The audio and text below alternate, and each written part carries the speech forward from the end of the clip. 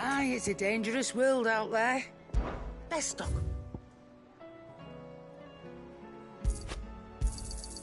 You're rubbing me blind, you know.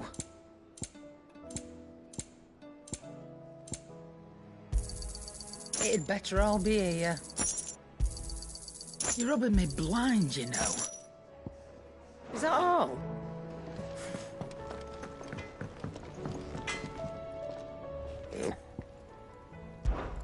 So, what'll it be?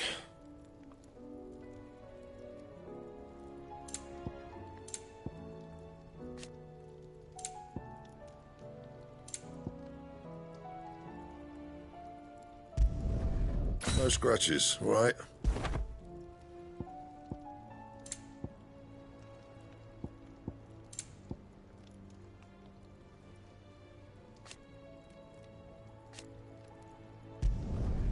Should last you a good while.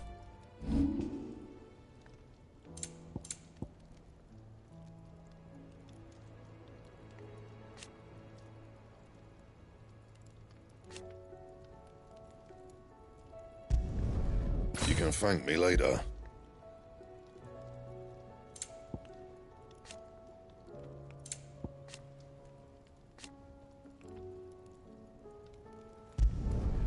My best work, but it'll do. Anything else?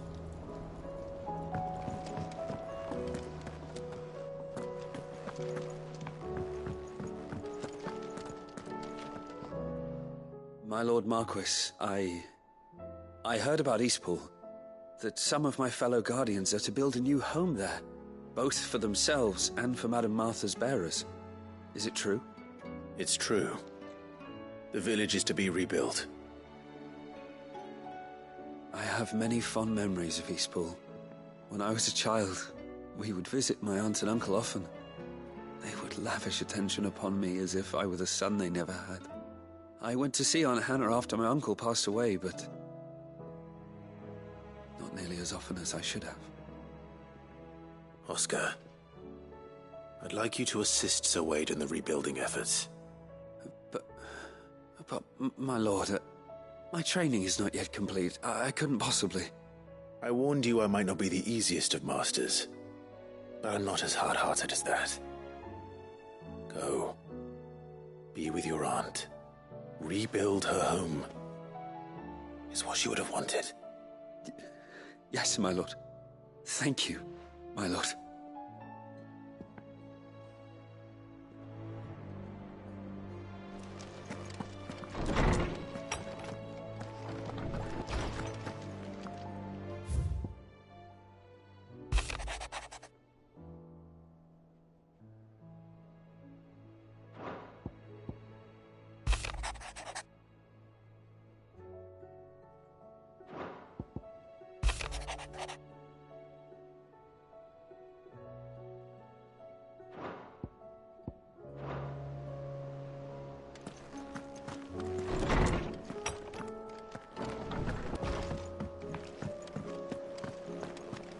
If it's knowledge you seek, we've a shadow looming in his path is life hung by a thread.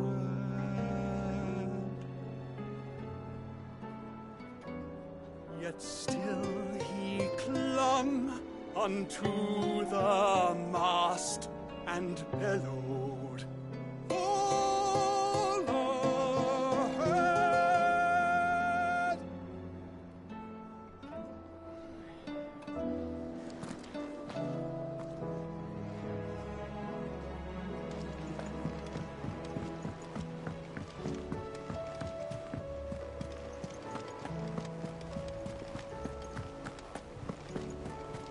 Cole said it was an army of Akashi. How are we supposed to do our duty in the hills of Kashik in the valley?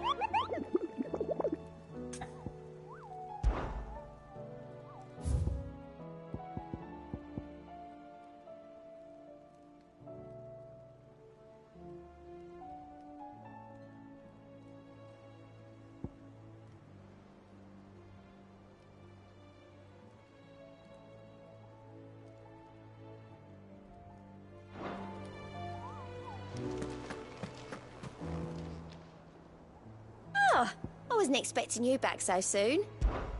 Your benefactors are a generous lot.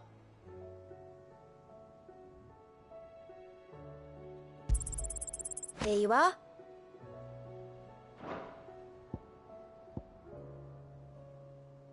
Come again. I may have more for you.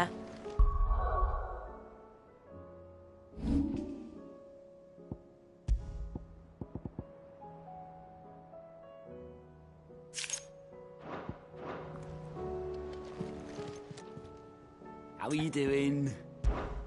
Here you go. Always something, isn't there?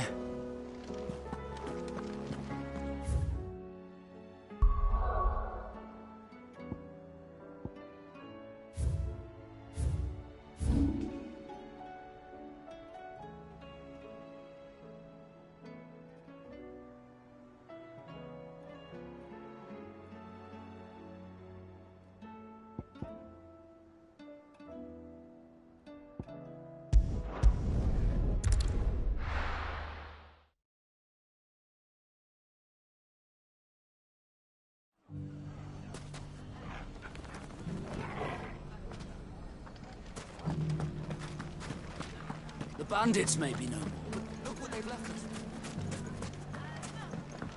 Mummy. The gentlemen of the town guards.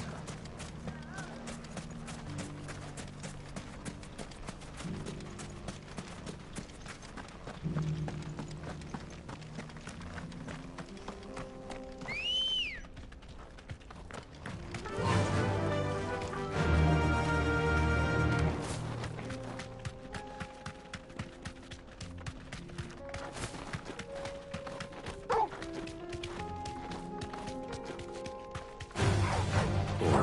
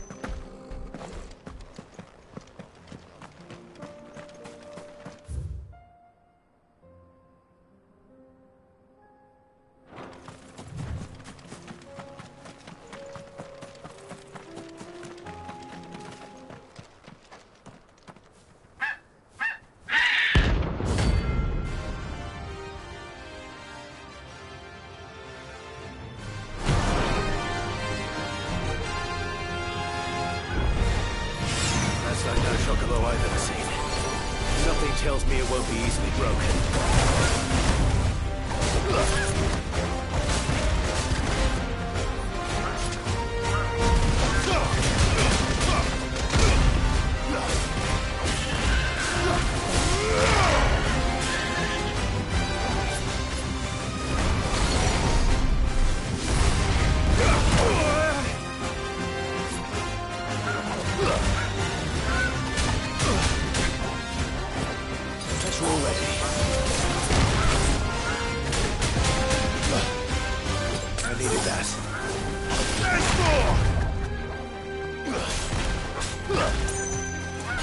Nice try.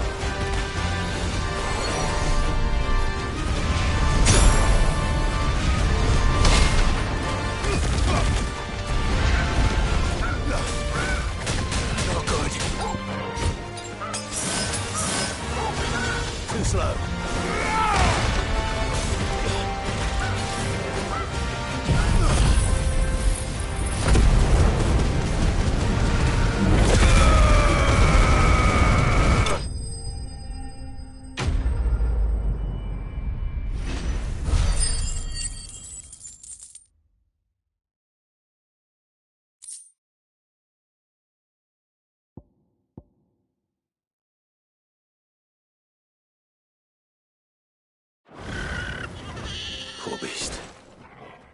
There was nothing I could do.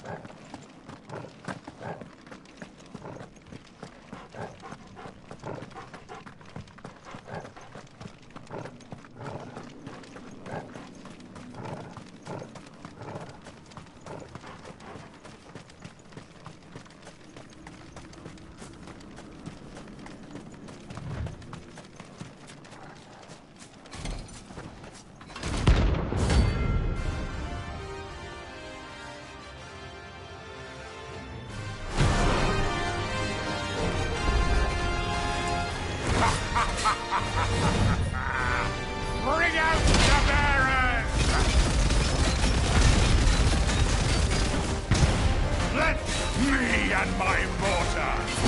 Purge them of their sin. You'll regret doing my mother's bidding. Hold still. You're not leaving. Ready?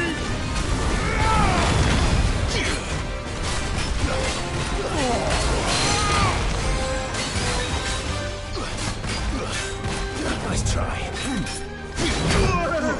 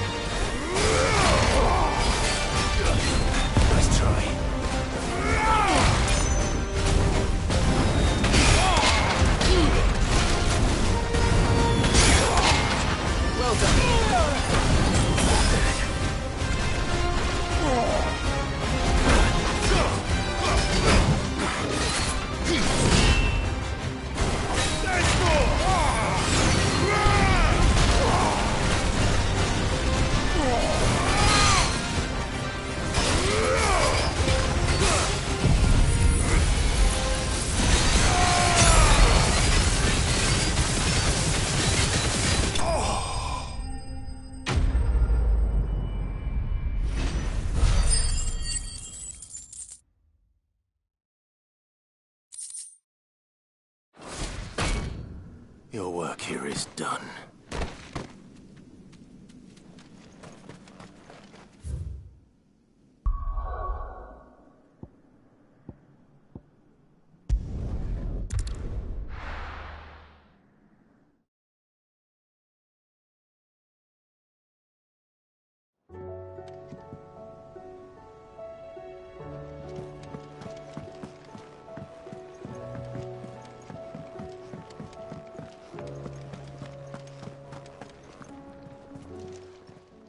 Aye, it's a dangerous world out there.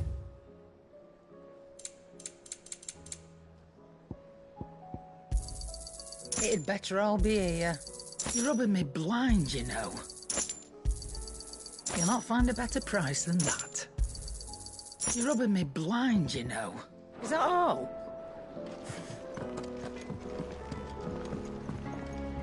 So what do I owe the honour? So, will it be? And?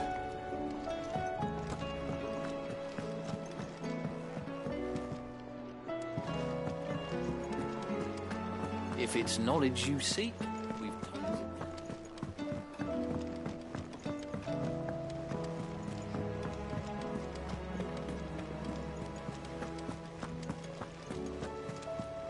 Cole said it was an army of Akasha. How are we supposed to do our duty when the hills are crawling with Akashic and...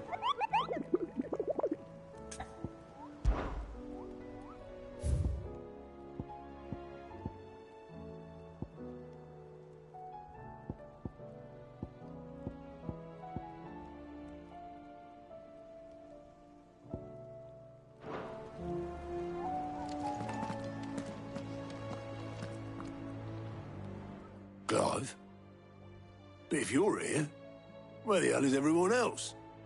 Don't tell me. They're all right. But it's a long story.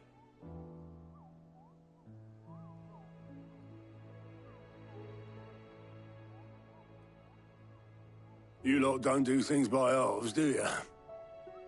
Well, at least everyone's still breathing. Now, as for these writings, I'm sorry to say, Clive, but if you had those, you'd be... Sitting under a pile of rubble, I know.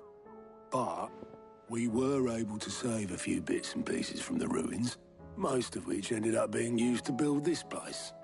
The more personal items we gave to the next of kin. In the case of Sid's things, that would have been mid. Then I'll check the workshop.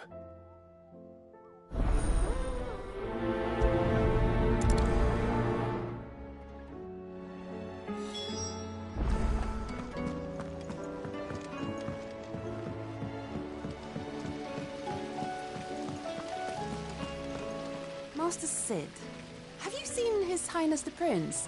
We were to dine together, or so I was going to suggest. Before he vanished, that is. I suppose now I'll just have to ask the Bard.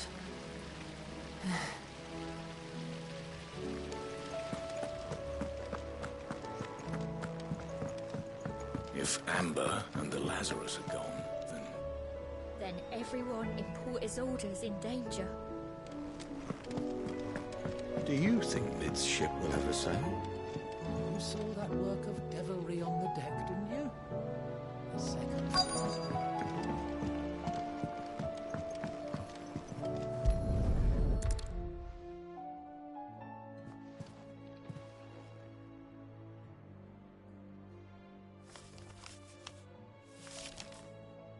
This looks like it's from Sid's old diary. But you'll already have read it. I'd better keep looking.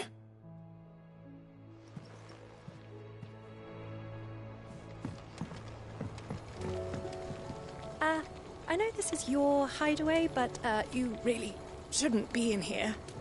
If Mid caught you rifling through her research, she'd have your head. Then mine for letting you. That leather loosener was only the first of the discoveries the Alembics gonna help us make. Just you wait, Sid. Just you wait! What do we have here? Oh. Sid's pipes. Something tells me Mid won't be needing these.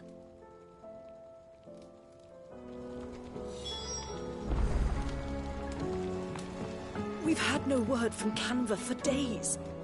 Please tell me Mid is all right.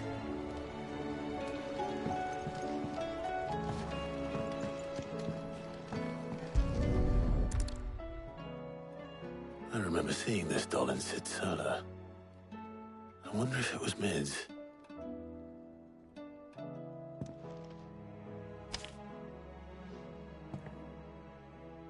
Huh. What's this tucked inside it?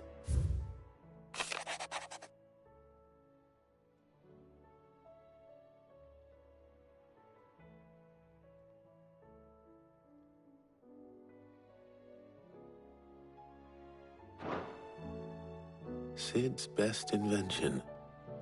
Huh. That sounds promising. So Sid hid something in Mid's first opus. But what would that be? Perhaps Otto might know.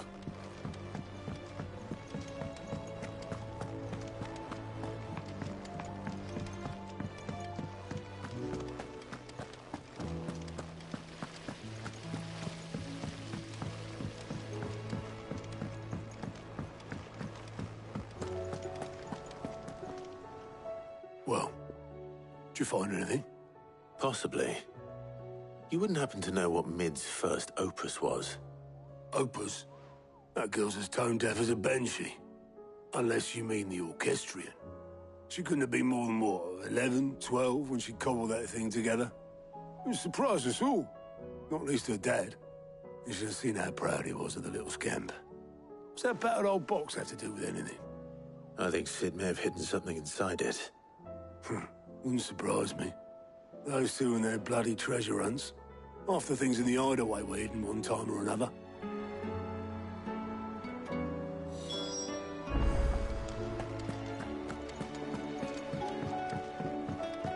Cole said it was an army of a cash.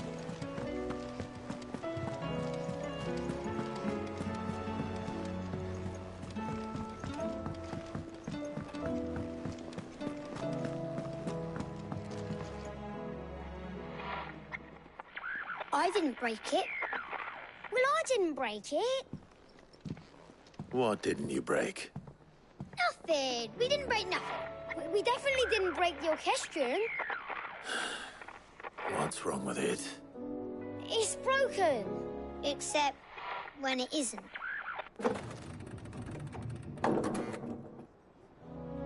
See? And you had nothing to do with this? Nope. Nothing.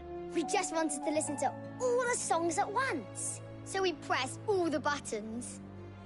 Like this.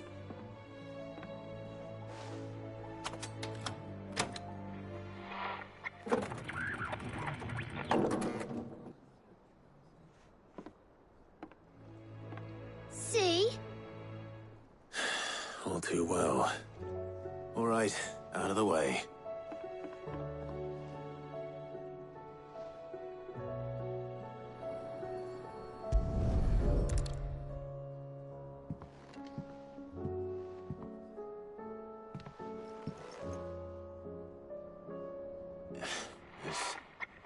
Something caught on one of the gears.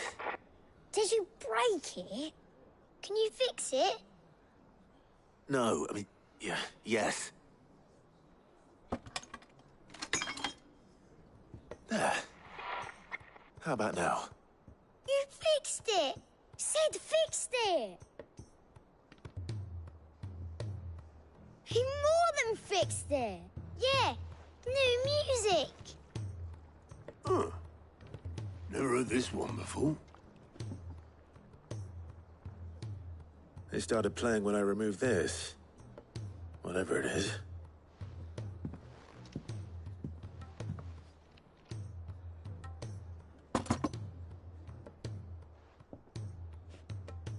Well, don't look at me.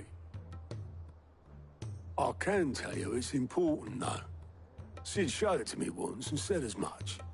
Said it was the stuff dreams were made of. Let's just hope it's the stuff ships are made of as well. Indeed. Let's see if we can make some dreams come true.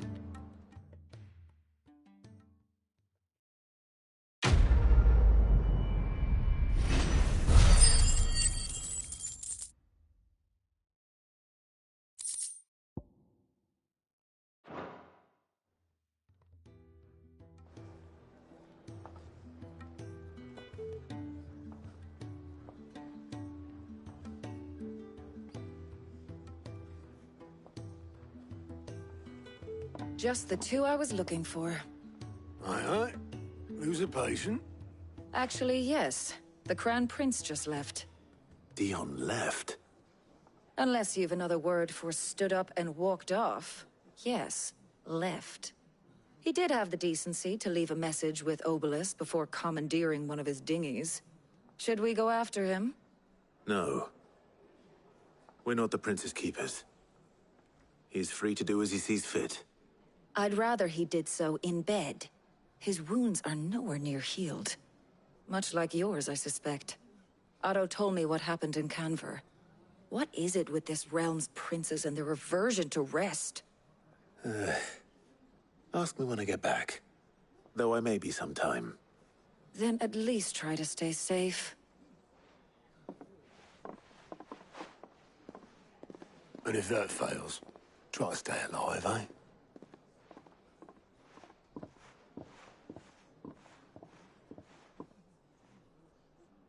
Every moment I waste here, the further the flagship sails. I have to get back.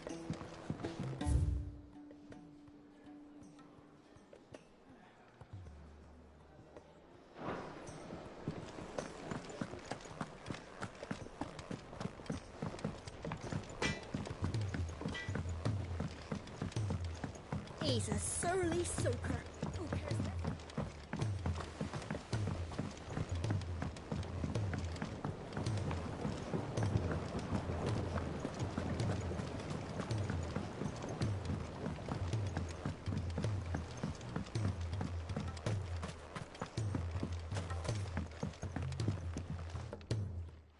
Sid, do you recall the flowers I had you bring back to the yard? Vaguely. Is something wrong? I'm afraid so. I was able to get most of the Morganbeards to take root, but they rarely flower. I fear the soil here does not agree with them. However, I believe I have a solution. I can't wait to hear it. I'm going to marry the Morganbeards with Morbles. I know, but hear me out. Morbles are possessed of a highly choleric temperament. The fire which drives them appears to be maintained by an abundance of nutrient-rich ether drawn from their environs. I believe that by grafting a Morble vine to a Morganbeard, the appendage's wealth of vigor-inducing nutrients might well stimulate the flower to bloom. The endeavor, I assure you, is scientifically sound. I simply need a vine to prove the theory.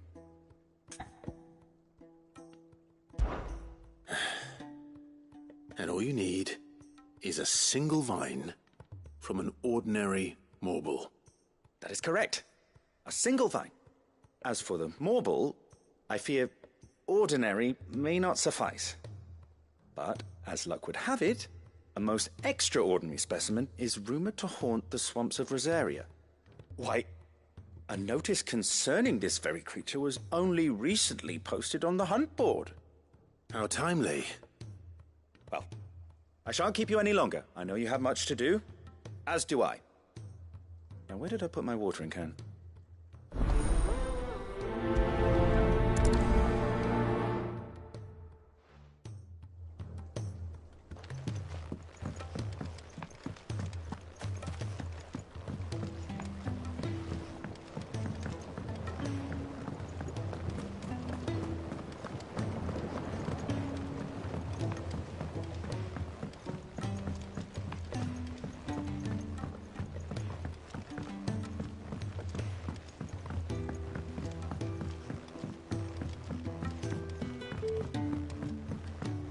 Sid!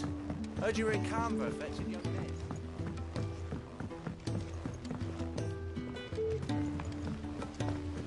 Miss Shirley, how can we know? If Amber and the Lazarus are gone,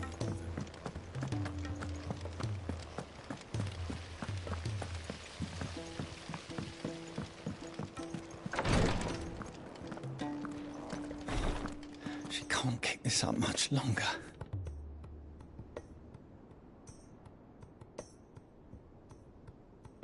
Glory to Griga. There you are. And not a moment too soon. What's happened? Taya's busy working herself into an early grave.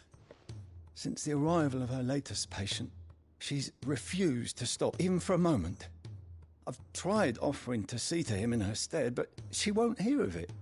Clive, she hasn't left the infirmary in days. She's pushing herself too hard. And if she doesn't rest soon, will you talk to her?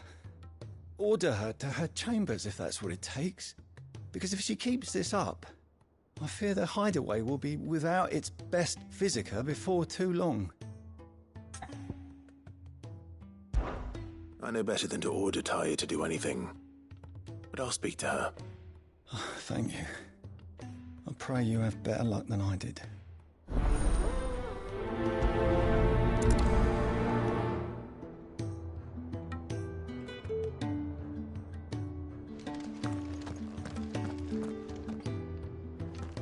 Well, Taya, Rodriguez worried about you. And if what he says is true, then so am I. We all admire your dedication, but you do need to rest. I will, when it's time. Until then, I'm staying put. We owe him that much. Who is he? Someone from my past. Someone who doesn't deserve to die alone. It won't be much longer. The crystal's curse has almost finished its work. If I had the tears, I could ease his passing. But without them, we've nothing that will touch the agony of those last few hours. How would tears help this man? Not my tears. Tears of mercy. Alicia, it's the only thing strong enough. You wouldn't, Taya. Surely. There must be something we can do for him. Sometimes an easy death is the greatest kindness we can offer. You do well to remember that, Rodrigue. I will. We have all the ingredients we need for Alicia Balwam. It needs to be fresh, though, so we rarely have much to hand. I can make the draft if you can bring me what we're missing. Just tell me what you need. There is a species of venom-weeping spider that lives in the forests of Norvent, near Lorbert's Pass. Bring me one of their eyes. Preserve it as best you can, but avoid contact with the tears. I'll make sure the other ingredients are ready before you return.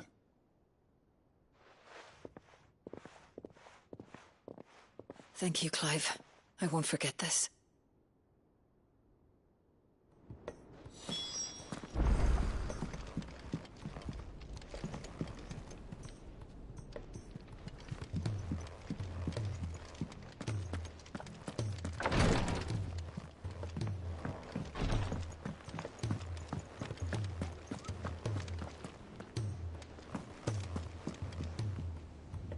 All right, Clive. Blackthorn told me you helped him out again. Tough for that. Speaking of which, I'm actually a bit, worried about him. And you want my advice? Afraid so. It's a bit of a funny one, this, but I saved this posh knob while I was out on a mission, and he gave me this flashy ring to say thank you. So, obviously, I show it to Blackthorn, thinking he'll be impressed, only for him to go white as a sheet and quiet as a curl instead. Try as I might, I can't for the life of me work out what could have got him upset like that. And seeing as how Blackthorn opens up when you're around, I thought maybe I'd speak to him again. Well, I suppose there's no point leaving him to stew. Cheers, Clive. I'll be sure to pay him a visit as soon as I have a moment. All right, I'll meet you by the forge then. You come along when you're ready.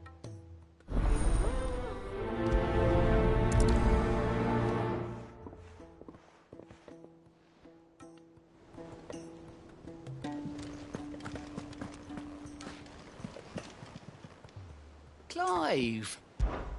Here you go. Always something in there.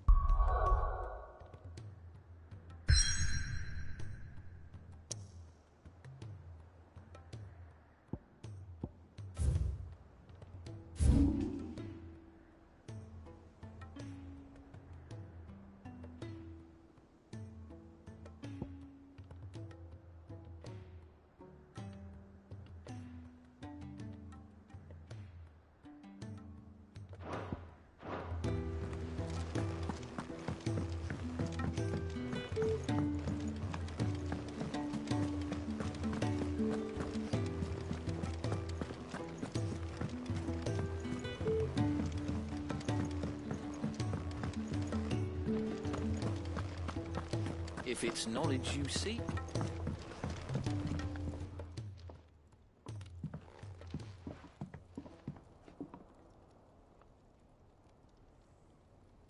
Bloody hell, Clive. Not this again. Oh, ain't you got better things to do with your time? That remains to be seen. August tells me he showed you a ring, and that the sight of it clearly upset you. Would you mind telling us why? Come on, mate. Bottling it up ain't gonna help no one. If it weren't the ring, and it was something I said, then I'm sorry. It was the ring, right? It brought back some unhappy memories, that's all. Memories better left forgotten. Memories of what? There are things we'd all rather leave behind, Blackthorn. But sometimes it helps to talk about them. And sometimes it doesn't. Is that so hard to understand? Don't be like that. Fine. If it'll get you off my back. That ring you flashed was the work of Zoltan. We apprenticed together, back in the day. You've never mentioned him before. Why would I? Ain't seen him in decades, and the last time I did, we almost came to blows. The ring brought it all back. I could tell it was one of his the moment I saw it. Vast improved, though. More than I thought possible. That thing's a work of art. So it was a nice ring. Worth a few gil, maybe. What's it matter to you? It matters because engraving metal's a nightmare, and I've got no bloody idea how he managed it. The fact is, I couldn't make anything even half that detailed. So what? You're an armorer, not a jeweler. I'm the Hideaway's master craftsman. I'm not stealing a living at some backwater village forge. My armor keeps you lot safe, and my swords keep you dangerous. As far as I'm concerned, every swing of my hammer's another blow struck in the name of our cause. So I put my heart and soul into my work. Because the curse breakers deserve better than second best. And I refuse to be shown up by the likes of Zoltan. Very well. Why don't we go and pay him a visit? Learn his secret. I doubt he'd be too happy to see me. Then just this once. Make peace with being second best. Swallow your pride, and focus all your energies on the task at hand. Keeping the curse breakers armed and armored. Provided you can do that, you'll hear no complaints from me. But if you can't, and it's going to distract you, we need to do something about it. What'd you say, Blackthorn? You know he's right. And it's not like you'll be going alone. All right. Magic.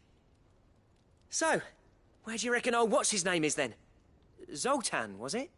In Dravozd, my old village. He won't have left. He's the chief. Dravozd, eh? That rings a bell. Not far from Tabor, right? Just north of the fields of Carava. Got that, Clive? Meet us at Dravozd as soon as you can, yeah? And I'll make sure Blackthorn don't get cold feet. Good luck with that.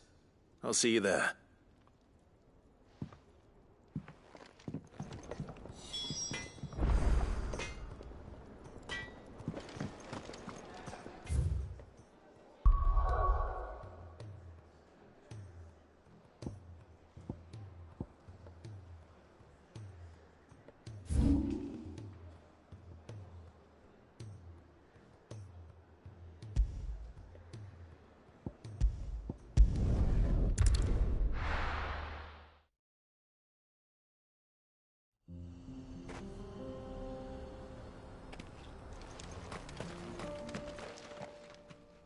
Kicked out already?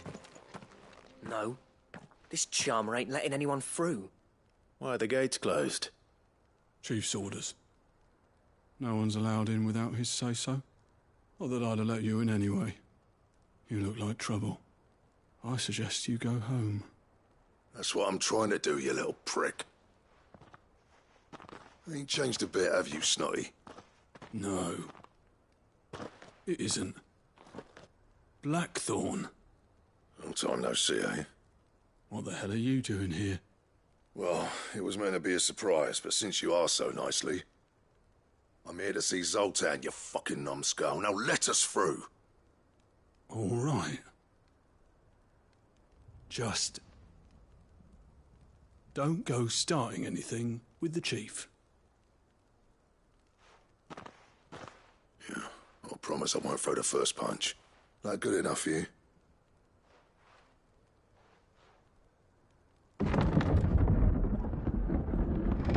Go on then. Much obliged.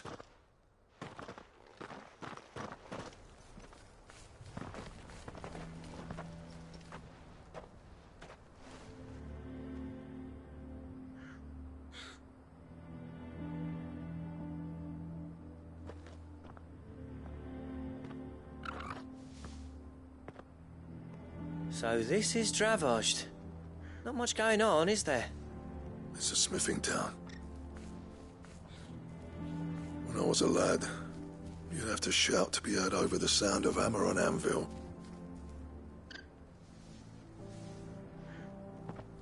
Clive, you're good with people.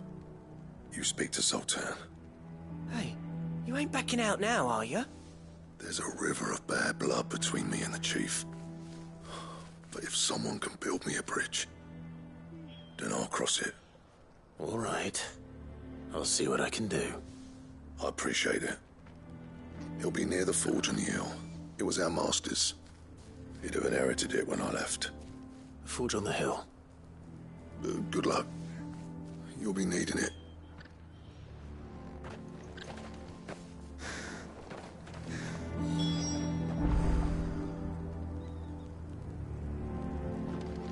But if we can't fire the forges, how are we going to earn our keep?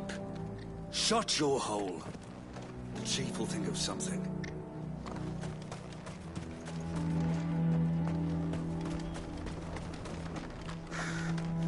I have some things for sale.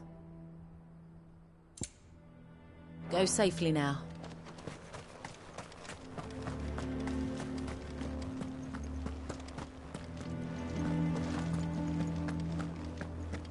Mama, why hasn't Papa come back yet? He's helping the chief with something very important. You go back inside now.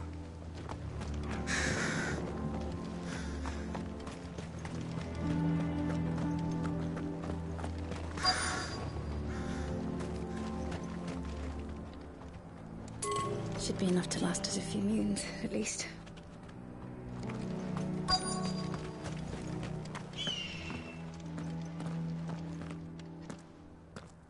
Hotter! Hotter, damn it! Those miserable flames wouldn't melt butter, let alone iron. Pardon the intrusion. I'm looking for the chief. That'd be me. It's a pleasure to meet you. I'll bet it is. Keep the gates closed, I tell him. Well done, Snotty. You're not welcome here. Get out. Before things turn nasty. Blackthorn's here. What did you say? He's traveled a long way to see you. Yes, has he? He's waiting. Down by the gates. Then I suggest you take him with you when you leave.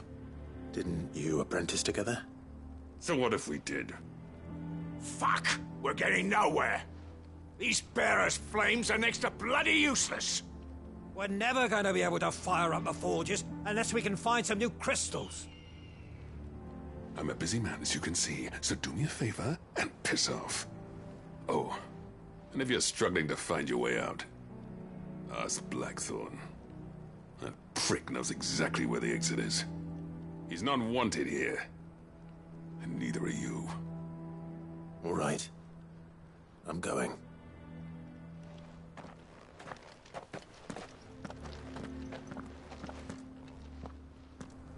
Please, Chief, you've got to do something. If this keeps up, we'll be ruined.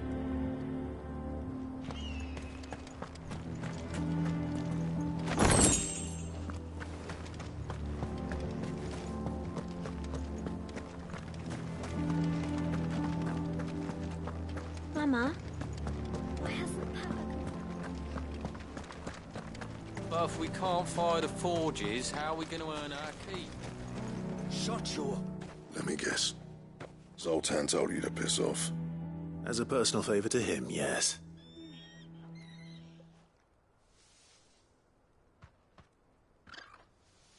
Well, at least he didn't beat about the bush. There'll be no talking him round. Not after what I did. Which is what exactly? If we're to help, we need to know. What turned the village against you? I left. Dravozd. Zoltan. The burden of leadership our dying master dropped in our laps. All of it. There are two kinds of smiths in this world, you see. My kind, who are in it for the love of the craft, who labour on a single piece from dawn to dusk to get it just right. And the other kind, who are in it for different reasons. People like Zoltan, whose work is quick and cheap. The kind of smiths who shit out a few hundred blades, reap the profit, and divvy it out among themselves. There wasn't a single day we weren't at each other's throats. And bit by bit, people started taking sides. You would have torn Dravost in half had it gone on. So, I left. You didn't have to do that. Zoltan's a better chief than I would have been. His way of doing things kept food on people's tables. Dravost prospered without me and my lofty ideals getting in the road. Until the crystals run out at any rate. Without magic to fire the furnaces, this place is as good as dead. It depends on how you look at it, though. There's got to be other ways of making fire. We manage it in the Deadlands. Thanks to Sid's ingenuity, yeah. He saw all of this coming. Knew crystals were the problem, not the solution. And spent years coming up with ways of doing without. You know what I mean, though, right? Where there's a will, there's a way. What I'm trying to say is that it's not your fault. You couldn't have predicted this. It doesn't matter whose fault it is. I don't want to be the greatest smith alive just because I happen to be the last. Clive. Dravost won't last long without its furnaces. So, do you think it's time we shared Sid's bellows with the world? The way I see it, it's your decision to make. Hold on, Blackthorn. Sid made those things for us. They give us an edge over the rest. And you'd be throwing it away. All right. Do it. This place was your home. I won't abandon it to its fate. Sid's creations were never meant to be hoarded. It was only ever a matter of time before we shared them. Let this be another step on the road to freeing Valisthea from the prison of the Crystal's blessing. Dravost will show the world that it's possible. Wouldn't you agree, August? When you put it that way, of course. It's like hearing Sid speak from beyond the grave. Thank you, Clive. Shall I go and fetch the plans, then? I know I'm off by heart. I'll be needing some help, though. Building a furnace isn't exactly a one-man job. Do us a favour and round up anyone strong enough to lug a brick or two, would you, August? All right, then. And I've got a job for you too, Clive. Finding me some salamander skin. I need leather for the bellows and nothing else will withstand the heat. Luckily for us, salamanders feed out in the fields of Carava. Time for a spot of hunting, then.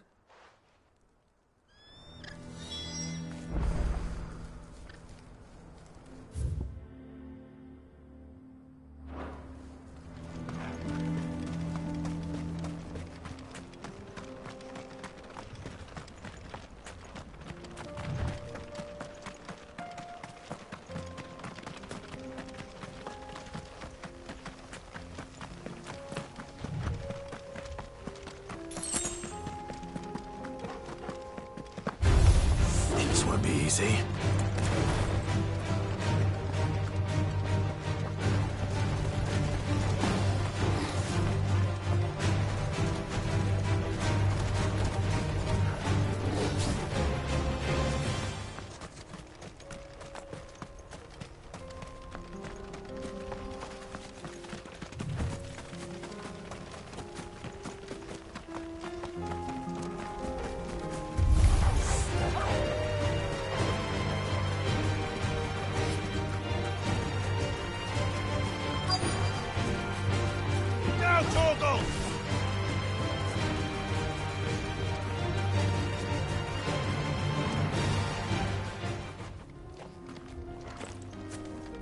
Let's make this quick, shall we?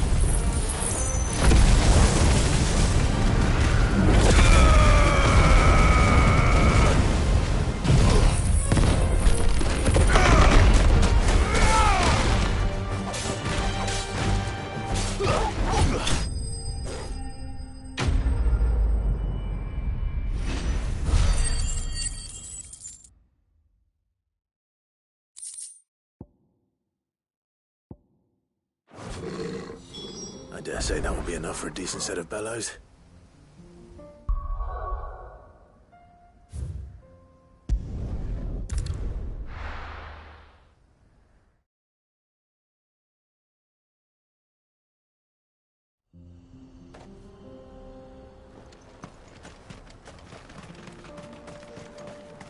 What's this all about then?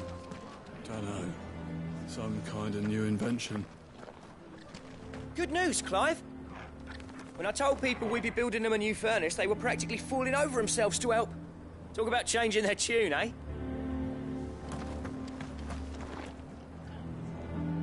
Any trouble finding the skin? Nothing I couldn't handle.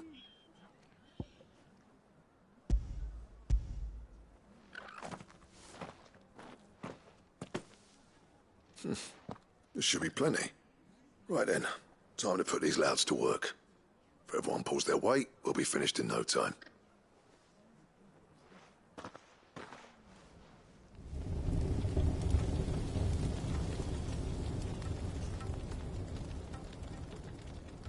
Well, I'll be damned. I honestly didn't think it'd work. But it's hot enough, all right. And without a single crystal in sight. You know what this means, don't you? I do, yeah. Dravost is saved.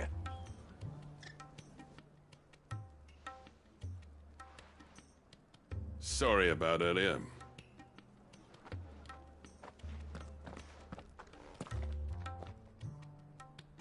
I take back everything I said.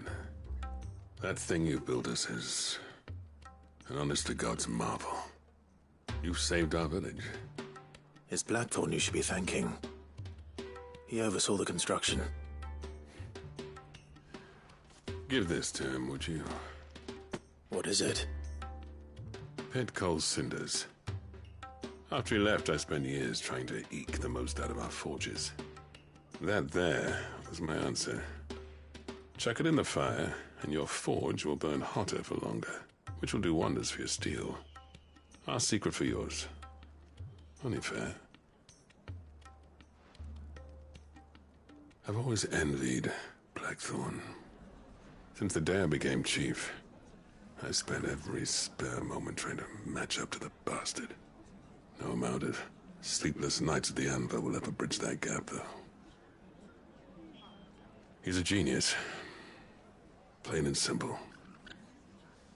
The man Dravost needed.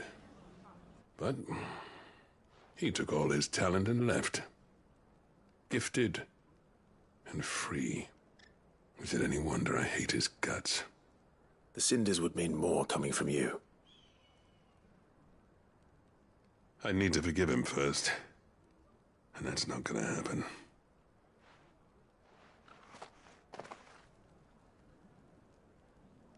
Well, you know what they say. Oriflamme weren't built in a day and all that. These things take time. Especially when they involve two geezers who hold grudges tighter than their hammers. But what matters is, Blackthorn's got that twinkle back in his eye. And I'd call that a job well done. So would I. I reckon he's going to be at it a while yet, though, so why don't you head off without us? I'll see that the old git gets home safe and sound. See that you both do. I'll save the cinders till then. All right. It'll be a nice little surprise for him.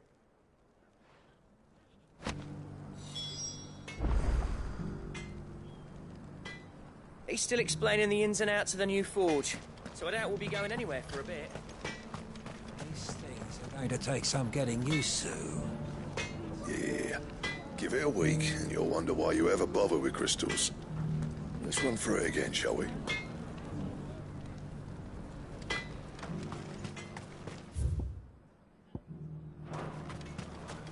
I want a set of these bellows for our forge. Well, I'm sure they'll make us some if you ask. Would you like to see my wares? Go safely now.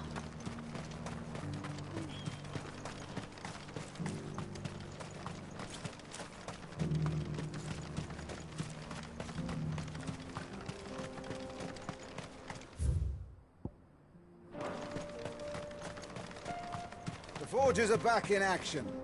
I'm burning like the flames of hell itself, thanks to these new bellow things. Right then, you lazy mongrels. Back to the mine. We've got forges to feed.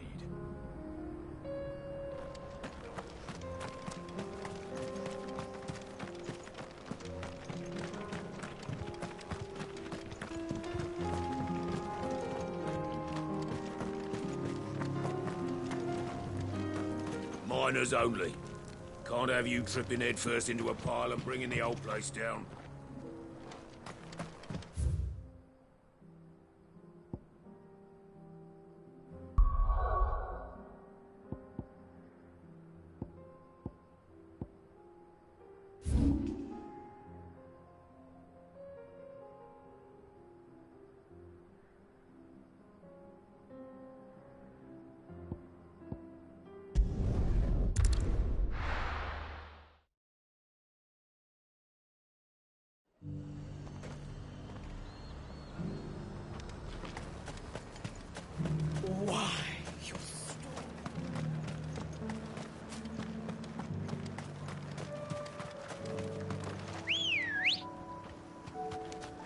Good girl.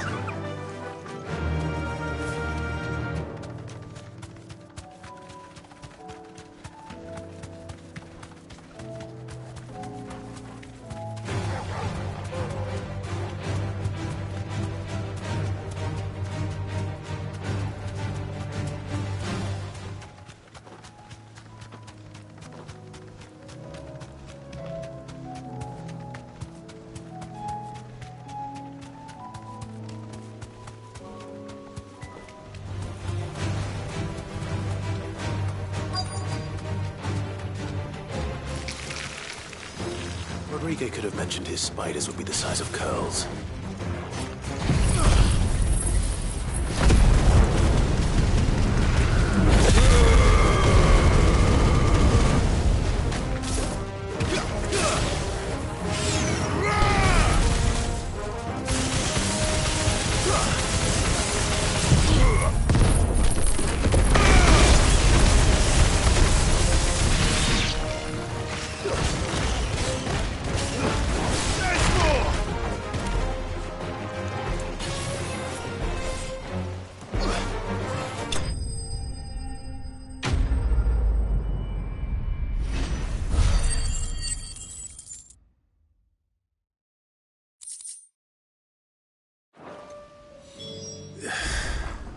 Hopefully one will be enough.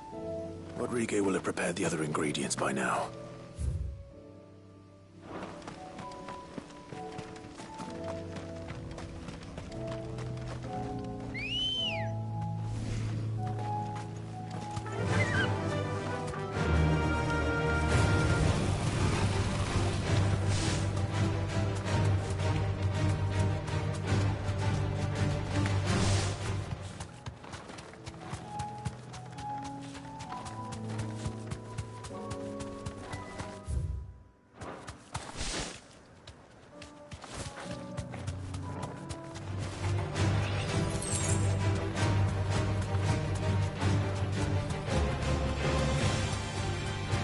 Surrounded.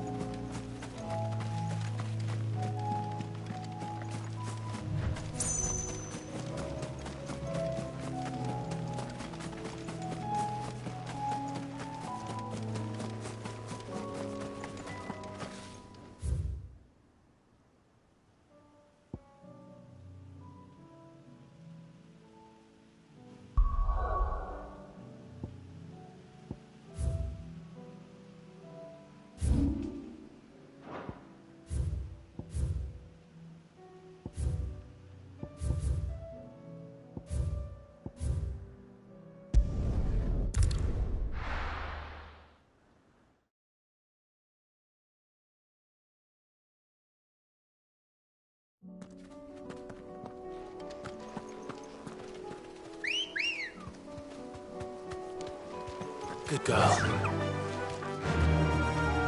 Run like the wind.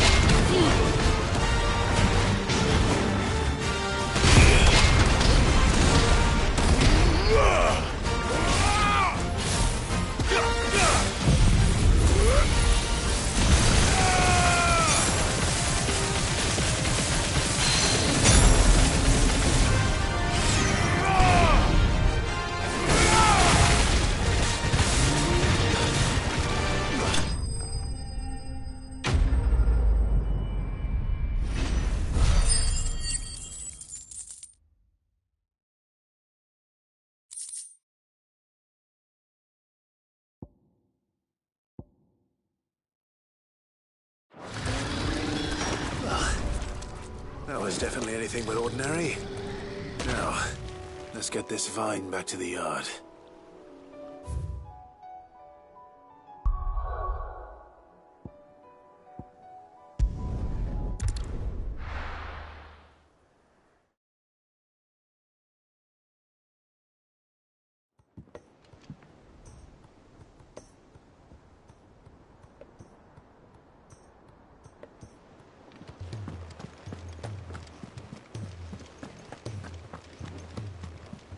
Cole said it was an army of Akashi.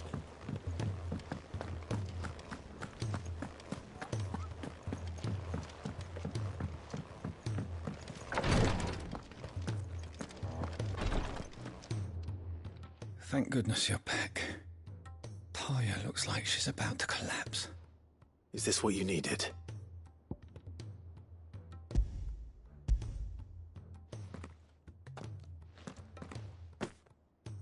Yes, it is. Thank you, Clive. I'm loath to give a patient Alicia, but Taya's right. Sometimes it's all we can do. A single dose dulls even the most agonizing pain, and all other sensation with it. It may be a gentle way to die, but it is death nonetheless. I wish there was another way.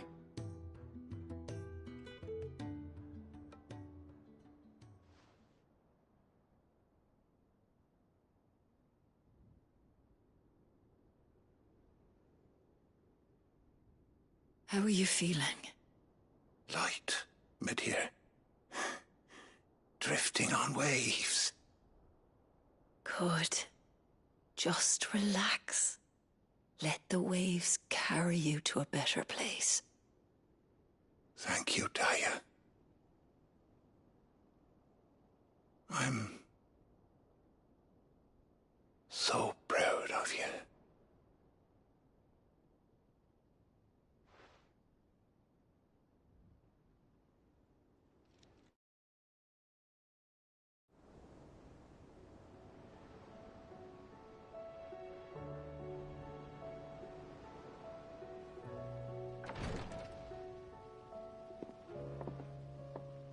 He's gone. Thank you, Rodrigue. And you, Clive? I'll see that he's properly laid to rest.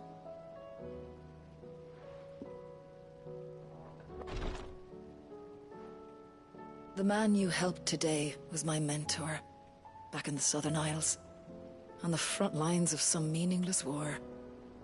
I was still a child when they shipped me to their triage tents, to treat the wounded with my gift. But in such blighted lands, I was next to useless. Until he taught me the true physicker's art, that is. An art we would be lost without. Tears of mercy were his gift to the bearers of the world. A respite from the agony of the curse's end. And a kindness Sid would have approved of. You know as well as I what life is like for a bearer soldier. Marched from one battle to the next, never knowing which might be your last. A commander may care nothing for the bearer spent in his service, but my mentor's gift gave the dying one fleeting moment of tranquility before the end. I've no tears left, Clive. I've seen too many of my friends taken. Something needs to change. And we need to be the ones to change it. And we will. I promise. I hope so.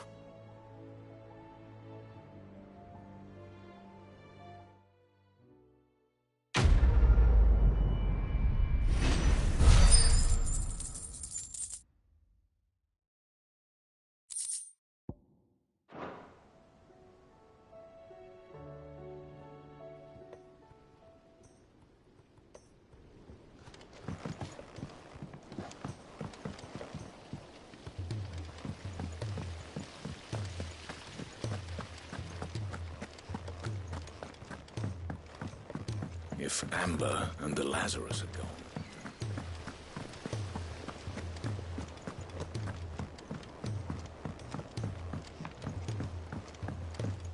Sid! Heard you were in Canva fetching young men.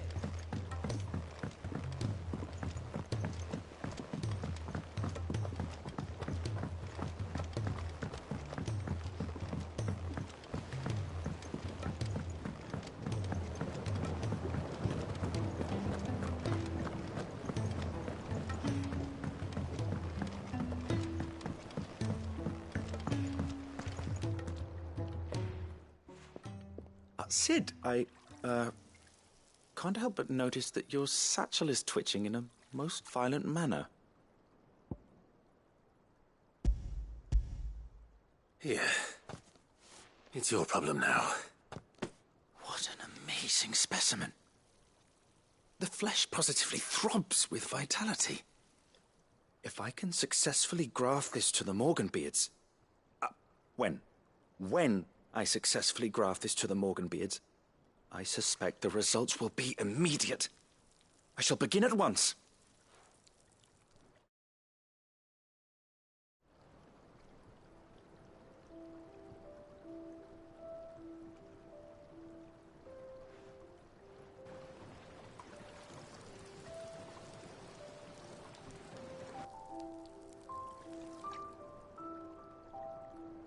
It is just as I hoped. Witness how the Morganbeards have taken to the blighted soil. How they bloom with heretofore unseen vigor. Why, I dare say such a vine graft would yield similar results when applied to other specimens as well. I'm glad I could be of assistance. You've not only helped us, Sid. You've saved us. Do you recall the extract with which I provided you before? I took a moment to distill some more, but this time with the petals from the invigorated Morganbeards. And would you believe? Its potency has nearly doubled. You must accept this file as thanks for your assistance. The rest, I shall give to Taya.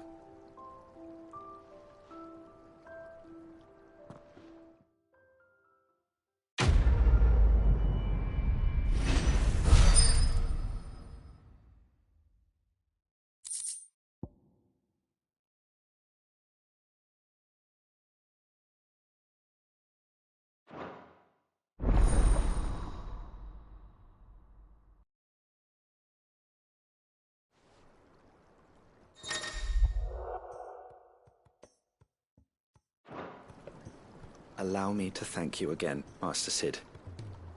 I do believe you have quite a knack for this sort of work. Should you ever grow tired of saving the realm, we would happily welcome your assistance here in the backyard on a permanent basis. I jest, of course.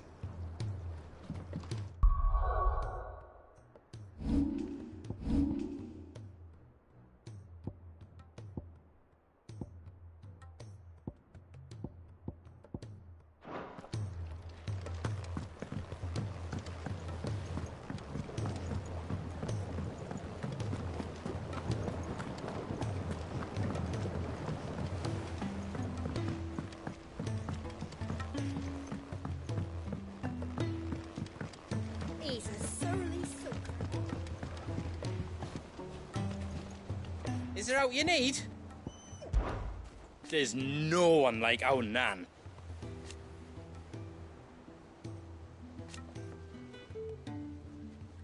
Your lad's worth double that.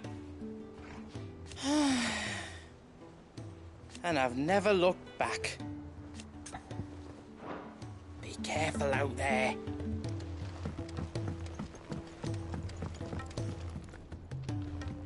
Gentlemen, I see you both made it home in one piece. Yeah, well, we didn't want to outstay our welcome. The whole village turned out for a go on the bellows after you left. Everyone except Zoltan has. Didn't see hide nor hair of him. Oh, but that reminds me. I have something for you.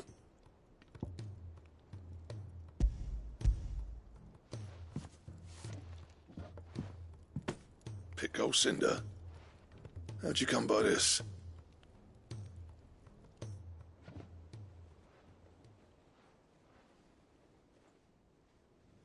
And you're sure he wanted me to have it? I'm sure. He didn't say so, but I think he wants to forgive you. Huh. Imagine that. Yeah. You know I could never leave this place, don't you? Every time you put on mail, You and the Cursebreakers are trusting me with your lives. There's no greater honor for a smith than that. I'm not about to go crawling back to Zoltan for forgiveness, but I will make good use of his cinder. And if that helps save even a single life, then he'll have my gratitude. What was it you said he called me? Huh? A genius? And he spent sleepless night trying to copy me, did he? Sounds like I better get to work. I've got a reputation to uphold. It's good to see you back on form, Blackthorn. I don't know how you pair put up with me sometimes, but I'm grateful all the same. Now, where was I? Oh yeah, about to put Zoltan back in his place.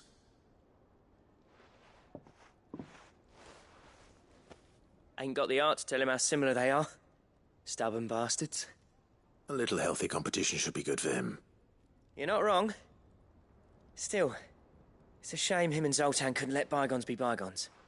No use grumbling about it now, though. Blackthorn's happy. Or as near to happy as he gets. And that's good enough for me.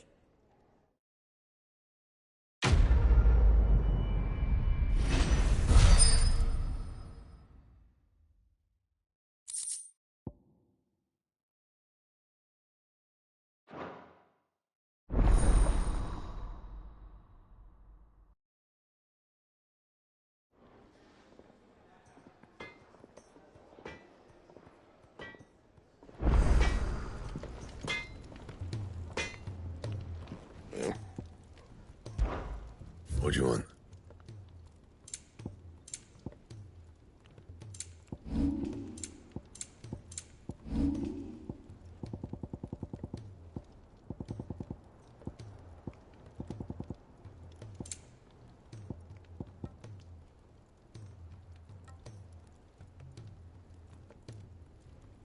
And?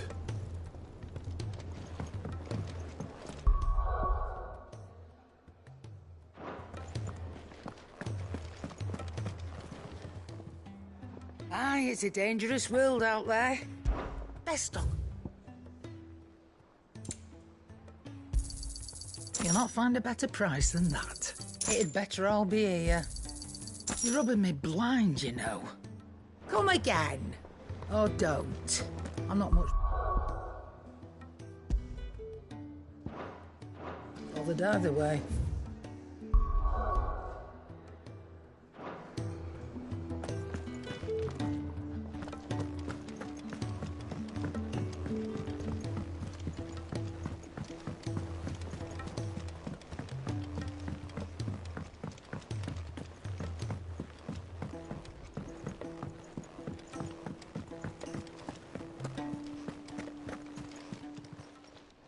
Welcome to the Patron's Whisper. Come to claim your just desserts?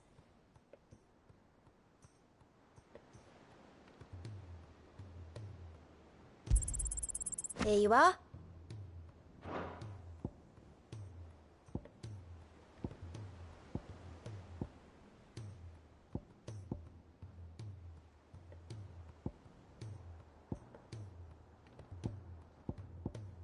Come again. I may have more for you.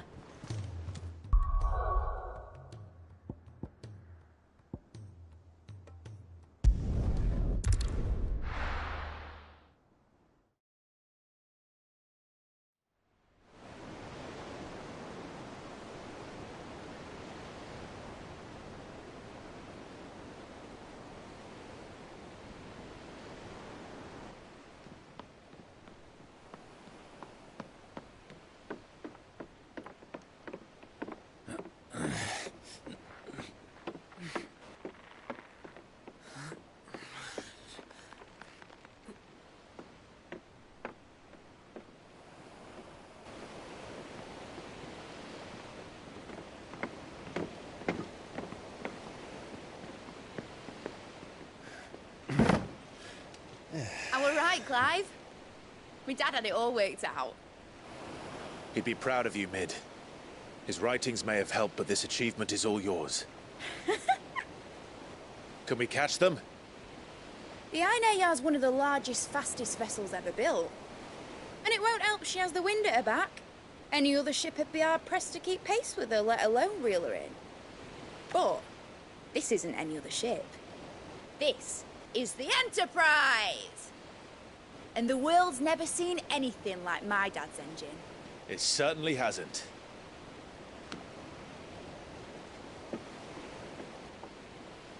Clive, what do you know of Barnabas Thumb? Only what the bards sing. That he sailed to Ash from southern lands. That it was his mastery of the blade which won him the throne. And that his sword, Odin's sword, can sever the very threads of creation. But don't lose any sleep over a last tilt. We'll do what we must to survive. What we must? The light! I thought this cove was meant to be hidden!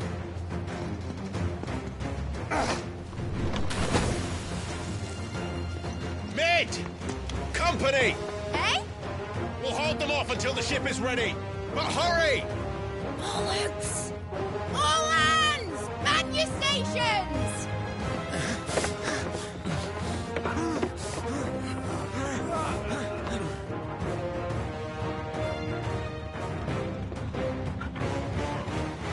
Everyone with me?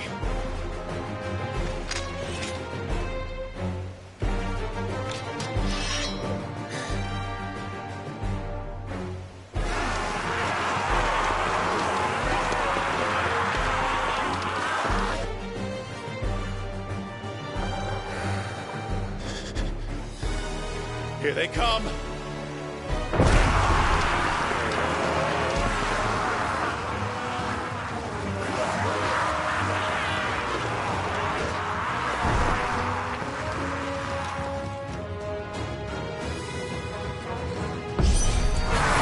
Mid needs every moment we can give her.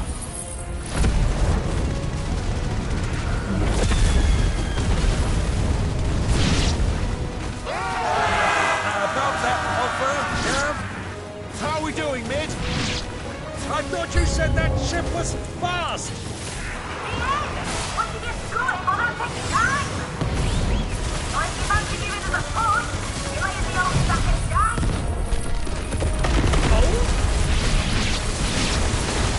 Don't let the coffin secure. Without the pay, you know, stand the bungling first.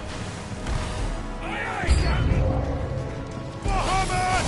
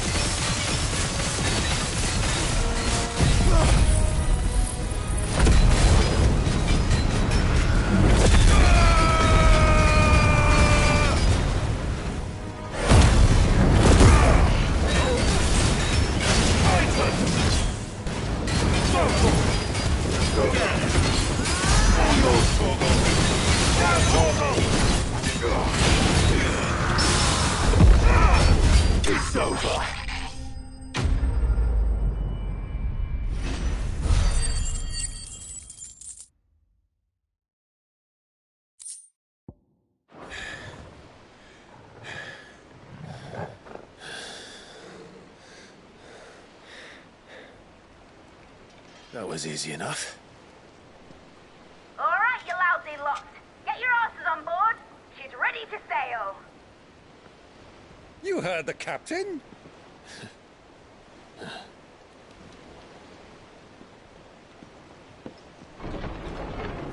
Clive?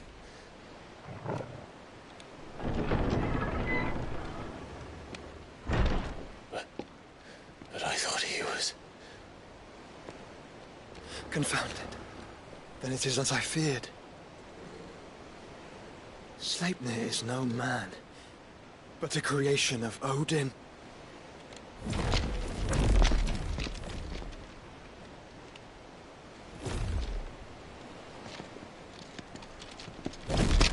Phoenix's fiery fundament. Have you no normal enemies?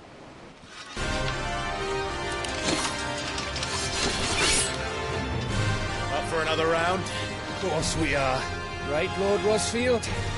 My boy, there was a time people called me the Executioner. Or was it my eyes? No matter, heads will roll all the same. Mate! New plan! You leave! We follow! Follow? Swimming, are you? Oh, bugger me! Weigh anchor! Engine's dead slow ahead!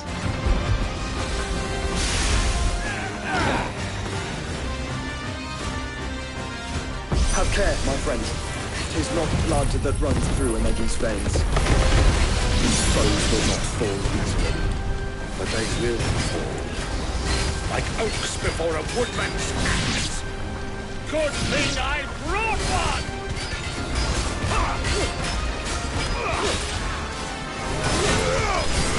How long are we meant to keep this up? As long as it takes. Unless you have a better idea. Well, I've already killed at least 5 of the bastards. Fuck it. Let's do the lot.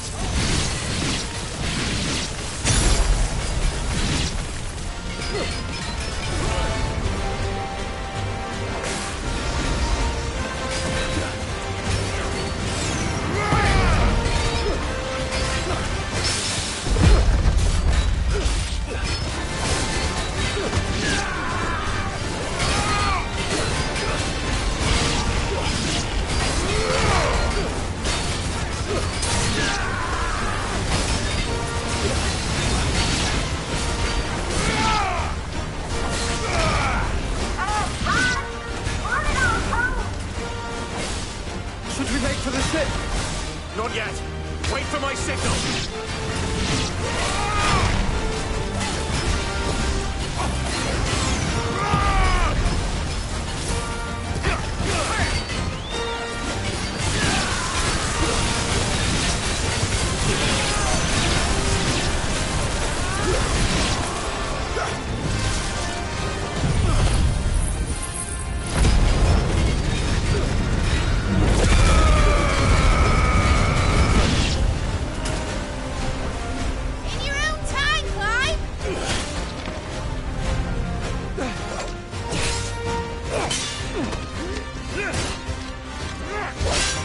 Right, run for it!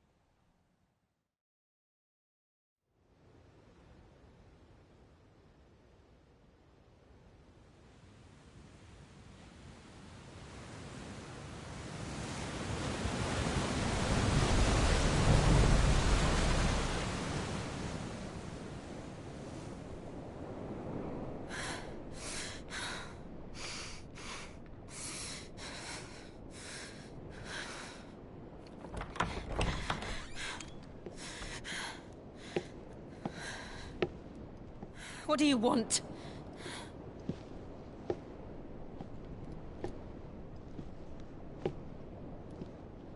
That's quite a mess you've made. And wholly unnecessary. You are my offering to Mythos. I would not see you damaged.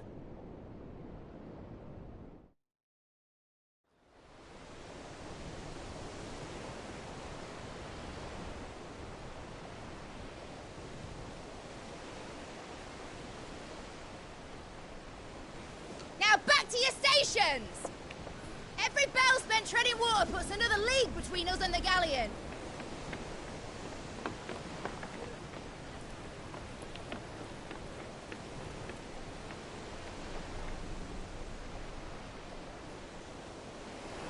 I don't suppose Mid has a spare engine? Since you rose from the grave, my fortunes have plummeted. Are you absolutely certain of this quest of yours, Clive? The foes you face are as terrible as they are numerous. Aye. And they'd have us live and die on their terms, which should answer your question. Ah! You have that same stubborn look as your father did when he set his mind to something. On the battlefield, I am but a single axe. A deadly one, mind, but a single one nonetheless.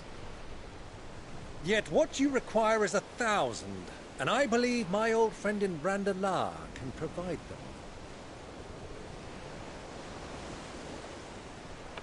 Take care, Clive. I have many more tales of your father's exploits to share. And I cannot very well do that if you're dead. Again. Good luck, Uncle. And may fair winds attend you. As for you, Joshua, take care. I shall do my best, Uncle. Farewell, my nephews. When next you see me, it shall be with an army at my back.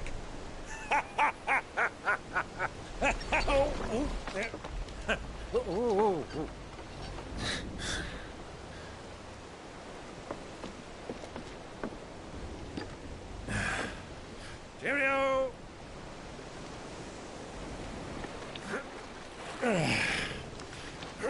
Oh, yeah. Do keep up, my boy.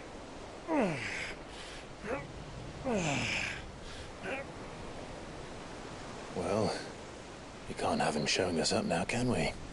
We would never hear the end of it.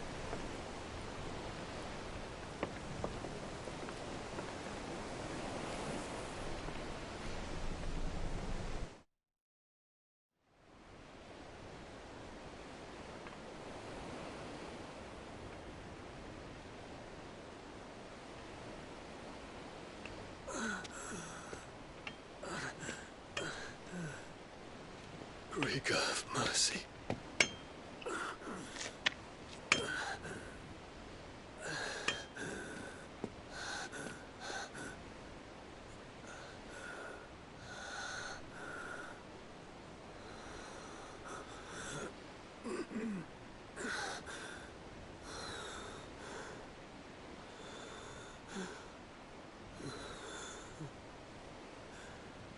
All this.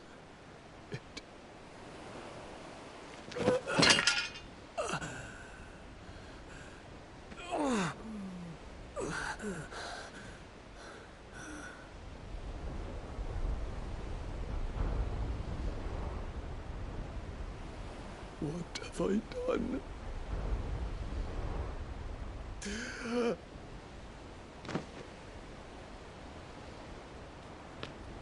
My lord.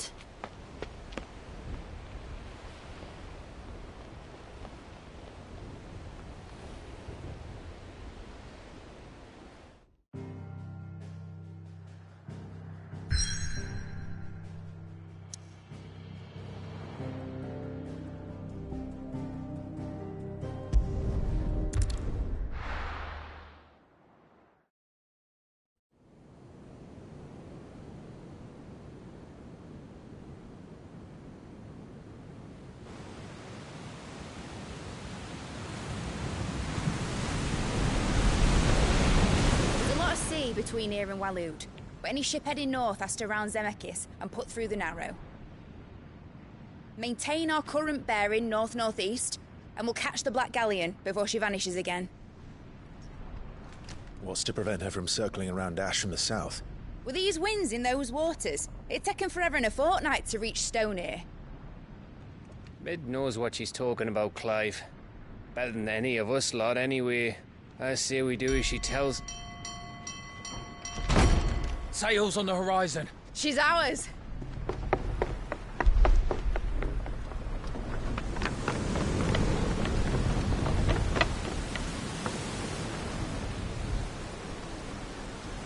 Look alive, boys! Pull ahead! And keep those furnaces fed! Aye, aye! Do you feel that, Jill? All hands! Battle stations!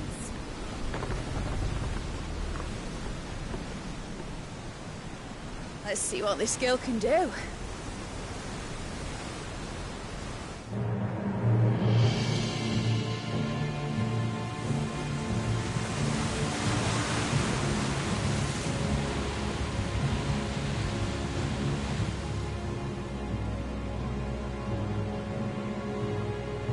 Where one leads, so does the other follow. The bond of consciousness which joins them condemning both to the same fate.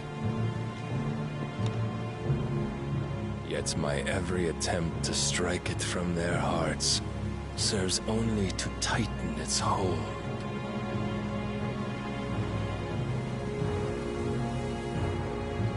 Fascinating.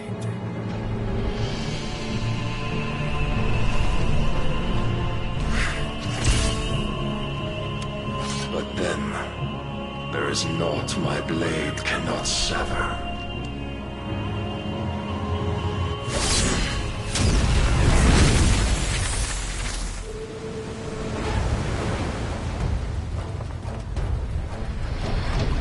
Great Gregor's gosh!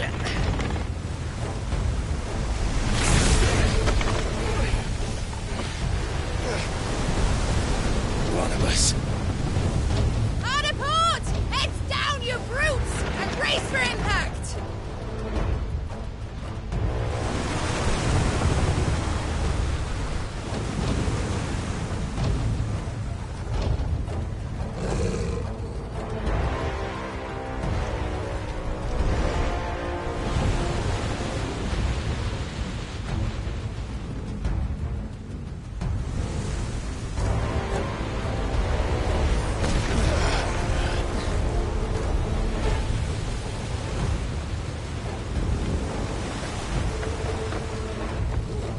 It's now or never.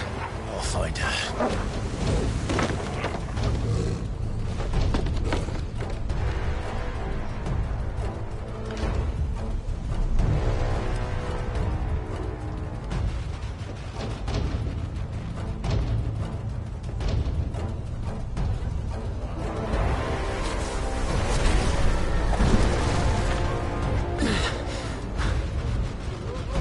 Bloody hell! How to stop it!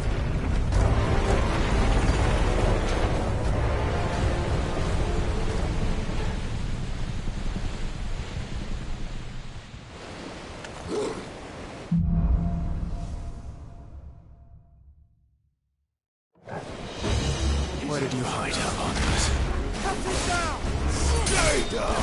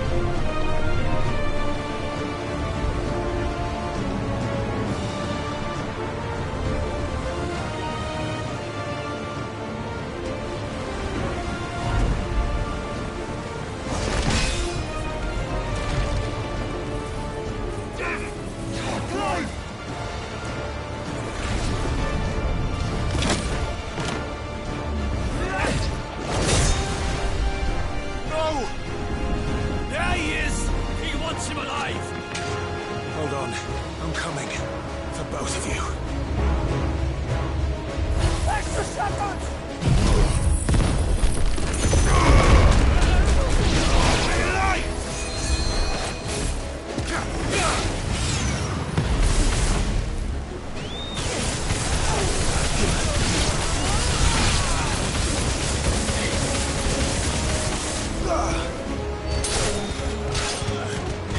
It's over. All yours, Torgal.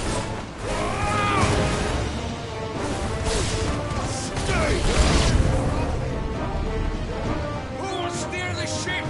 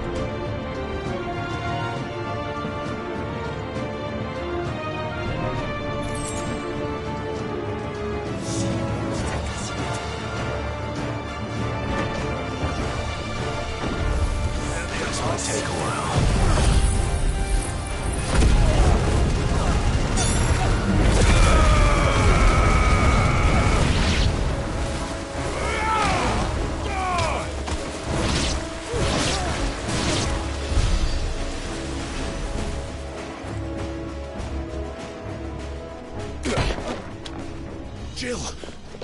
You came. Get back!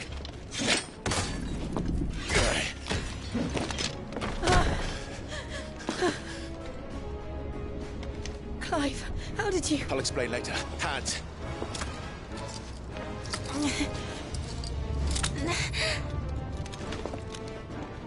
Can you walk? Out of here I can.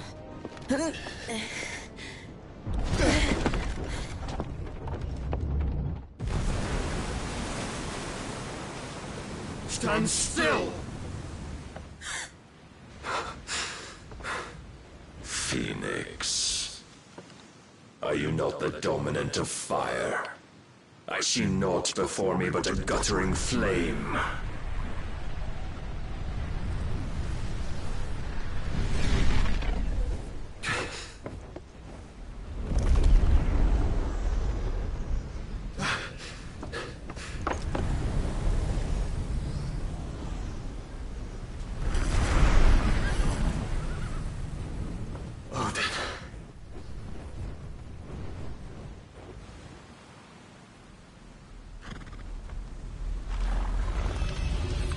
In earnest, then.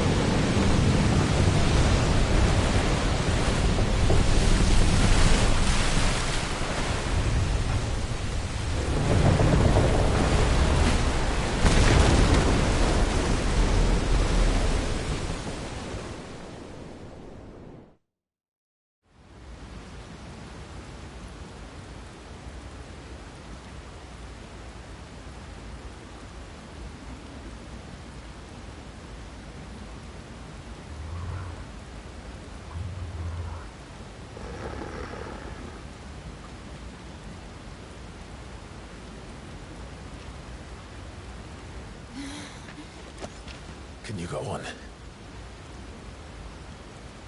I think so.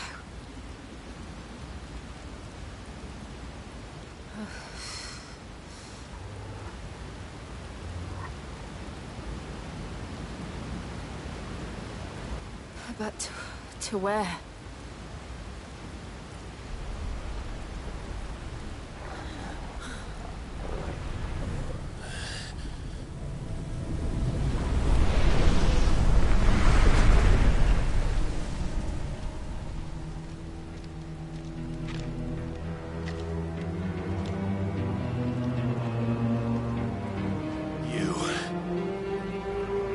What did you do to Joshua? The Phoenix? Oh, I expect he will survive. This consciousness in which you coil your feeble souls is grown thick with desperation. And thus has my master turned to my blade.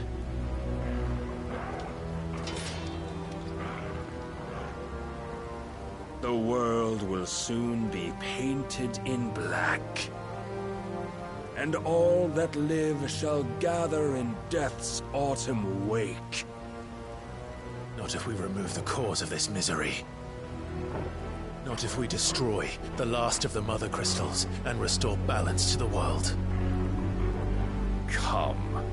Do you truly think it's so simple?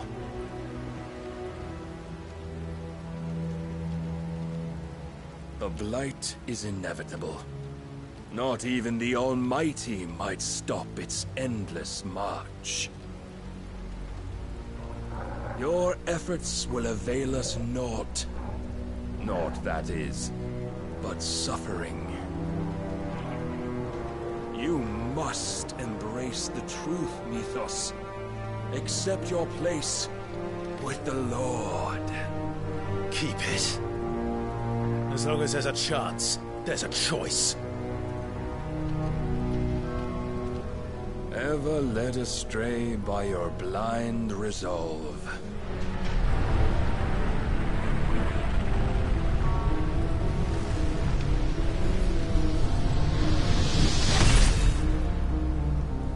Now, it is time you learn the inevitability of your divine fate. However much it may hurt. as far away as you can. Clive, no. Trust me, Jill.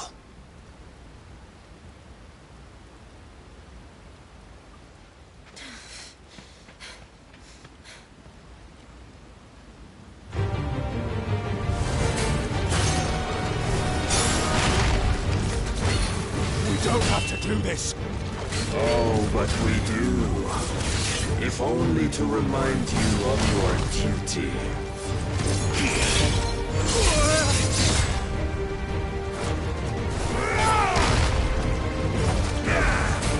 Let's try. In the short time since our last meeting, you have grown much. Yet as a vessel, I fear my lord will still find you lacking.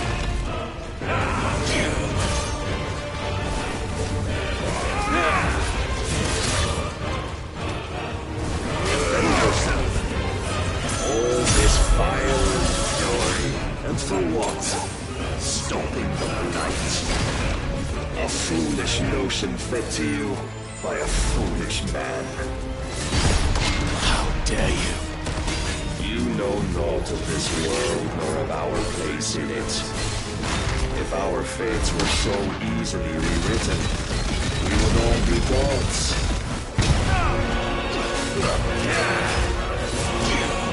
Raise your guard.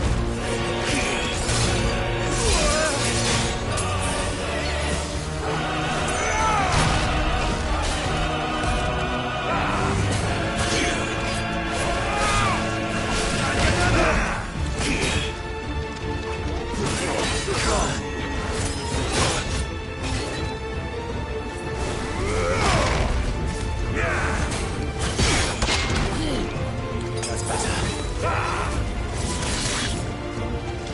Are you ready?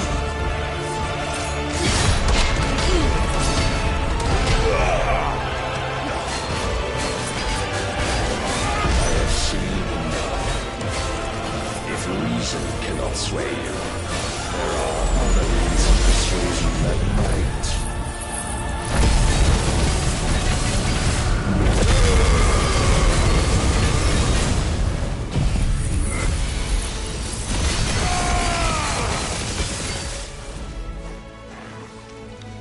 Cast off your chains.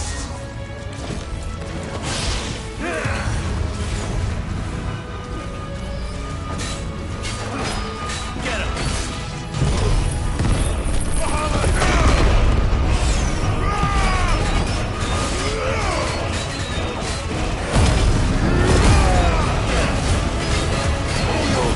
You will assume the mantle you've been given.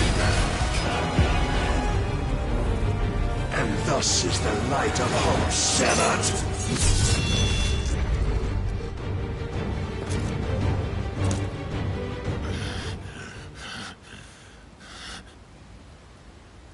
You would yield so soon. Never. Clive!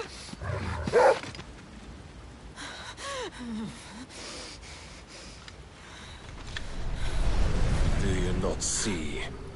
Your iron will weighs you down, dragging you ever further from your purpose. And what is my purpose?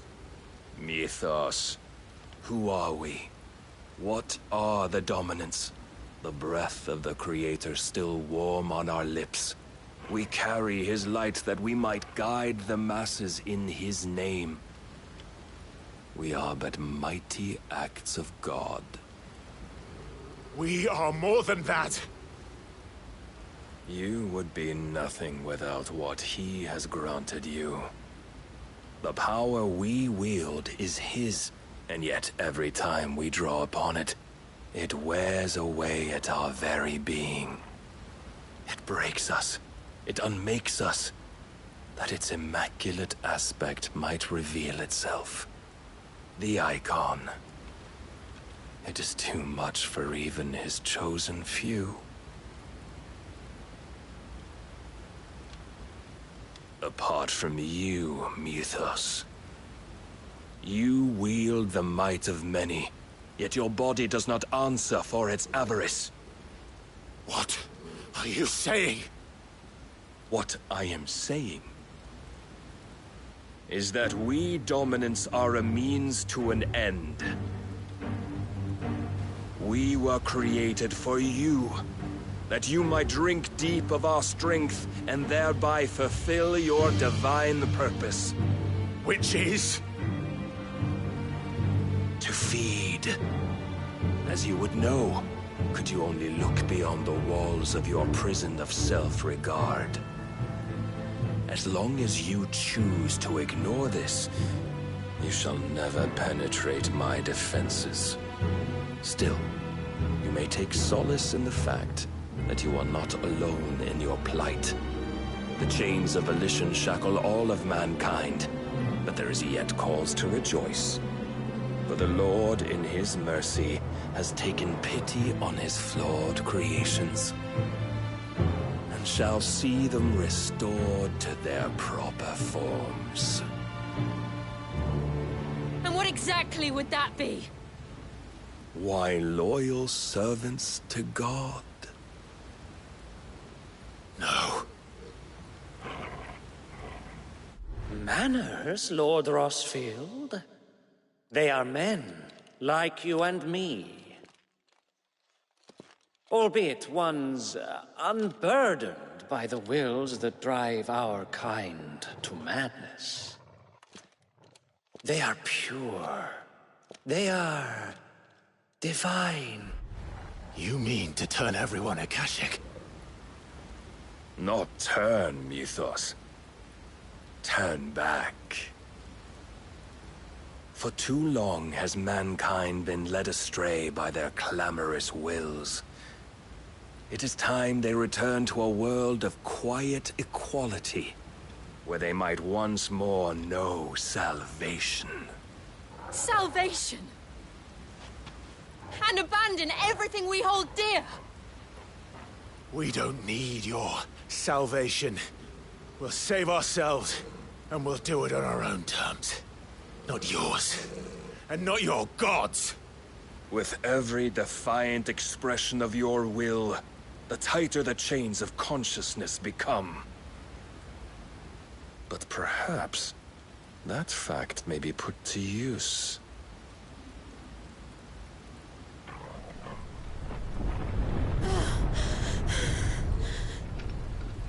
Clive! The faster it binds you to the remaining dominance, the stronger your hunger will become. Until it leads you back to the only answer there ever was. Mayhap not by the path my master intended, but back all the same.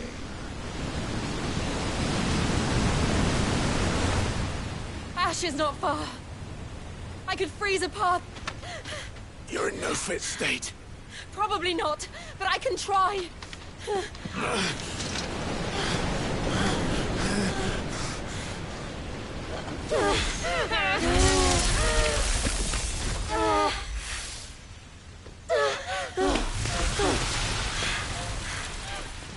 Don't look back!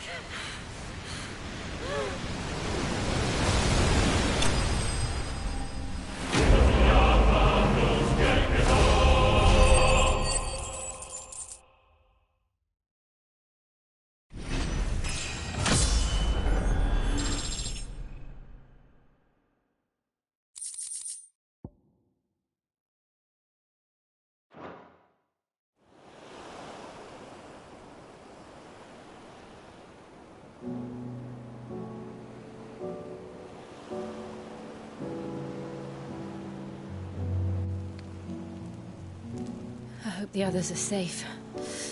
The Enterprise was clear of the gap when we fell. They made it, Jill. And they will have seen the ice, where it led. We need only wait till dawn.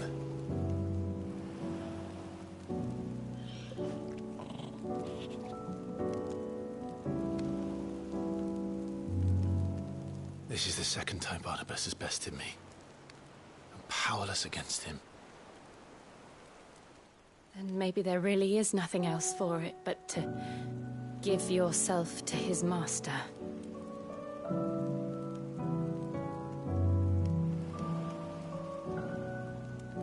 Only you won't do that. The Clive I know would never do that. So you believe? But do you really know me? If what Barnabas said was true, then I'm more monster than man. And each time I summon the flames from within, I burn away the things that make me who I am. Do you, though?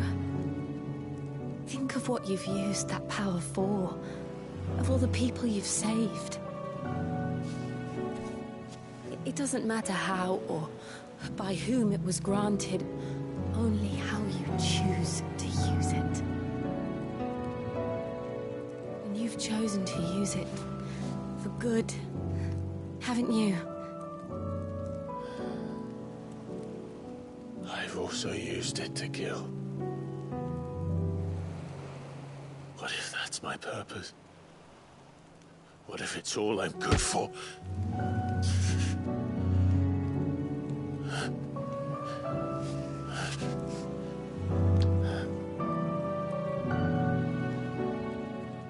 You're still that same boy I grew up with. Always so eager to save everyone around you, and yet always so alone. Because you failed to realize the one thing that needed saving most of all. You, Clive. You. You never once took the time to save yourself.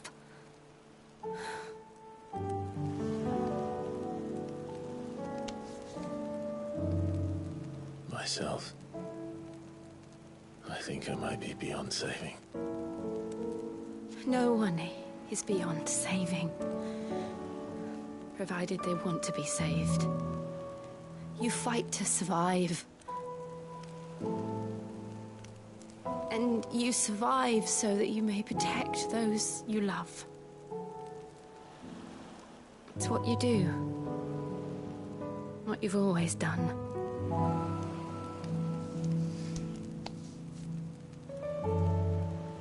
And I know you're not about to change. So I'm going to help you. To give you what you need to protect us all.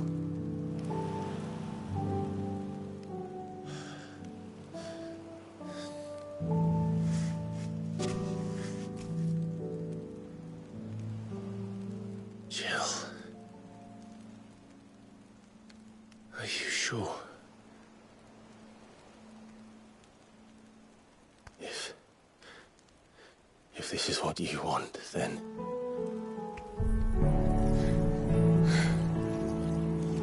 Don't worry, Clive. It is.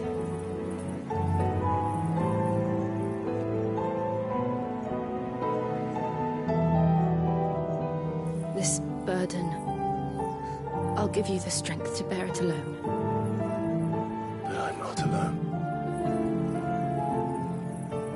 These burdens I carry, my sins, my pain, my sorrow, I see now that they are all a part of me.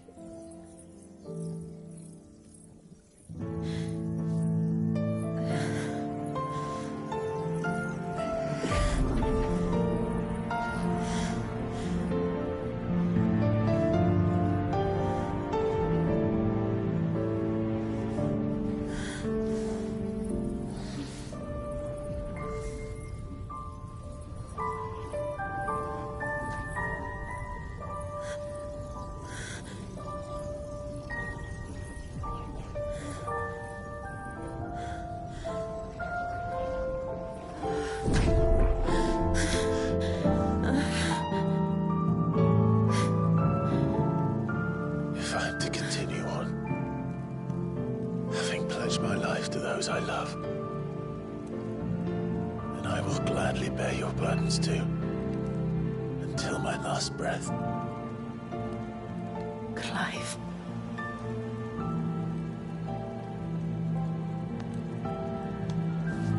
I promise you, Jill.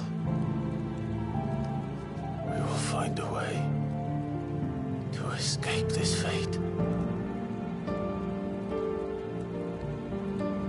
Find a way to save each other.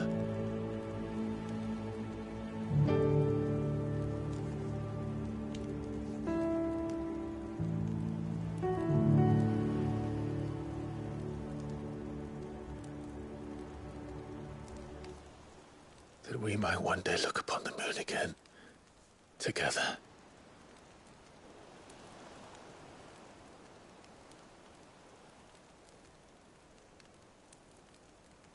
And I promise you, Clive,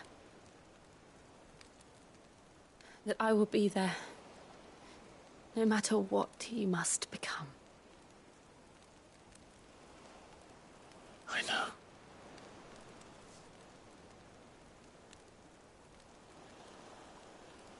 I never thought a smile could bring me so much joy.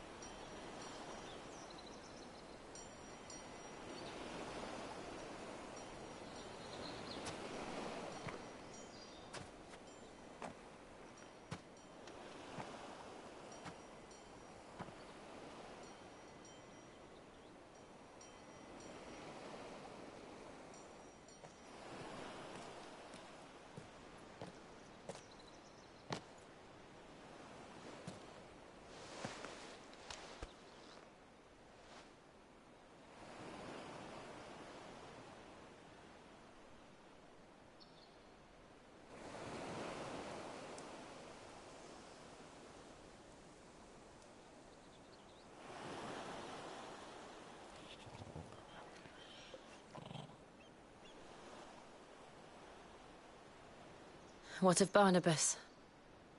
Do we pursue him? No. Our paths will cross again soon enough. Whether we like it or not. Besides, there is something we must do first.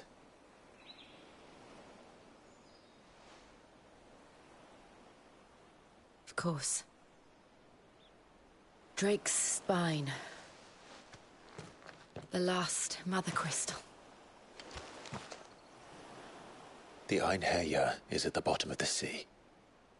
Waloed won't dare move on Storm without her. But they know we're coming now. We'll need a plan. And a damn good one at that. Then let's go home and find one. Ash will have to wait.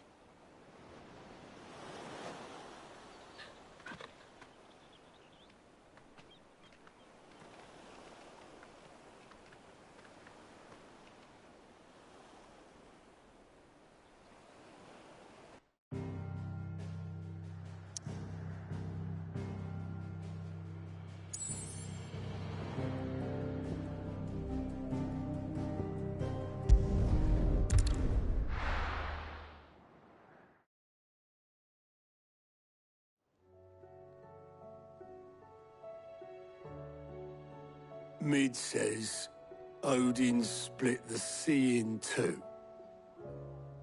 She's always been partial to a tall tale. But there's tall, and then there's tall. I struggle to believe it myself. I see your uncle isn't with you.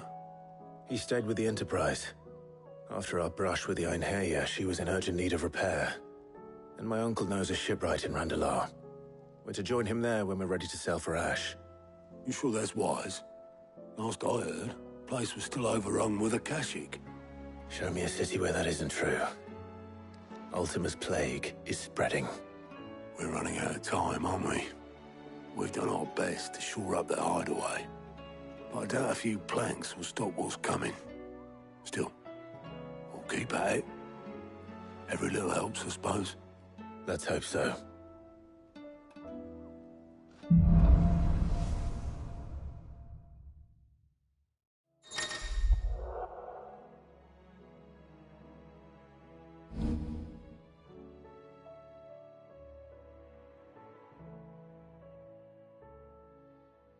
I should visit Joshua, assuming Talia will allow it.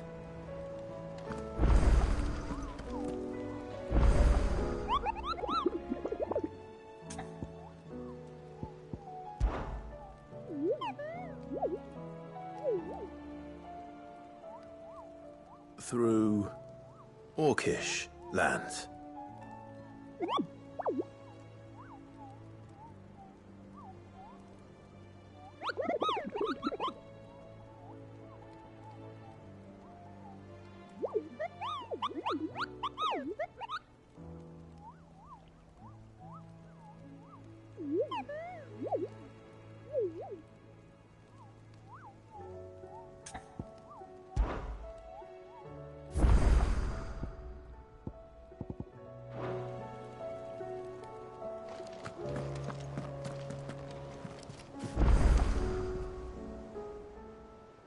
Clive!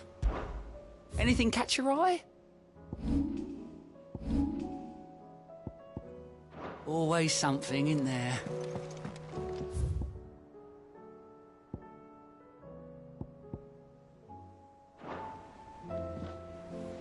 Heard the bad news then, did you? What bad news? About Dravost. Blackthorn's old haunt. With the forge and all that.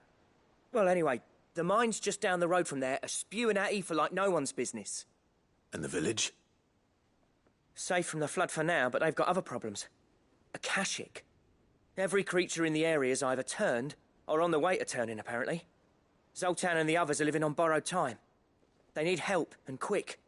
Doris sent a few curse breakers to keep an eye on things, but there's only so much a couple of scouts can do.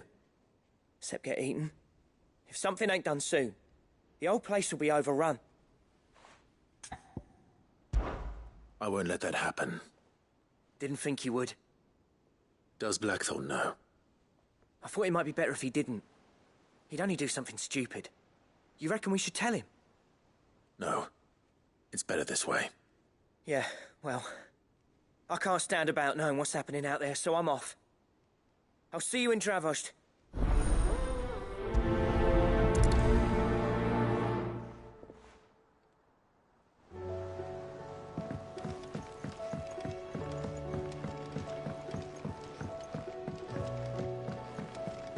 Covered in nicks and lumps, the lot of them. Come back.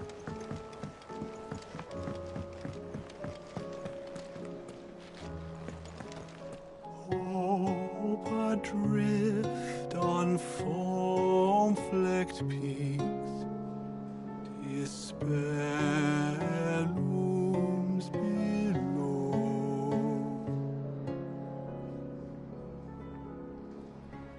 Yet in the dark, a flame is sparked that warms us in its glow.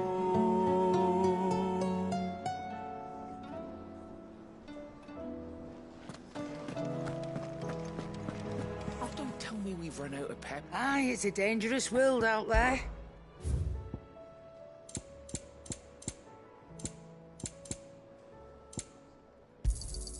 You'll not find a better price than that. You're rubbing me blind, you know. The stew's awfully thin these days. Oh, what do you expect? Farmers are abandoning their fields and traders their land. So what do I owe the honour? Yeah. The weight of all that shit. Clever girl, that one. So, will it be?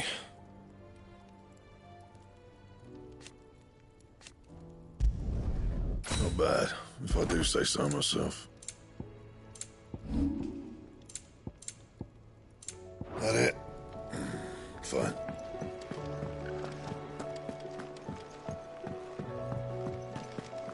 I will not forget this kindness, my lord.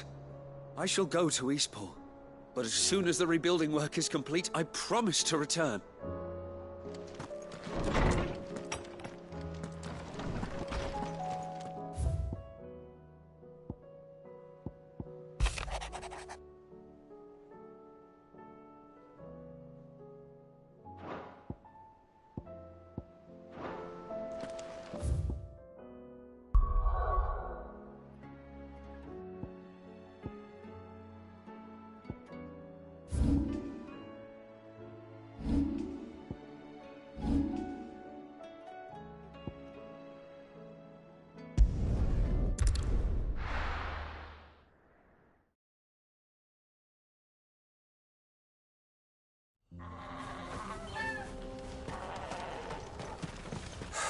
So Dravost is still standing. For now, at least. If you can swing a hammer, you can...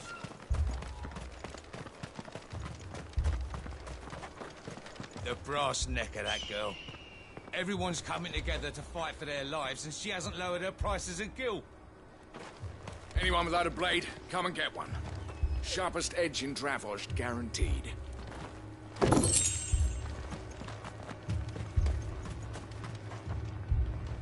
Clive! You're here! And the Akashic? Mostly off to the north still. But I spoke to Doris's scouts and it turns out things are worse than I thought. There's swarms of them out there. Told old Snotty to be ready to seal the north gate. That should buy us some time if we need it. Enough for the villagers to barricade themselves inside their homes at least. Well done. Welcome back, Sid. I'd never have guessed, you know. Not if August hadn't let slip. Who'd have thought that the savior of Dravost would turn out to be the realm's most infamous outlaw? Keen to help us out again? I am.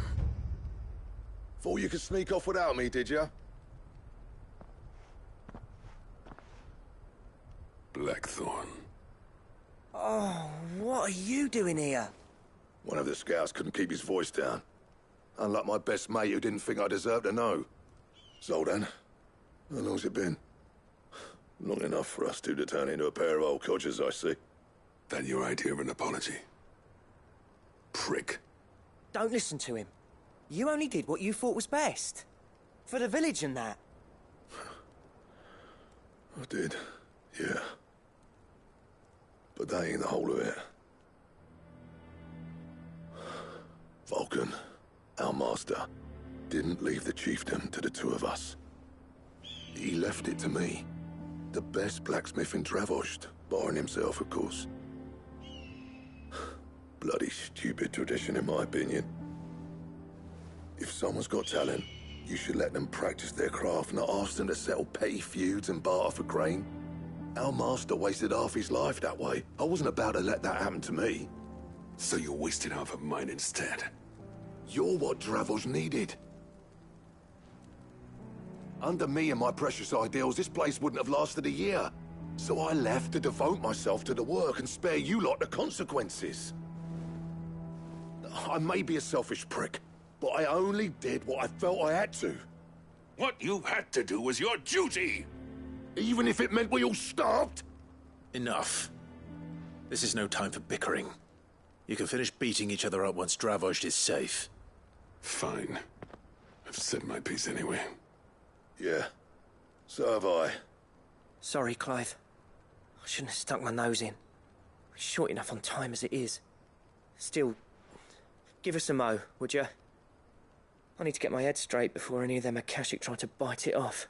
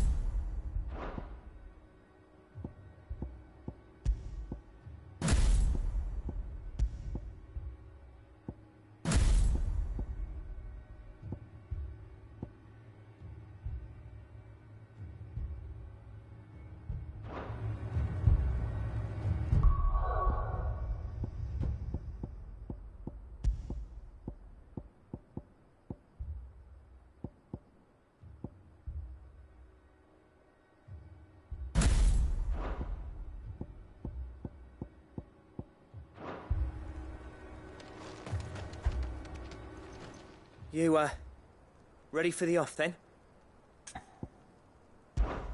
We can't afford to waste any more time. Right you are. Might be worth having one last word with the scouts, though. Don't want any nasty surprises, do we? Oh, and Blackthorn, you and Zoltan might be better off staying inside the... Akashic on the move. How close are they?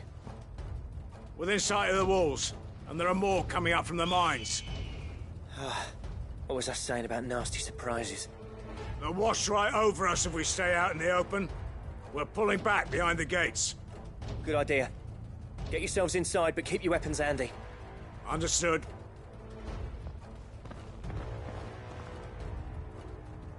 I'm prepared to fight if I have to. Well, let's hope you don't. That's our job. Once the scouts are inside, order your men to barricade the gates. No heroic last stands, you hear me? No fighting at all if you can help it. August's right. I've seen what Akashic beasts can do to armor. The people here are tough and willing, but they ain't equipped to face what's coming. I'm going out there. Start work on the gate as soon as I've left. I'll give you as much time as I can. And if they kill you? You evacuate. But it won't come to that. I promise. You'd better be right. Take good care of Dravoj till I get back. Leave it to me. And give those things what for, yeah?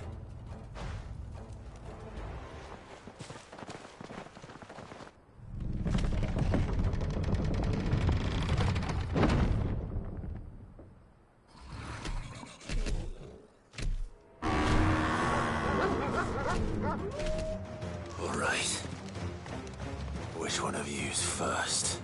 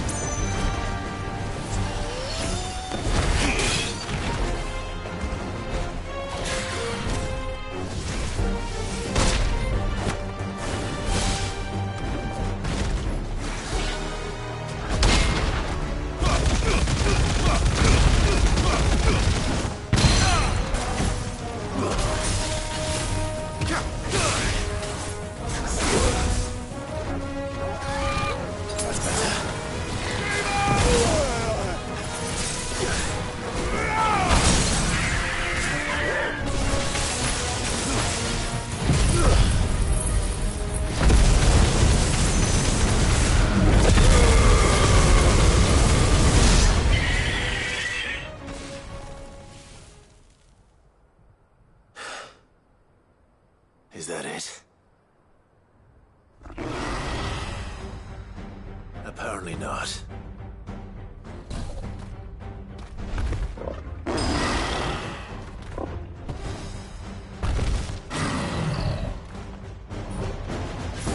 You're not getting past me.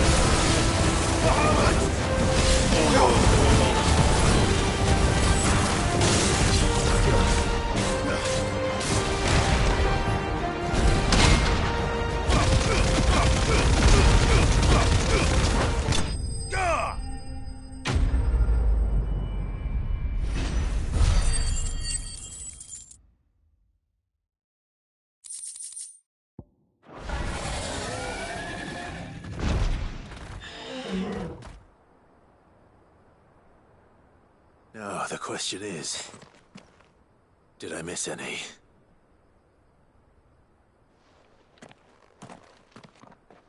Man alive! You're still in one piece! I slew as many as I could. As many as I could, he says. The old bleeding lot, more like it. Well, almost. Only almost. Yeah, one or two did try to sneak over the wall. But we got the bastards, don't you worry. Good.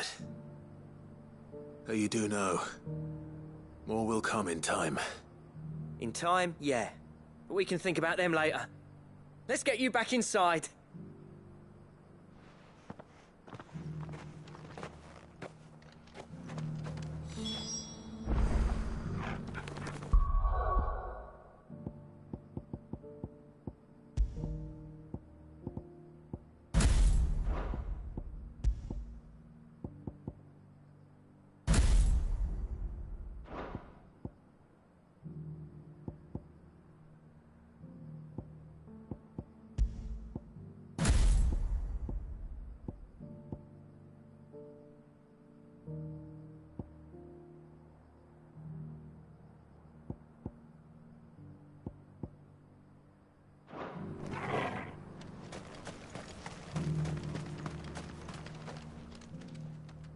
Sid! You're even more fearsome than your reputation. Enough to give those Akashic monsters nightmares. I almost felt sorry for the wretched things. But mostly, I felt grateful. Dravost won't forget what you did today. I'm afraid I've only delayed the inevitable. There's no getting rid of that ether flood.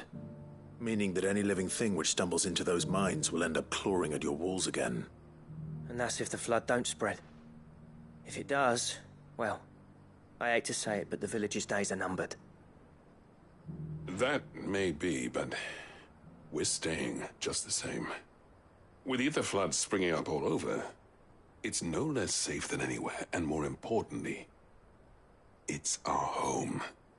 We'll fortify the gates to the north, and I'll see that they're guarded day and night. All right. Then we'll give you a hand shoring up those defenses. As for you, Blackthorn, that's twice you've turned up when Dravosh needed you. So, thanks. I shouldn't have stayed away so long. And I shouldn't have left without talking it over with you first.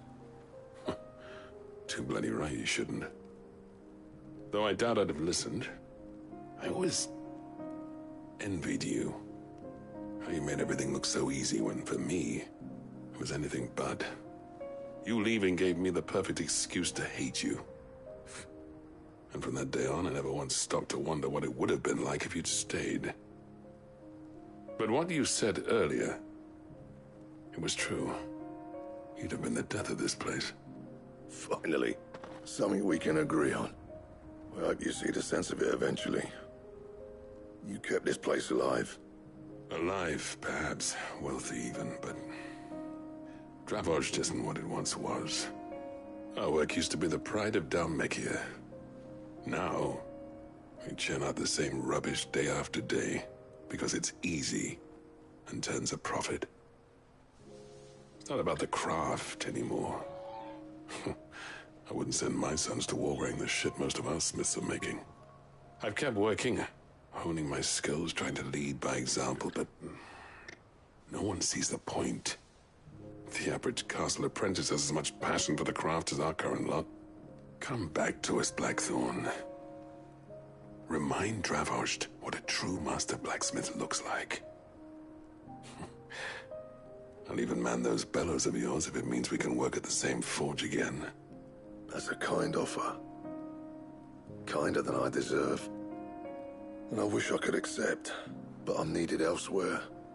There's people who trust their lives to my steel, and I daren't let them down. Fair enough. But that doesn't mean I couldn't visit from time to time. Let's see if we can't rekindle this town's passion for the craft, shall we? I'd like that. Just be sure to tell Snotty to let me in the next time I come calling, yeah? Knowing him, he'd let you in anyway. Blackthorn. The Master Smith turned outlaw, back in my good graces. I never thought I'd see the day.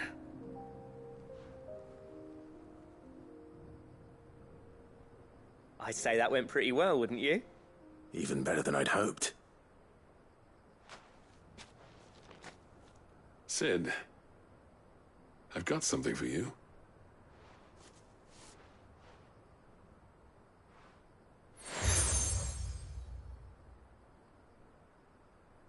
And this is? A token of our lasting gratitude.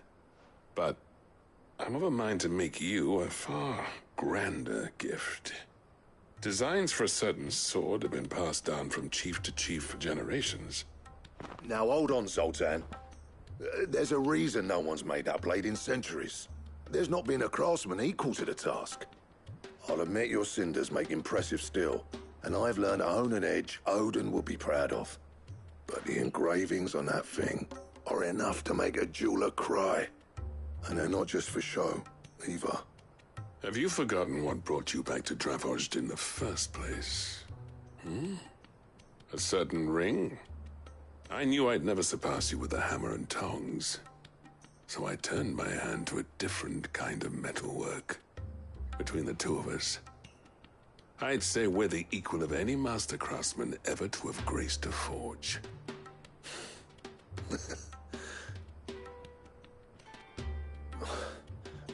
You know what? I think you might be right. Clive, you wouldn't mind if Zoltan came back to the hideaway, would you?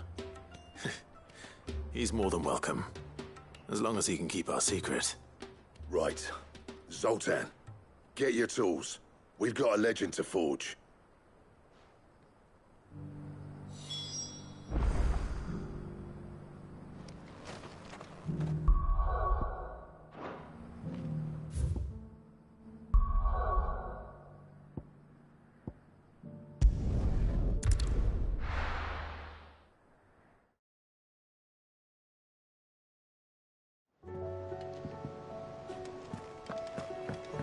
Come back.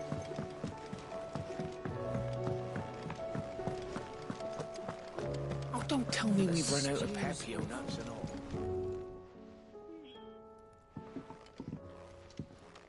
Ah, the man himself. We were just about to make a start on that sword I promised you. It's funny, but none of this would have been possible without your help. You remember Camille? We'll be using his leatherwork for the grip. The steel, meanwhile, will be tempered in a fire, burning the cinders you charmed out of old Zoltan here. And that whetstone from the Outer Isles, that'll be what gives the blade its edge. And the final flourish will be my talented colleagues' engraving. A team effort led by the greatest blacksmith alive. Now, save that talk till the thing's finished, yeah? Right. I'm ready if you are. To the bellows it is, then.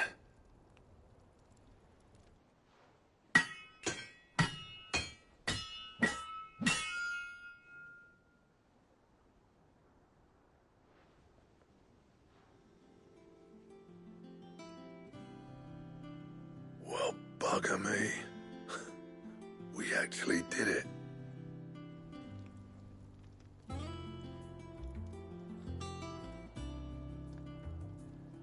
The sword to end all swords. Ragnarok. It's quite something. I trust you'll take good care of it. Thank you. Both of you. So, does this make you pair the greatest craftsman alive, then? This? Nah. This was just following the footsteps of the greats of old. It'll take more than that to earn us our place in history. But we're up for the challenge. Here. A list of materials. Zoltan and I got talking on the long road back from Dravozd. We reckon with those items there, we could craft something even better than the Ragnarok. Something worthy of a legendary outlaw like yourself. That's a weapon I'd like to see. You leave this list with me. I was hoping you'd say that. One legend at a time, eh, lads? Before you start on the next, who fancies raising a cup to friendship reforged? Good idea. No more drinking to forget my past. It's about time I had something to celebrate. Then tap the kegs! Vulcan's boys are on their way!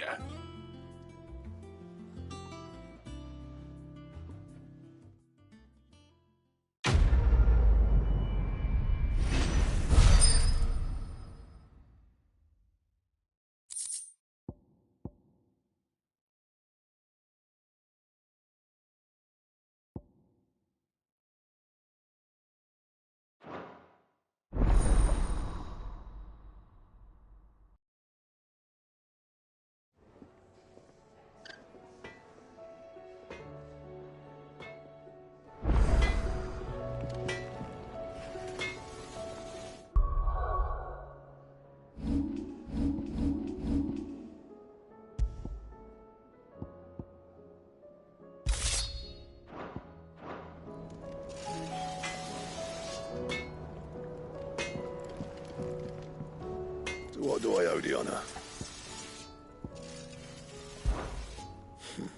I never thought me and Zoltan would ever speak again, let alone work together.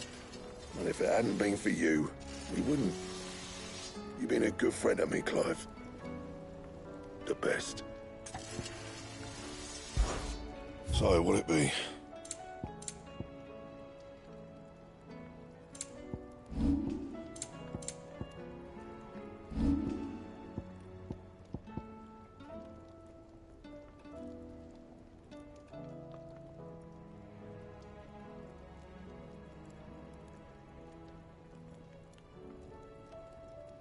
And?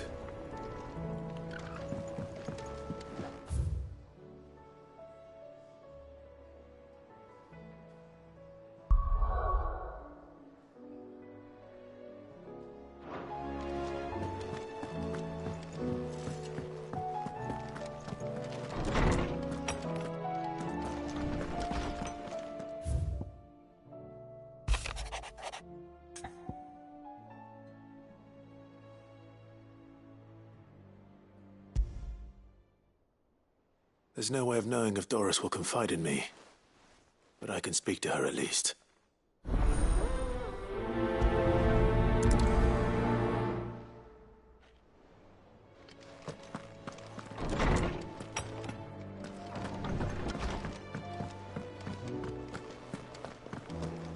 Oh, don't tell me we've run out of Pepio nuts and all. Clive. Go on, then. You're rubbing me blind, you know. You'll not find a better price than that.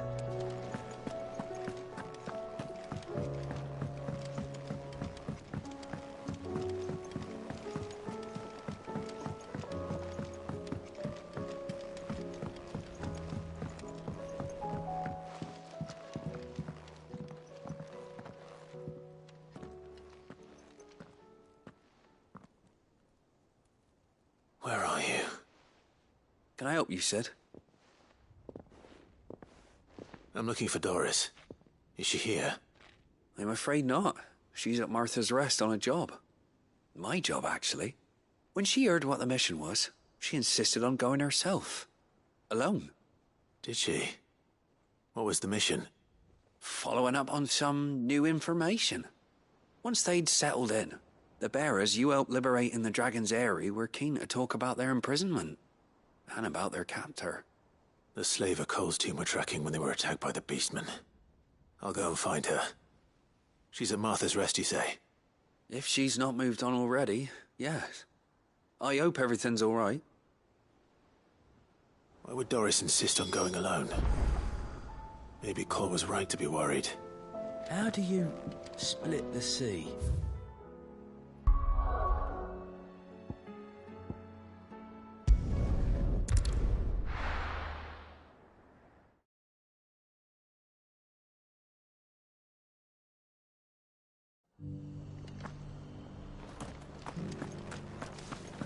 Doris should be somewhere nearby.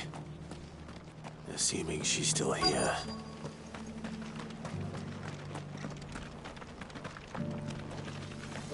The world seems to be changing so fast lately I can hardly keep up. But what I do know is that there's more bad news than good. You can tell that just by looking at people's faces. Want to know how to tell if the world's going to rack and ruin? Look for busy bladesmiths. It doesn't still hurt, does it? It's been a pleasure, Doris. Just like old times. I'll give your offer some thought, my lady. How goes the investigation? Sid, what brings you to Martha's Rest? You. I heard you were out here on your own, tracking our slaver. I trust you're being careful. Of course. And it had to be me. The bearers from the Dragon's Eyrie confirmed a long-held suspicion of mine that the slaver we've been tracking is an old acquaintance. She's no fool. If we'd come in force, she would have spotted us straight away, and then vanished without a trace. That was her just now, wasn't it? So, was it a fruitful reunion? I'd say so. She tried to recruit me. Seems her time in Rosaria is coming to an end. She's abducted bearers from across the region and is looking to smuggle them back into Sambrec. After her brush with those beastmen on the road to Northreach, she hired herself an Imperial escort, which she wants me to join. She's dangerous, Sid, but I think I can stop her. Then I'm going with you. I'll take care of the escort. You can see the bearers to safety. Where are they? The Baum Archers, soon to break camp. You go on ahead. I'll follow once I've sent word back to the hideaway.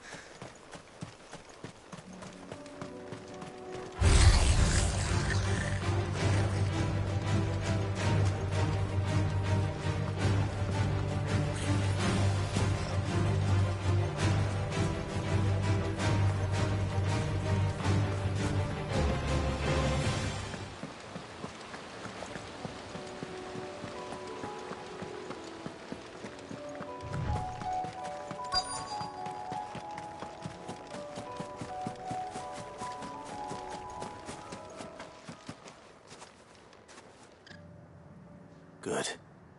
They haven't broken camp yet. How did Doris come to know a slaver, I wonder?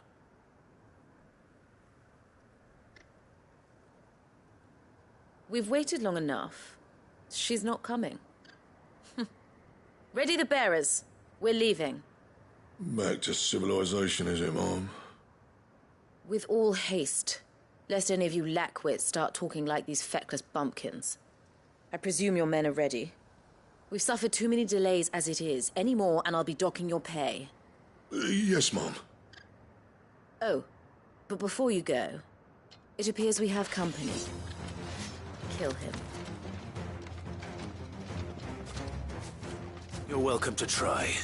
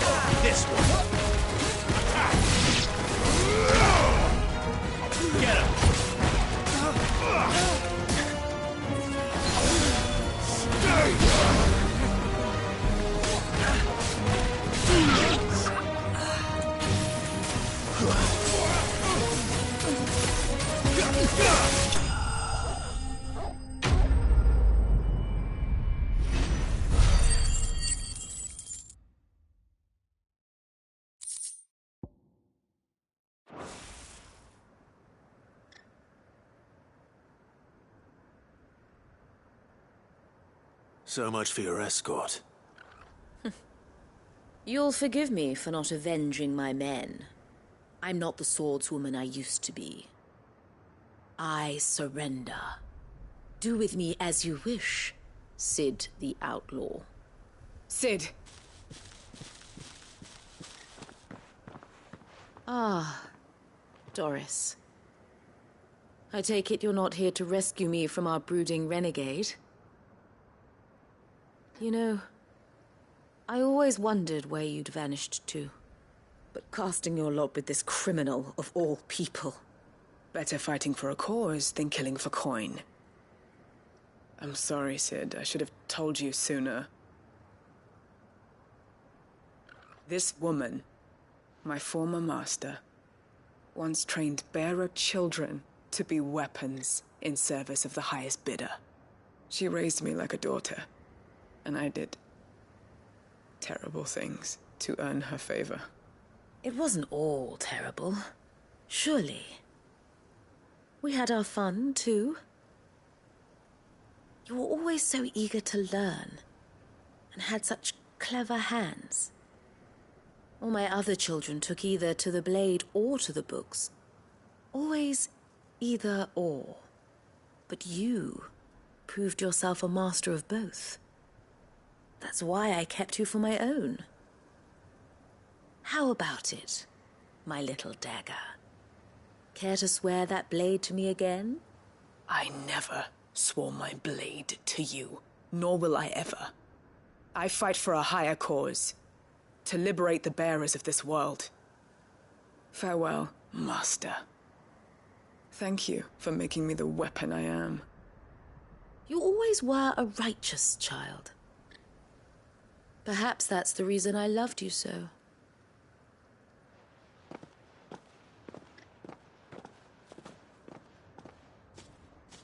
What do you want to do with her?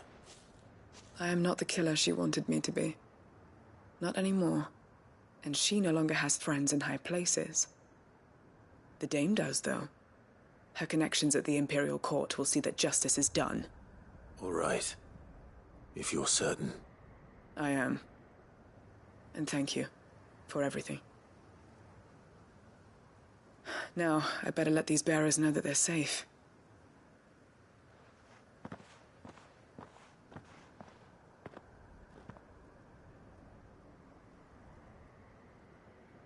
Then I should head back to the hideaway and put Cole's mind at ease.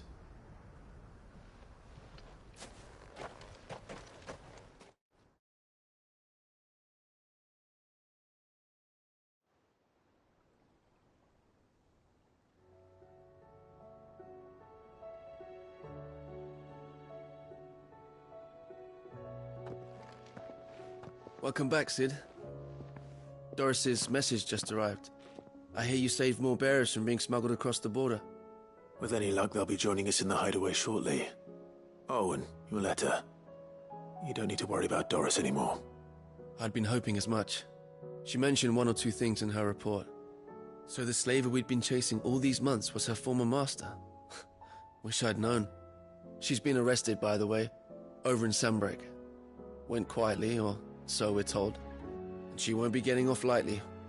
The Empire may have no love for bearers, but it's none too fond of black market traders either. Can't have been easy for Doris. I'm sure it wasn't. But don't worry. She'll be all right. I hope so. Suppose you should know, eh? You had quite the past yourself before you came here, or so I understand. Anyway, thanks again, Sid. The Cursebreakers would be lost without Doris. And you, of course. Keep up the good work, Cole.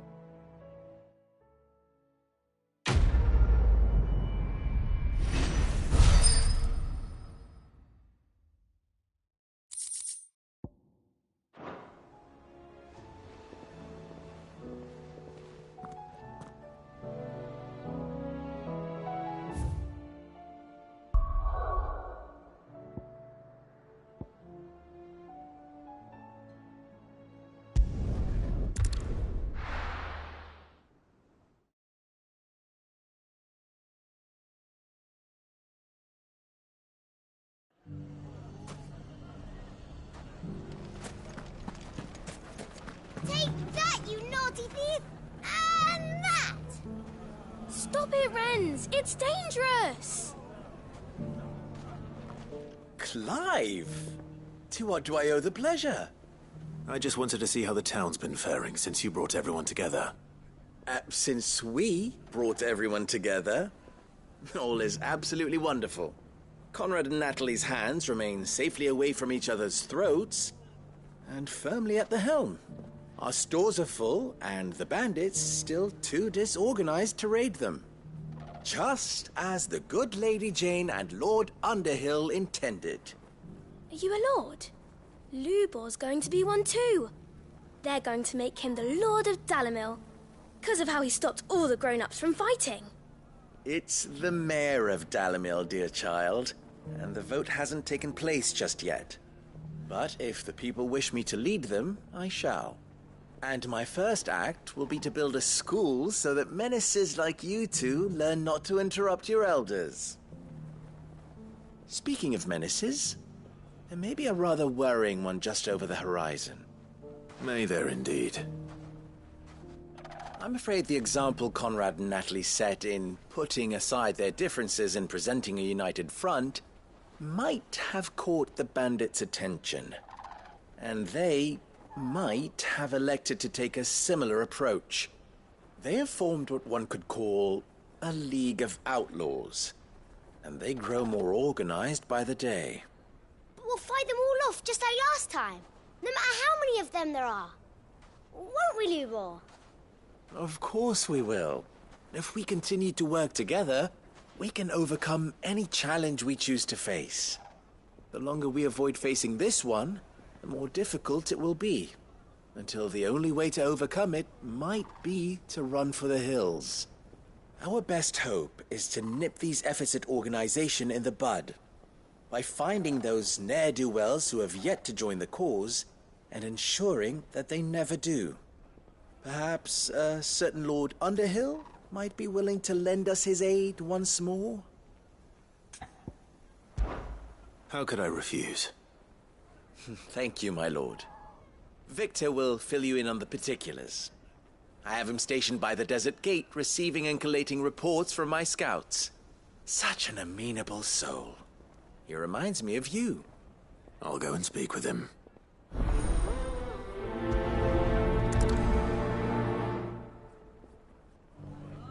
What's the difference between a lord and a mayor? That's easy. One of them swings a sword, the other forges them. A League of Outlaws. Sounds like we have some competition.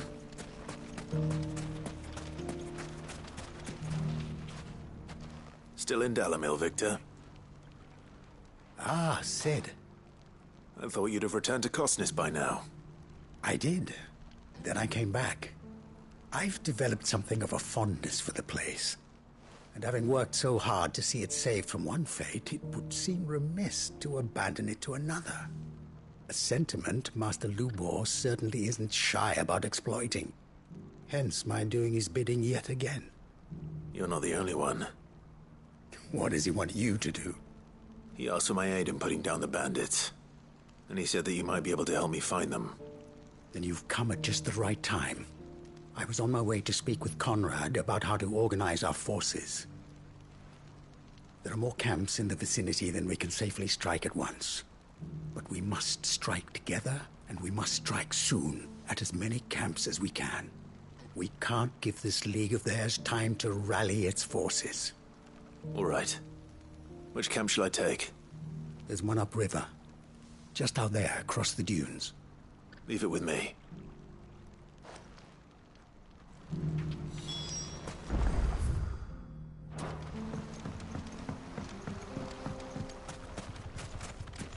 Those ne'er-do-wells want to band together.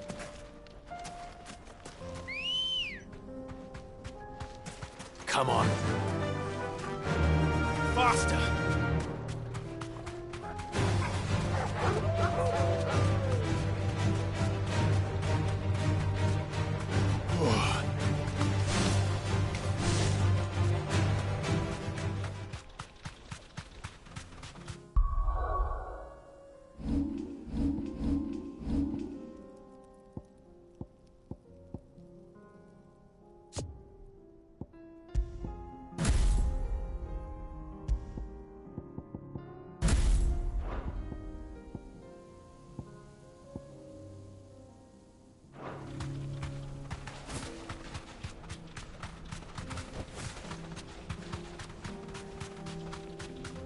That must be the camp Victor mentioned. Come on then, Toggle. That's him! The one who killed Locke and Fingers!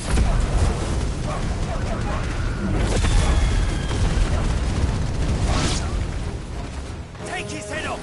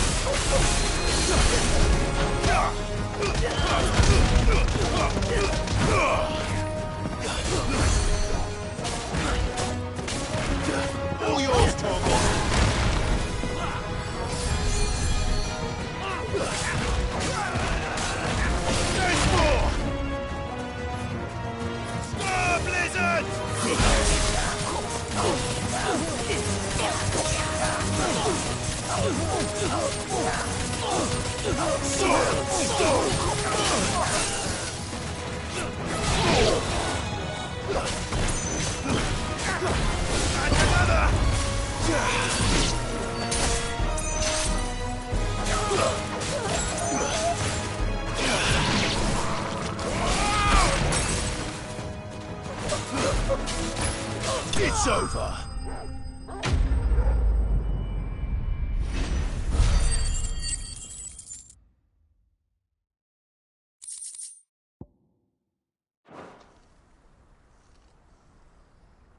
I'd better let Victor know. Sid, where are you? Ah, I see the bandits didn't pose you any trouble. No, but that's not why you're here, is it? No. Something's happened. We need you back in Dalimil. What is it? The whole town's in uproar. They're saying that Lubor is a bearer. What? Seems that one of our parties wasn't as thorough as they should have been. They let one of the bandits escape, and his escape route took him right through Dalimil. Some of the children spotted him, and he was about to silence them. And when Lubor felled him with a bolt of magic, and without a crystal. But that's not possible. It is, if he's a bearer and has been hiding it all these years, which is what people are saying. If he has, well, I wouldn't blame him. No man is branded by choice. Still, all those people see is a man who's lied to them all his life. One who was made a leader of himself when the world believed he should have been a slave. Fuck.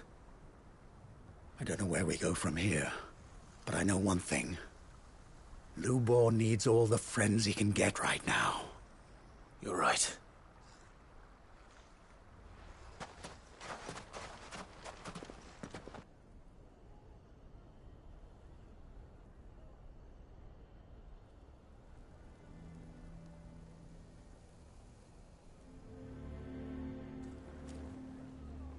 And now everyone knows. I made it a habit to keep a crystal close at hand for just such an occasion. And when that occasion arose, I forgot to reach for it. Well, it was bound to come out sooner or later. We're sorry, Lubor. We tried to keep running, but we just couldn't anymore. There's nothing to be sorry for. I rather enjoyed playing the hero for once. All that matters to me is that you two are safe. Look at him talking to his betters like it's nothing. All lies, I'll wager. Just like the ones he fed us all these years. Once people make up their minds, it's hard to change them. We need to do something, and quickly. Convince the people not to let their prejudices blind them. Convince them that nothing has changed. That their enemy lies outside these walls, not within them. You're right. We should speak to everyone. I'm glad you agree. I'll handle the townsfolk. I'm a Dalmek born and bred. They listen to me. You head to the tavern. Make Conrad and Natalie remember who Lubor really is. They know that Lubor and I are friends. I might not make for the most impartial of interlocutors. Lord Underhill of Randalar's League of Merchants, however, is a trusted and impartial mediator of note.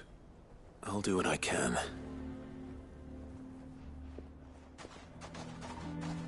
Lubor, stay here with the children. I can't promise anything, but we'll try. And that is all I can ask of you.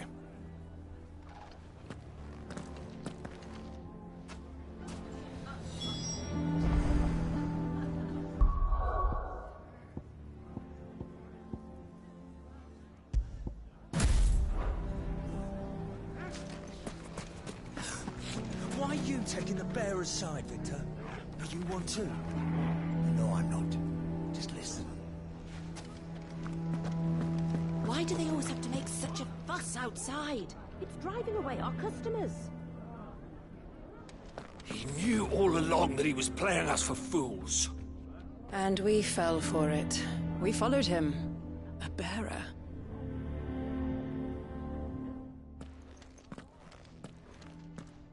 Forgive me for disturbing you, but could I have a moment of your time? I've seen your face before. As have I. Lord Underhill, wasn't it? Of the League of Merchants. That's right. I wanted to speak to you about Lubor. The rumors that he's a bearer. All true, I'm afraid. He'll never be mayor now. Not if I have anything to do with it. But what of his wares? Bearer or no, his steel is highly valued throughout the Republic. In this, at least, he's done the town a service. Might that not earn him a little leniency? Leniency? He pretended to be one of us when he was laughing behind our backs all the while. I'm sorry, my lord, but he lied to us. He lied to you. He cannot be trusted. So what do you propose? Will you drive him from his home? Close his forge? Perhaps. That is a question for the people of Dalimil. And they will thank you not to get involved.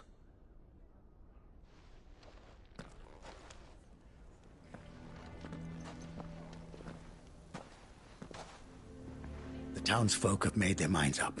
There was nothing I could do. Nor I. Conrad and Natalie refused to consider anything but their own wounded pride. You never know.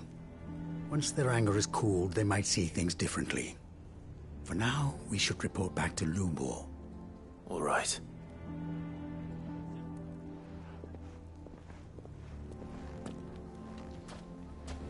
Why do they always have to make such a fuss outside? It's driving away. Why the hell would Victor take the bearer's side? For a share in Lubor's ill-gotten guilt, perhaps? I assume the situation is hopeless? There's still hope. But...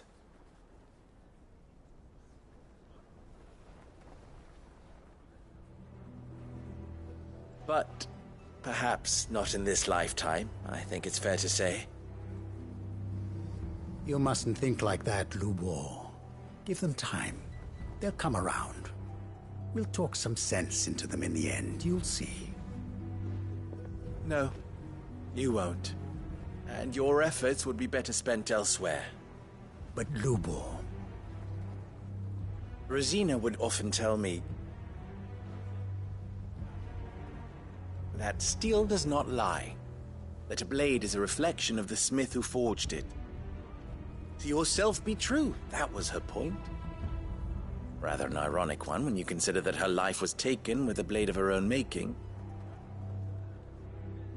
But I do not doubt that she was always true to herself and what she believed in, right to the end. And so must I be. I must do what I know to be right, no matter what others might think of me. And now, I know what that is. I must embrace my new role of villain so that the people of Dalimil have something to unite against. For only united can they hope to stand against the threat that awaits them. I'll need to make a suitably dramatic exit, of course. Don't go, Lubor. You're the only one who was ever kind to us. We'll be all alone. Again. Trust me, little ones. It is for the best that I go. Not only for the town, but for you, too. How could it possibly be for the best? These children need you. The least you can do is give the townspeople a chance to change their minds. They would not take it, Victor. It's over. Over, you say? And so just like that, you're going to throw this town and these children to the wolves? I thought you were better than this. But it seems you had me fooled as well. Victor. Forget it. Do what you will. You sure you're making the right choice, Lubor? Of those available to me, I believe it's the best one. Yes. Ah, but where are my manners? Here. Your reward for clearing out that bandit camp. Right then. I have packing to do. If there's anything I can do. Anything. I'll bear it in mind. Thank you.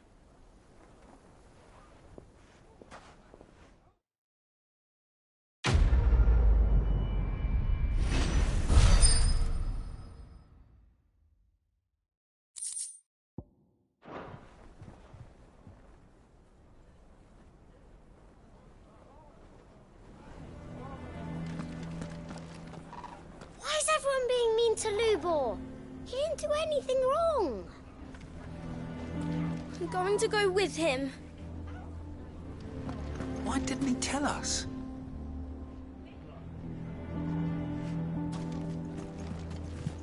If you're going to try and convince me to stay, save your breath. I will not put those children at risk.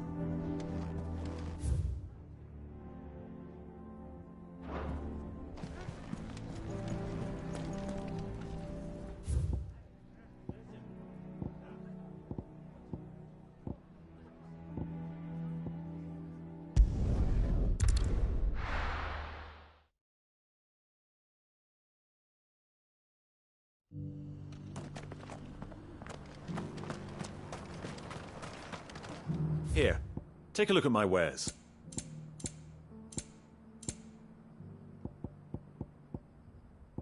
Come again.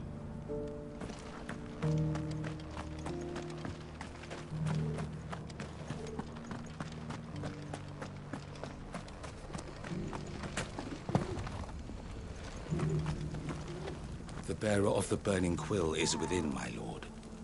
Prithee enter.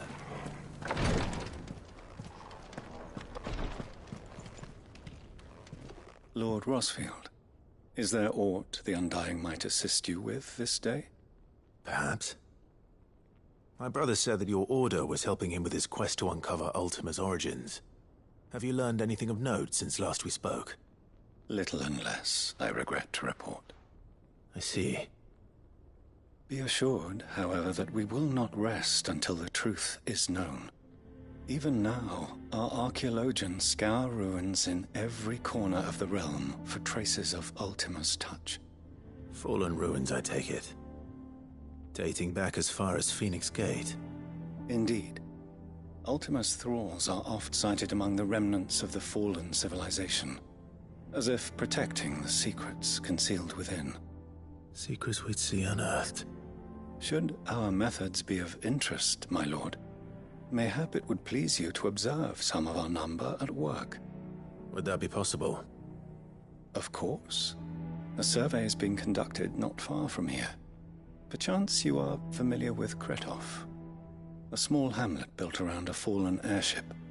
I was due to visit my colleagues there to collect their preliminary findings, but if you would consent to do so in my stead, I'm sure that they would be honored to relate any discoveries they have made to you directly.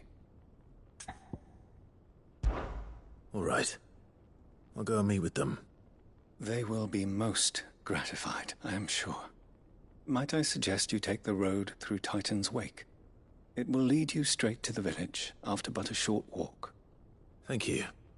I will. I wish you a safe journey, my lord. May the Firebird's flames burn ever in your heart.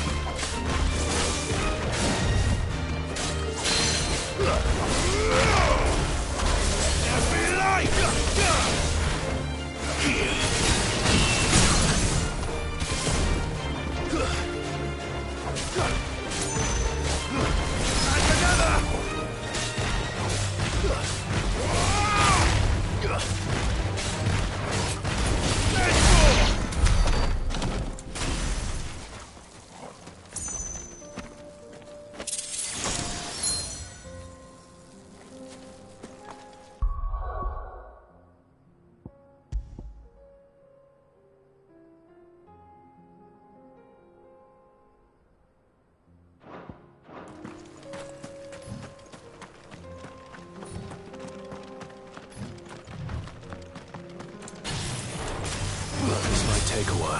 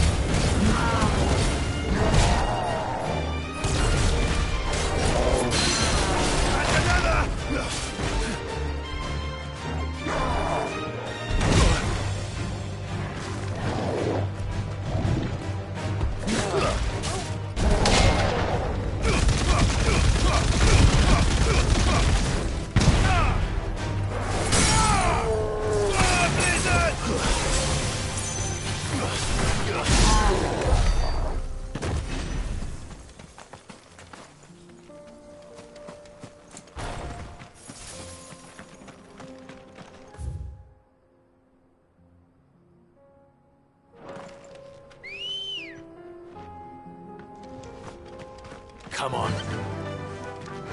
Run like the wind.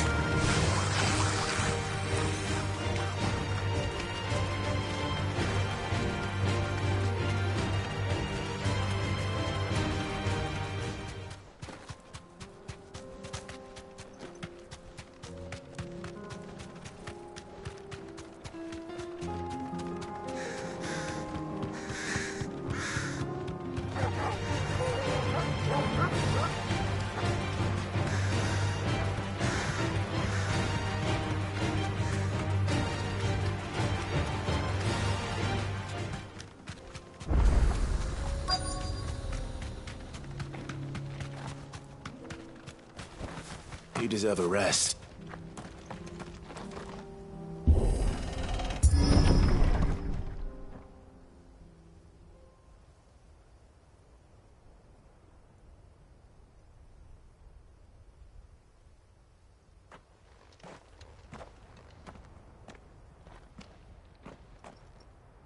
Oh no.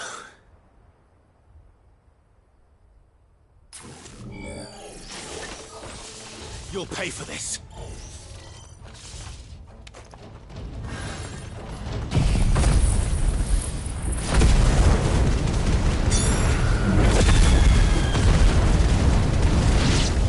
There may still be survivors.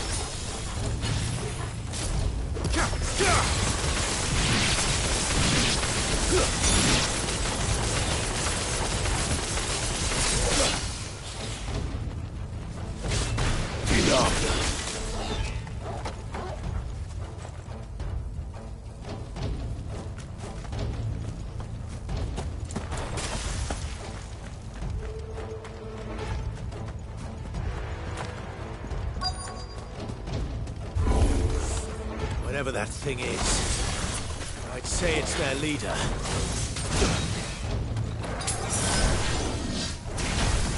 Nice try.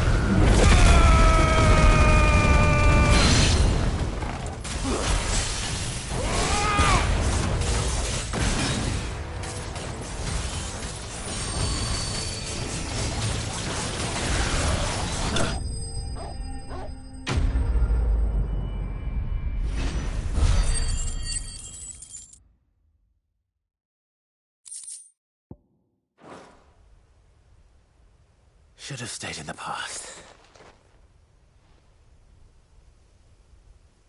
These must be Cyril's colleagues. You have our thanks, stranger.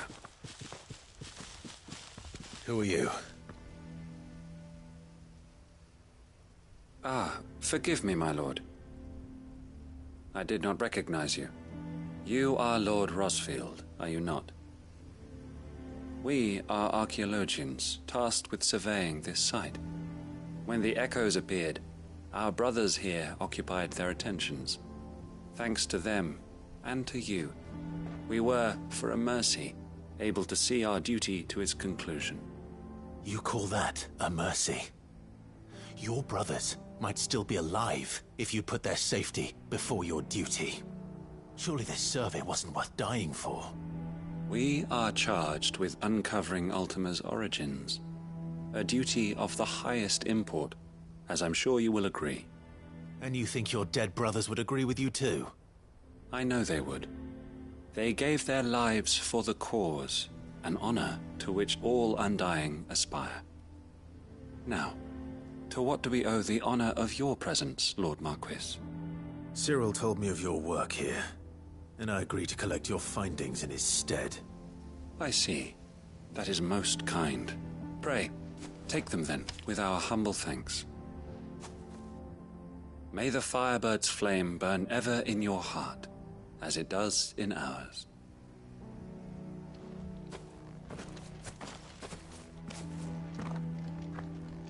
It's one thing to lay down your life for another, but for a survey... I suppose I'd better get this back to Cyril.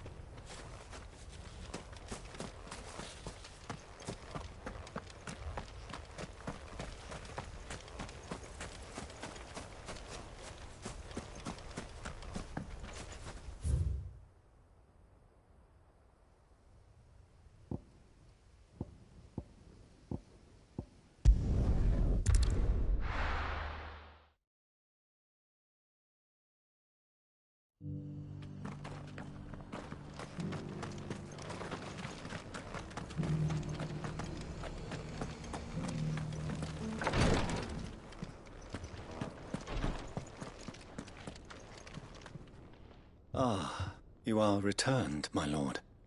I collected your colleagues' preliminary findings. Here, take them.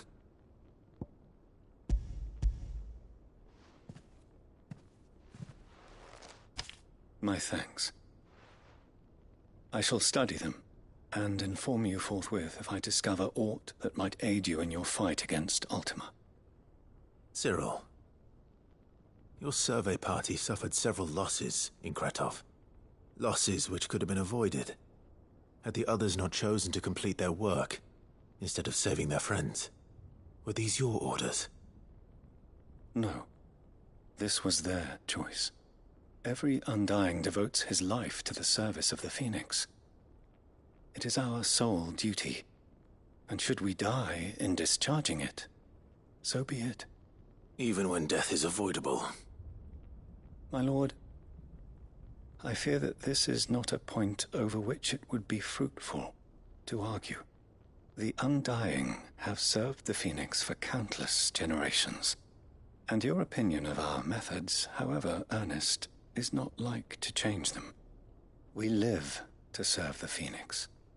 Our very order exists for that purpose, and that purpose alone.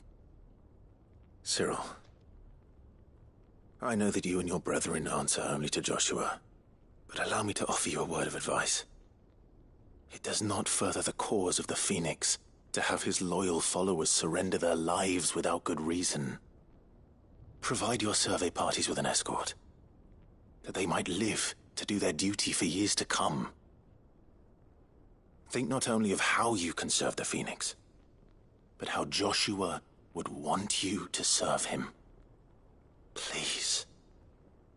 For all our sakes. I thank you for your advice, my lord. If you will permit me to respond, our faith in his grace, Joshua Rossfield, is absolute. And we of the Undying will do what we believe is right to fulfill our duty unto him. As first shield to the Phoenix, I am sure you understand what it means to do one's duty. I do. Then we are of the same mind. And it is my hope that we may continue to do our duty together.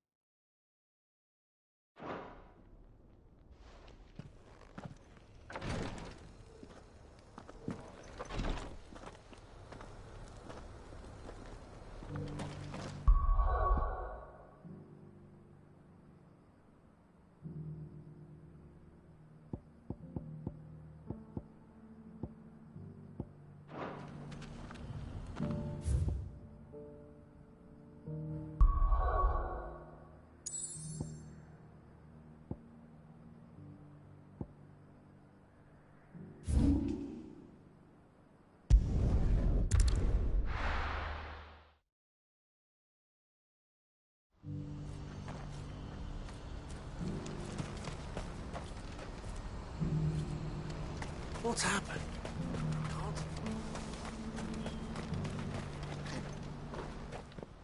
Clive. You'll be pleased to know that the negotiations are progressing well. That is good news. Yes. Our comrade in Randala has just sent word that the contract should be signed very soon. But I still have much and more to prepare. It's a huge undertaking moving this many bearers at once. You couldn't do me a quick favor, could you? What is it this time? More wild beasts? Nothing like that.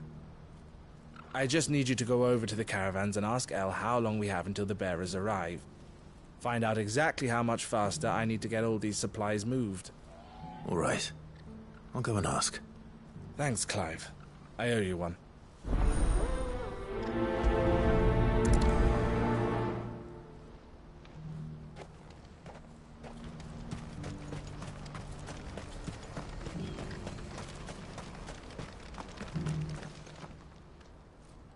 Don't blame yourself, El.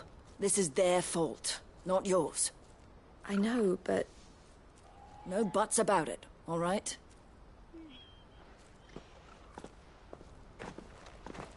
Is something wrong? Vonnie came to give me a message from our intermediary. The talks with the Republican Army have fallen through. They've reached an agreement with the Silver Peak Consortium instead. Though prices have fallen of late, we deliberately offered above the going rate to try and deter other bidders. But the Consortium offered double what we did, and the Army jumped at the chance. And you had no opportunity to make a counteroffer? None at all. And we were so close. Elle? What's happened? I saw Vonnie leaving. She didn't look happy. And with good reason.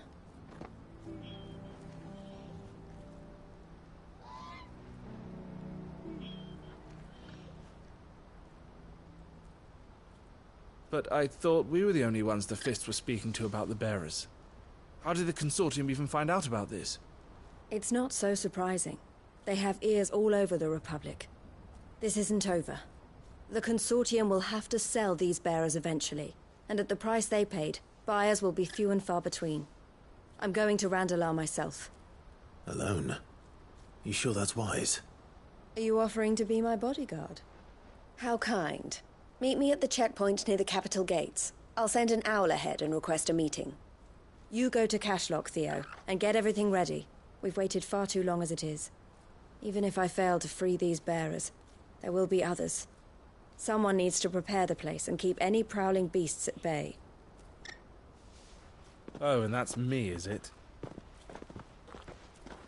Well, it looks like I'm following orders till she gets back from meeting the Silver Peak Consortium, who've been doing their best to undermine our scheme. She'll never join them after this, surely.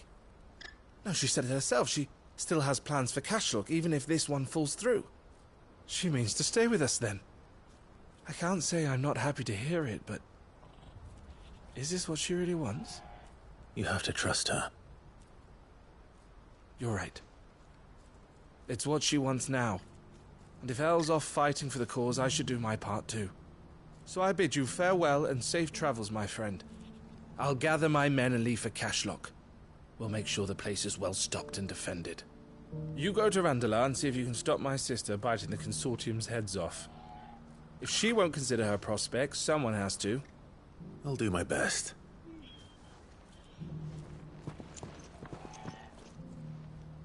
All right. To Randalar, then. And better not keep Eloise waiting.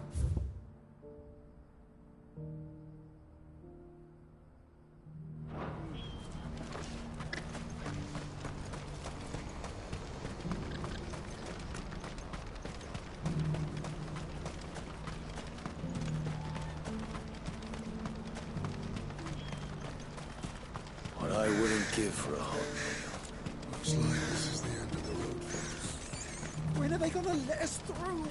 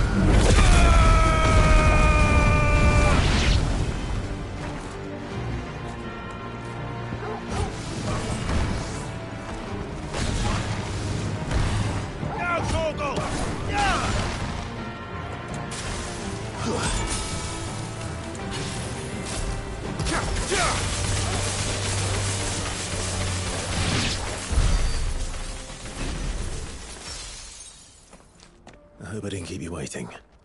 Did you arrange to speak with the consortium? Here they are now. You wish to consult with me?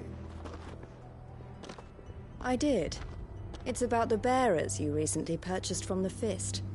We had all but finished making arrangements to buy them ourselves, and then you stepped into the fray. You misunderstand. The consortium had an interest in purchasing them from the very first.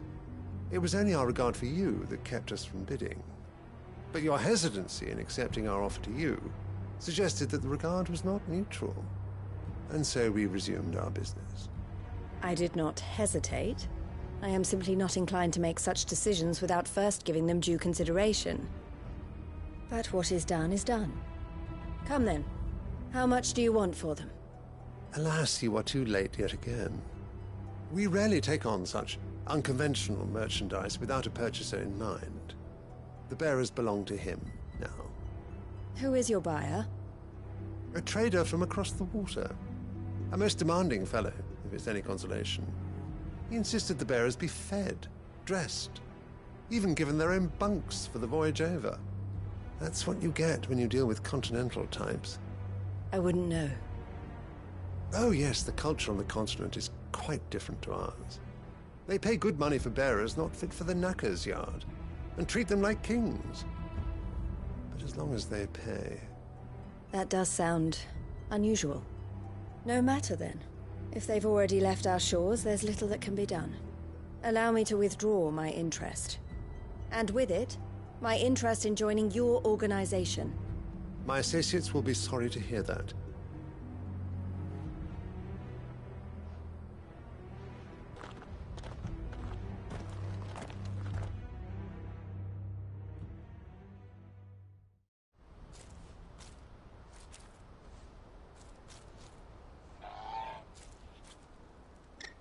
I'm sorry you weren't able to save them. As am I. But I only have myself to blame. He was right, you see. The Silver Peak Consortium did intend to buy those bearers before I did. Their representative hinted at a possible purchase when he came to recruit me. I feigned interest in joining them in the hope he might be encouraged to tell me more, and he did just that. As soon as he left, I sent my own offer to Randalar. So you never...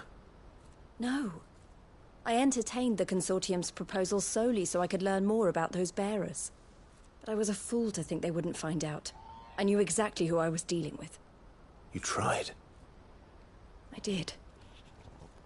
And if what he said was true, the bearers are to be well treated. Which is something, at least. But they deserved more. I wanted so badly to see them freed. Eloise! Eloise! Word from Cashlock. The village is under attack. A pack of beasts have come down from the mountains, and there's a dragon at its head. Theo and the others are trying to hold them off as best they can, but the odds are against them. They need help, and fast. Theo! I'll go on ahead. Thank you, Clive. I'll gather some men and join you there. Just... make sure he's safe.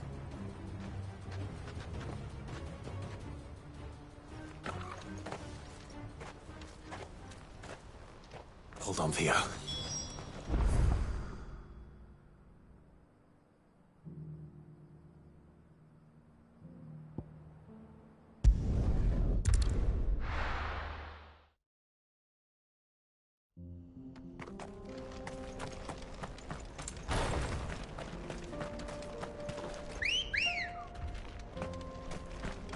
Come on. Yeah!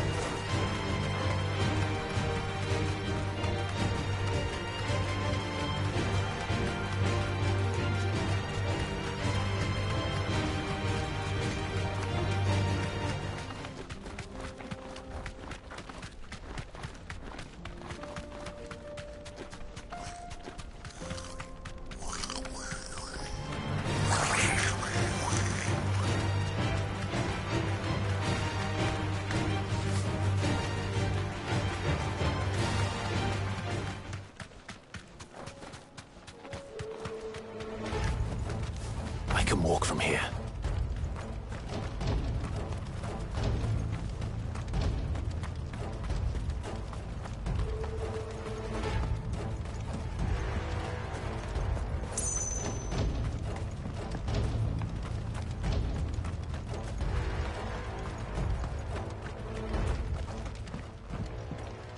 Where's Theodore? Upriver! He led the dragon that way to keep it from the village, but the whole area's flooded with ether. We just have to pray he makes it out in one piece. I can do better than that. Torgal, with me.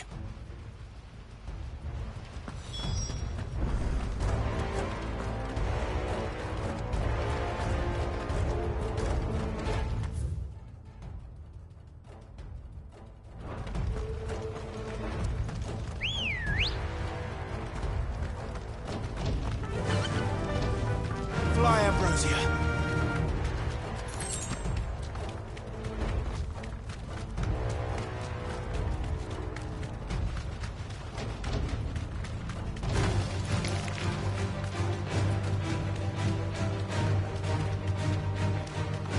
Where are you, Theo?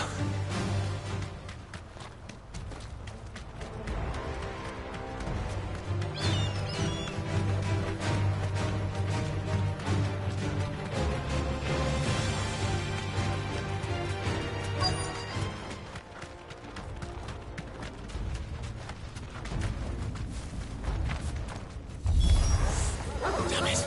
The ether's too thick. These creatures have already turned.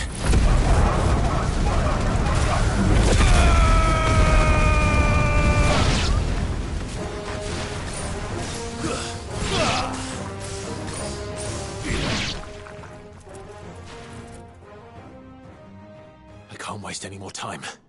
I need to find Theodore before that dragon does.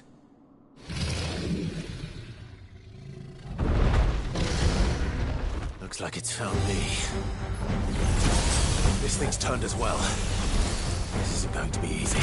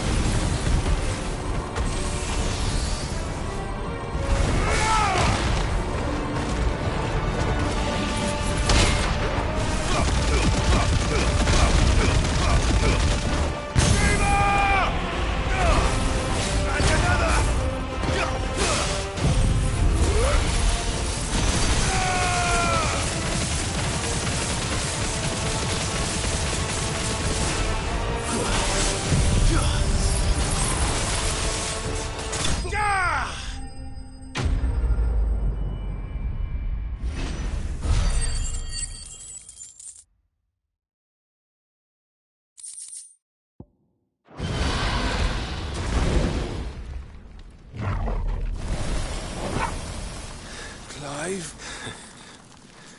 Theodore, you had me worried for...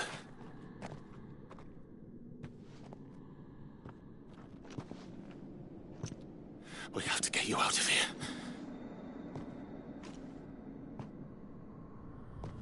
I think it might be a little too late for that.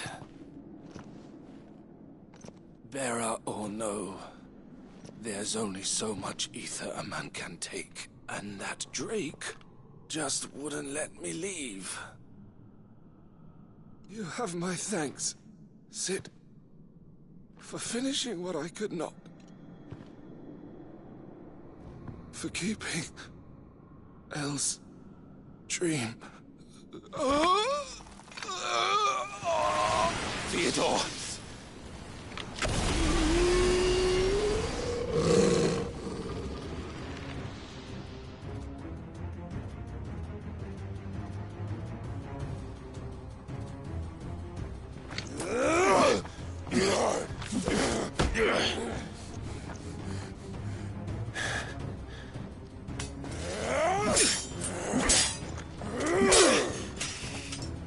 Don't make me do this.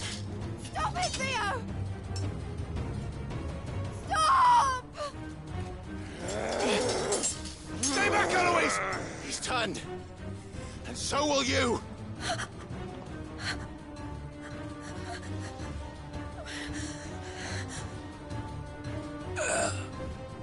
Elle.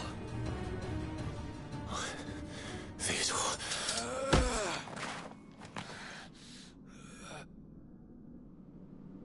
Take care of my sister. Theodore, wait. Goodbye, Elle.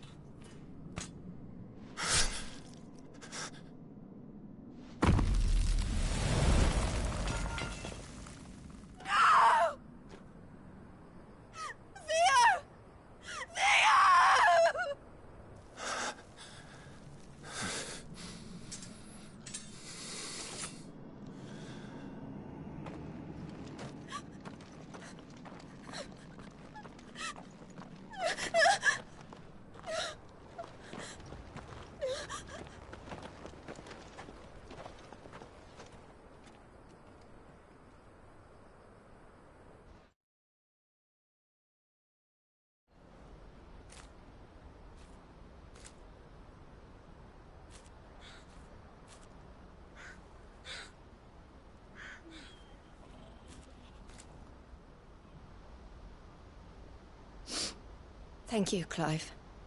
I think I'll be all right now. That was true bravery he showed. Leading the dragon away from the village like that. His first instinct was always to protect people. To put others' well-being before his own. And now he's gone. Because I sent him to that place, against his will. It wasn't against his will. He was ready to do whatever it took to show you he could stand on his own. So that you would finally be free to live your own life. To live my own life? He never could come to terms with the choice I made. What exactly happened? You once told me Theo was the first bearer you ever helped.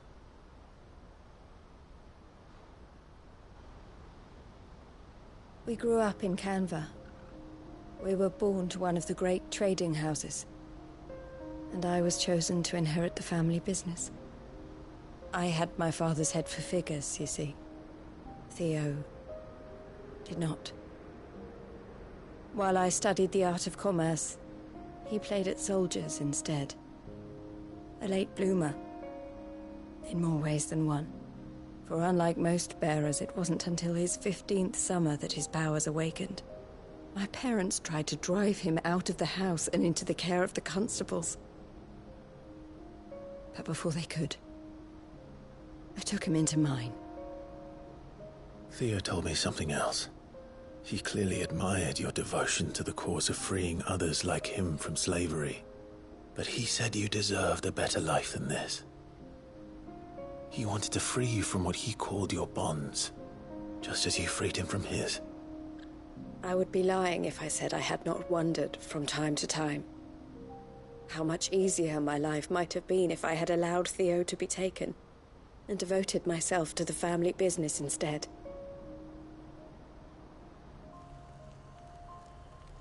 But I have never regretted the decision I made. Being with my brother meant more to me than tradition or reputation. I only had to look at him to remind myself of that night and the choice I made and the fact that I would make the same choice again in a heartbeat.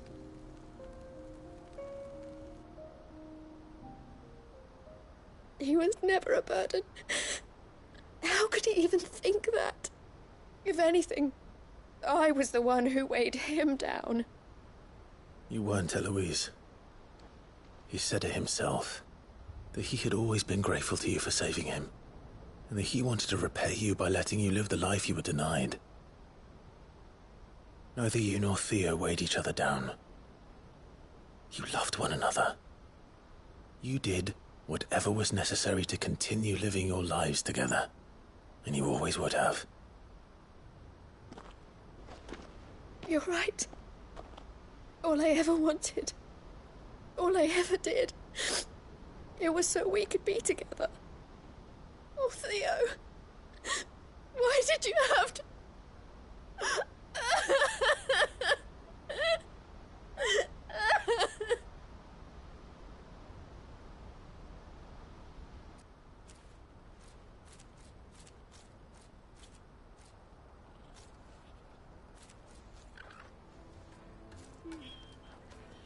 I know Theo wanted me to move on, but I'm staying here at the Crimson Caravans to continue our work. We can make a difference here. We can help people, save them. I need nothing more from life than that. So I'll carry on doing what we do, ensuring that goods, people, bearers get where they need to be, bringing smiles to people's faces just like we always have, and to Theo's. Wherever he is. This is the life I have chosen. The life I will always choose. I've made a choice of my own. To continue helping you however I can. Whenever you need it. Thank you, Clive. Let's go on together then. For Theodore.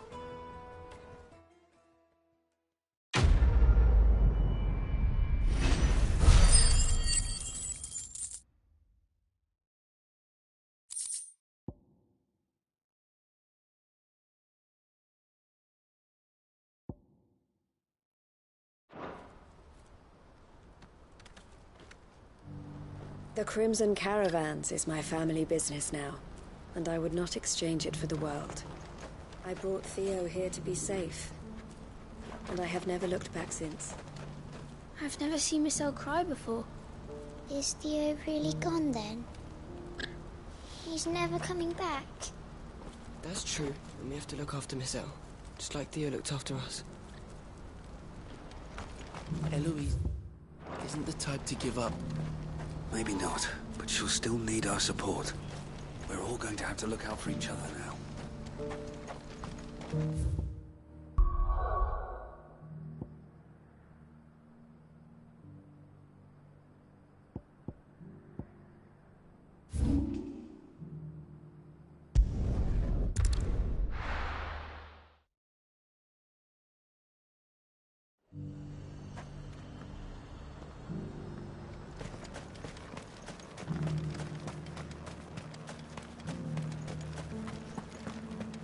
There were ghosts at the gates not days ago.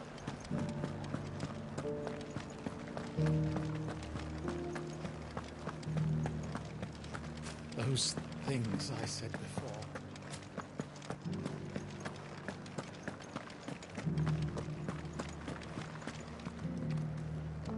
Oh, Clive.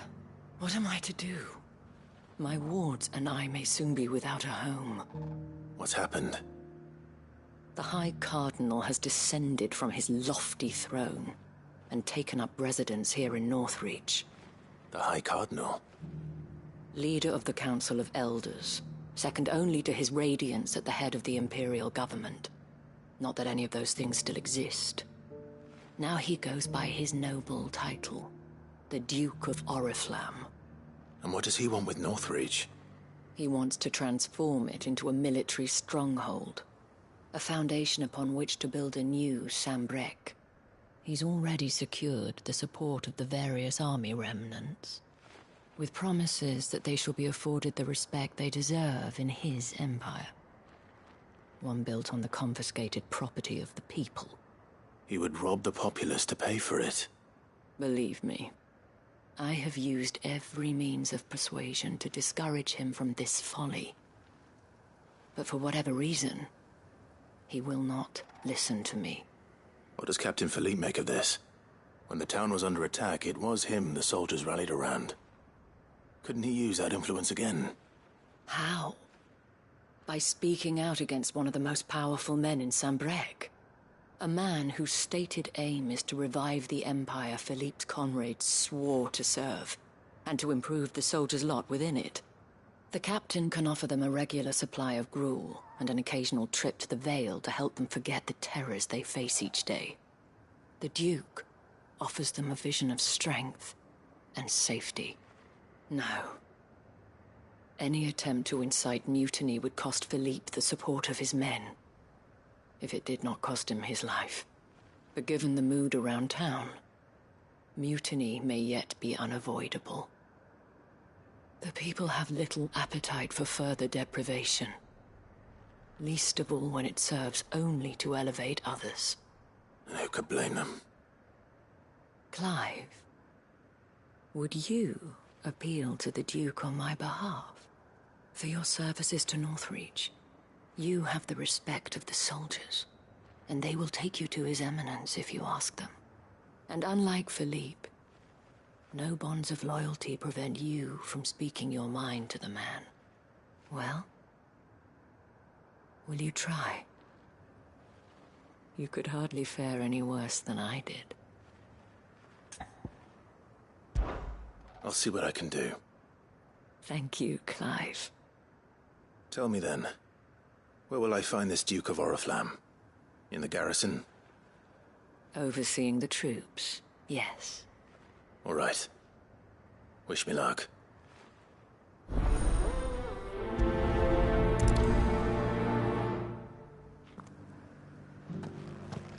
I may have met this Duke before, at the Remembrance Ceremony. Let's hope I didn't make a strong impression.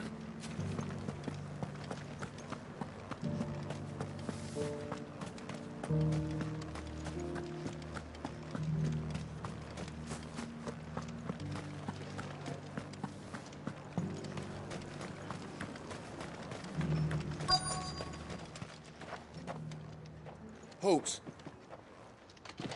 Oh, sorry about that. You're the dame's man, aren't you? You got some business with the captain? No, actually. With the Duke. I was hoping I might be able to speak with him. We're under orders not to let any civilians pass. But you should be all right. His Eminence has heard all about you and your heroics. Wait here. I'll go and ask.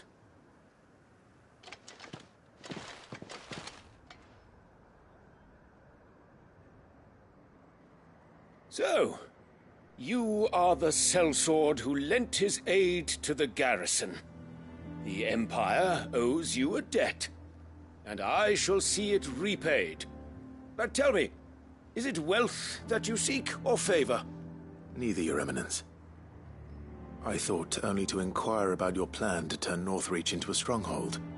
Ah, I see. You are worried the expanded garrison will render your services redundant. Yet you needn't be. A proud fighting man like yourself shall always have a place here.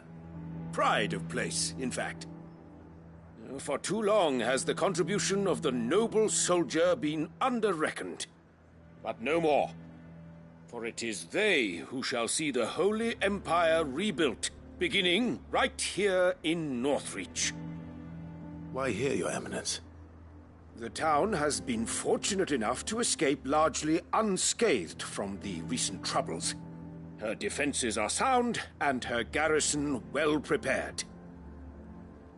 Which is more than can be said for Oriflamme or Twinside. The Empire wants for a capital, and I believe Northreach to be the perfect place. With Caer Norvent as her citadel. Once we have seen to the refortification of both the town and the castle, we need only build a wall around both to create a city that would be the envy of the twins. Plans are already underway for the construction. Soon enough, these thralls shall learn that they are no match for the might of Sanbreque. I fear you underestimate how dangerous these creatures are, Your Eminence. Should they return in force, you will need all the people of Northreach to come together in defense of the town. Something they may be loath to do if they've been deprived of their worldly goods. The people will do as their leaders command. If Sanbreque is to be rebuilt, she will require a functioning government. One whose authority is beyond question. That is why this levy is necessary. So that any man who wishes to join the army might do so and be fed, outfitted, and paid as befits a defender of the Empire. And yet there are those who persist in peddling the treasonous lie that I seek to steal from the people and drive them from their homes. I suspect they're afraid of losing what little they have left. Precisely. The common folk have little and less, and you mean to deprive them of even that. You would sow the seeds of your new empire in your own salted earth. Sabine, we have discussed this. Yes, and I told you then how putting the empire before her citizens would lead only to revolt. Without an empire, there are no citizens. And in yours, there will be only beggars. Is that what Griga wills for her people? Do not take her name in vain, Sabine. I'll come back later. A citizens' revolt. I wonder what the people really think of the Duke's plan. It wouldn't hurt to ask them, I suppose. Let's begin with those on the other side of the wall. As long as you remain.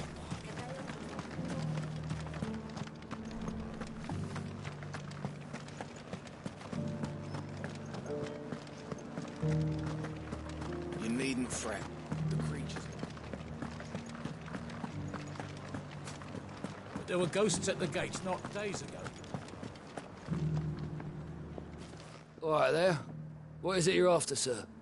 Just your opinion, actually. I wondered what you thought of the Duke of Oriflamme. Oh, him. Not much. None of us traders do. It's thanks to nobles like him that we had to set up shop this side of the wall in the first place. Couldn't have the rabble getting any closer to the holy capital, could they? And now he's trying to drive us out completely, threatening to take everything we've got from us if we don't clear off.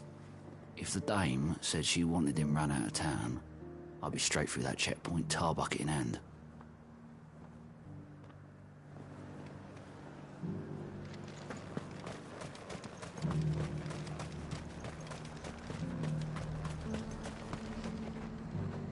I've been hearing a lot of talk about a certain Duke. Nothing good, I'll wager. Going around acting like he owns the place. And with hardly a word to the dame. This is her town, not his. I take it you'd rather she was in charge. As far as I'm concerned, she still is. Just need his eminence to sod off back to Oriflamme.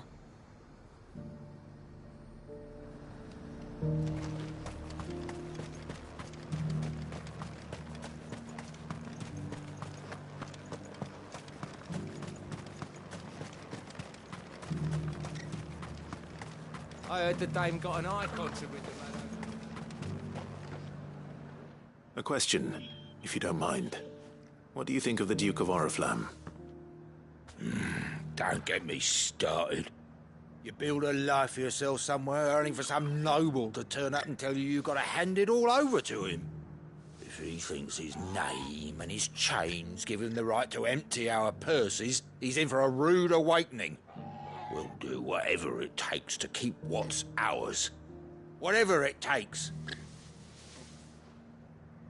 Well, the people seem united enough.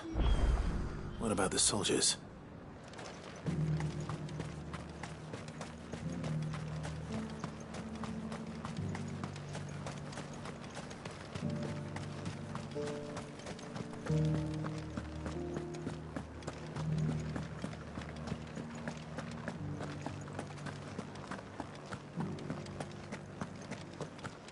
Those things I said before. Excuse me, do you have a moment? I wondered if you'd mind sharing your thoughts on the Duke of Oriflamme. Well, he's made a lot of enemies coming in the way he did. But I mean, look around us. You can see the state the realm's in. The traders might not like having the screws put on them, but if they volunteered a few more of their hard-earned gil before things got bad, maybe they wouldn't have to. I think the Duke's got a point when he says rebuilding the Empire's the best way of making sure we're all protected. And if that means people who don't know one end of a sword from another have to make way for those who do, well, that's just how it goes.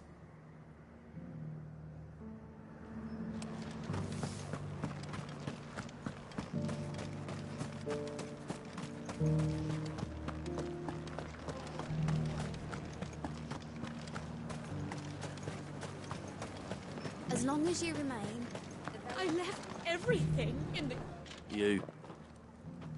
You're the one who was talking to His Eminence. On the Dame's behalf, yes. I was trying to persuade him not to take the people's goodwill for granted, but it seems my words fell on deaf ears. What do you think of his plans? I'm a soldier, mate.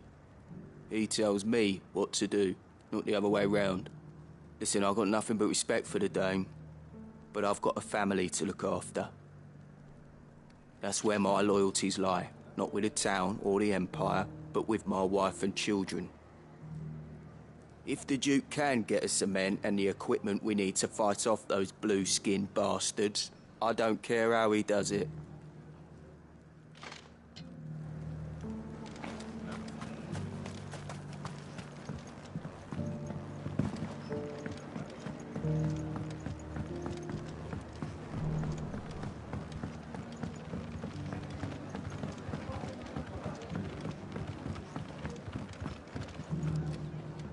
I hear the Duke of Oriflamme plans to turn this town into some sort of fortress.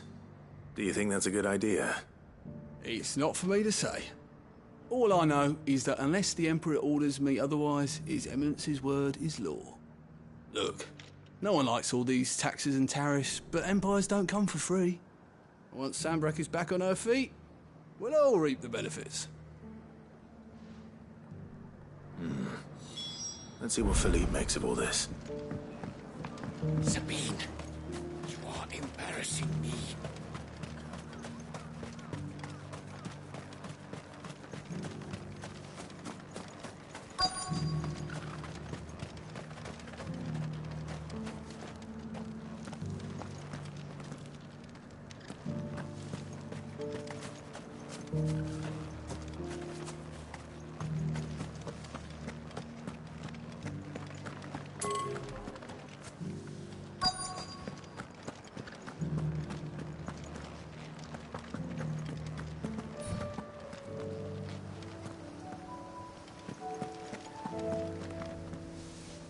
Captain, do you have a moment? For you? Certainly. Clive, wasn't it? Thank you for last time. How can I help you?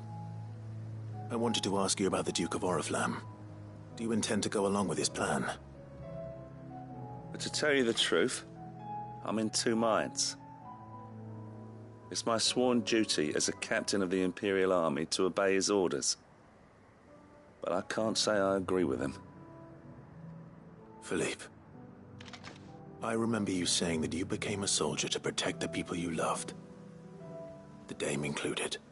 That's right, I did. Well, she doesn't agree with the Duke's orders either. She thinks they could tear Northreach apart.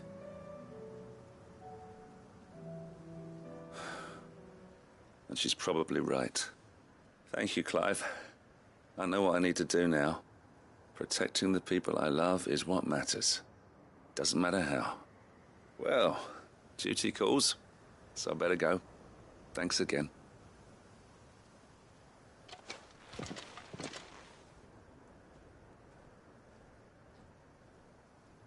It seems Philippe wants to do the right thing at least. I expect Isabel will be pleased to hear that, if nothing else.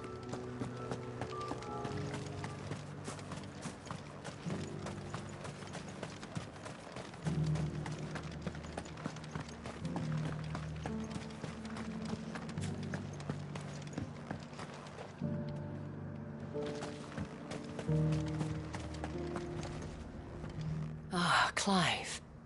How did you fare? Were you able to speak with the Duke? I was, but...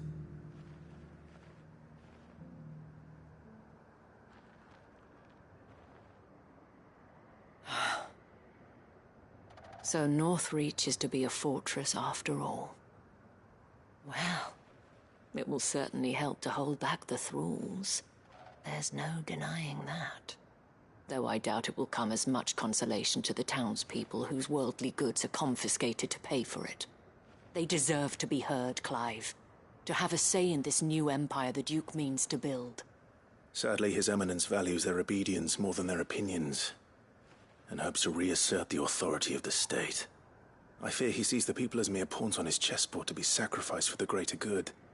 Needless to say, they themselves are of a different opinion, and would rather their destinies were in your hands.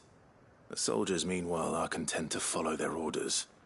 And not just because of the Duke's rank, but because of his vision.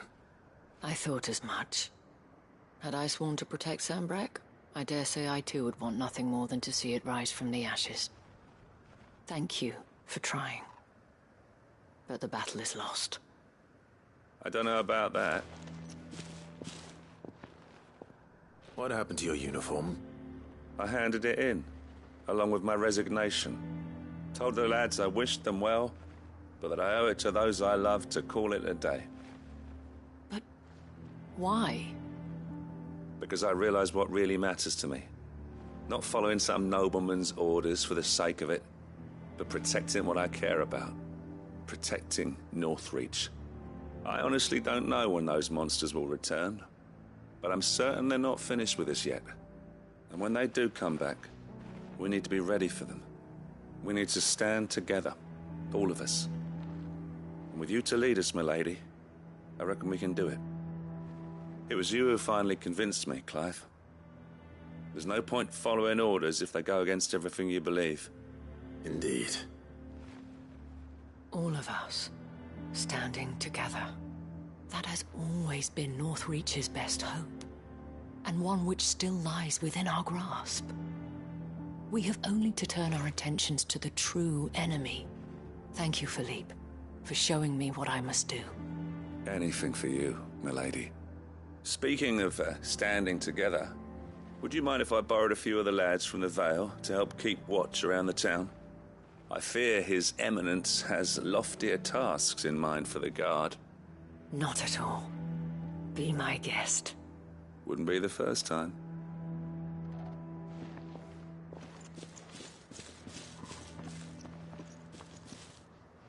There may be hope for Northreach yet. Especially with men like you and Philippe to champion our cause. I, for my part, shall continue to work upon the Duke, in the stubborn belief that I might still tempt him into joining hands. But I suspect I shall have to call upon your aid again. Until then, Clive. Until then?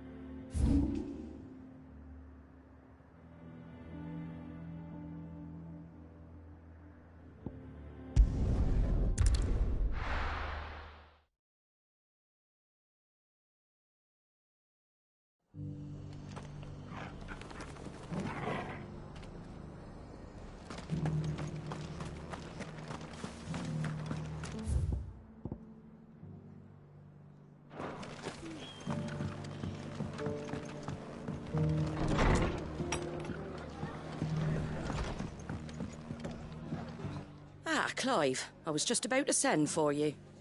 I'd like you to take something to Sir Wade up in Eastpool. Seeds for planting.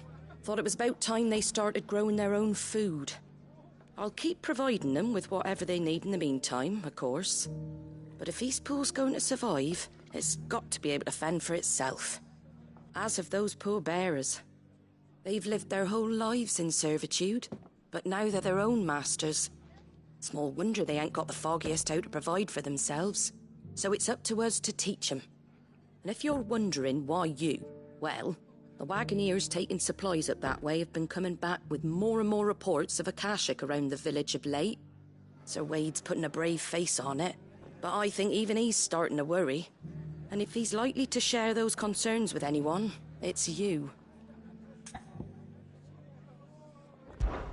All right. Thanks. Wouldn't ask if I didn't have to. There. That should be enough to keep him in Gazal Greens for a few years at least. Gazal Greens? Not the most mouth-watering crop, I'll admit. But they're hardy, they grow fast, and they fill a hole. Better that than something that'll wither away at first frost. And chocobos love 'em too, which is no small thing. When I say all of us need to pull together to get Eastpool back on its feet, I mean all of us. They ain't exactly succulent, but cook 'em right, and they're just about bearable. I'll take your word for it. Anyway, Sir Wade'll know what to do with them. And if he don't, well, I'll go up there and show him myself. I'm sure you will.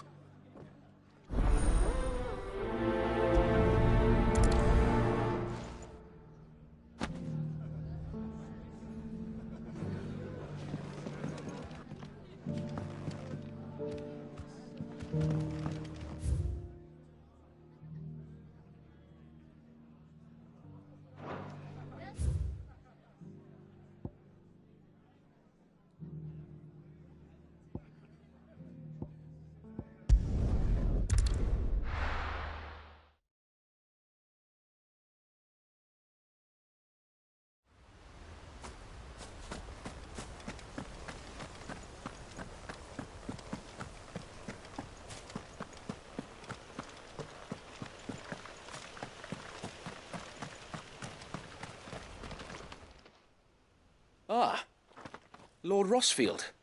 What brings you to Eastpool? A delivery from Martha.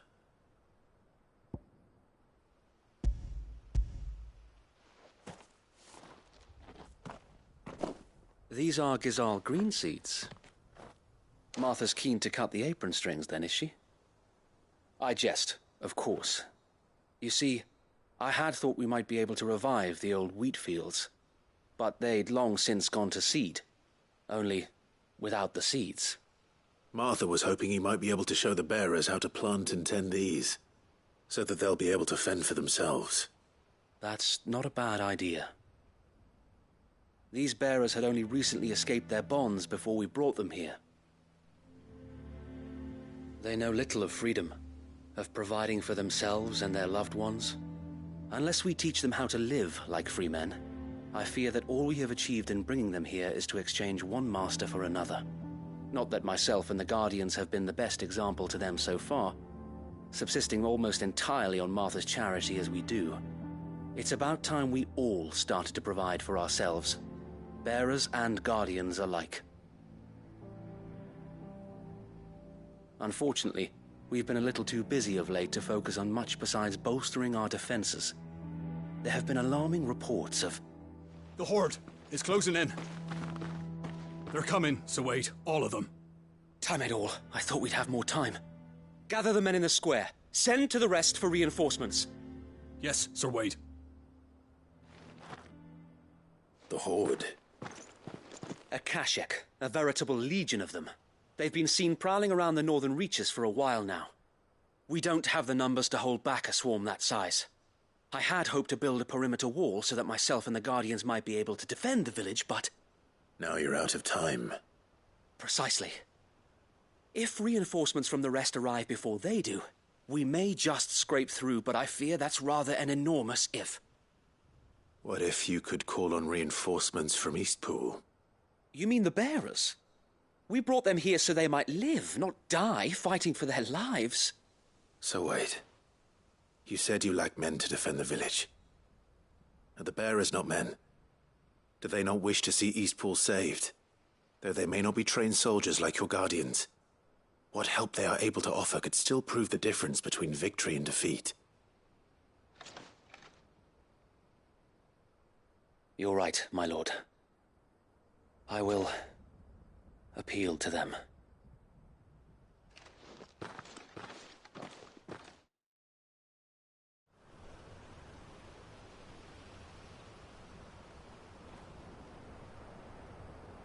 My friends, I humbly beg your aid.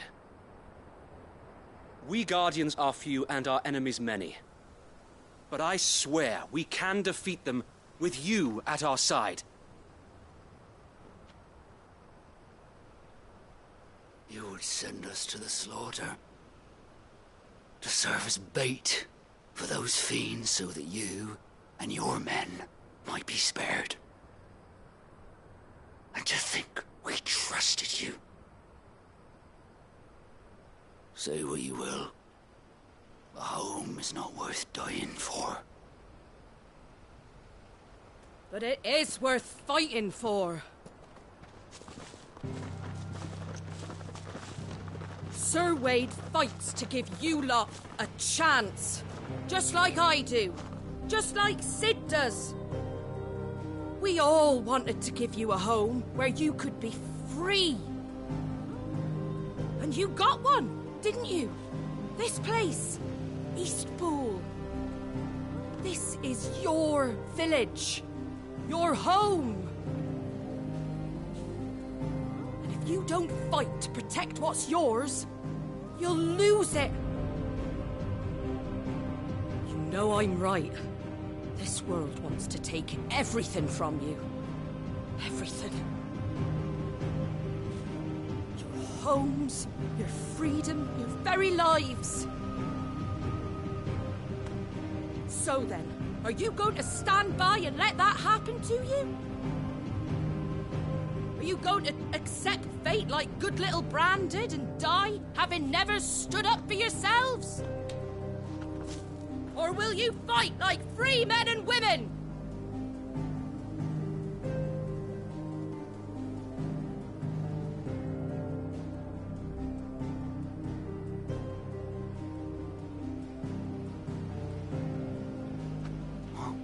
What are you doing? All right. Give me a sword. I never dreamt I'd have a home of my own. And now that I have, I don't want to lose it. I will protect what's mine, or die trying. We all will. Free men and women, fighting together.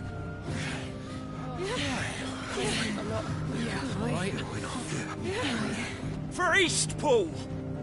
For Eastpool!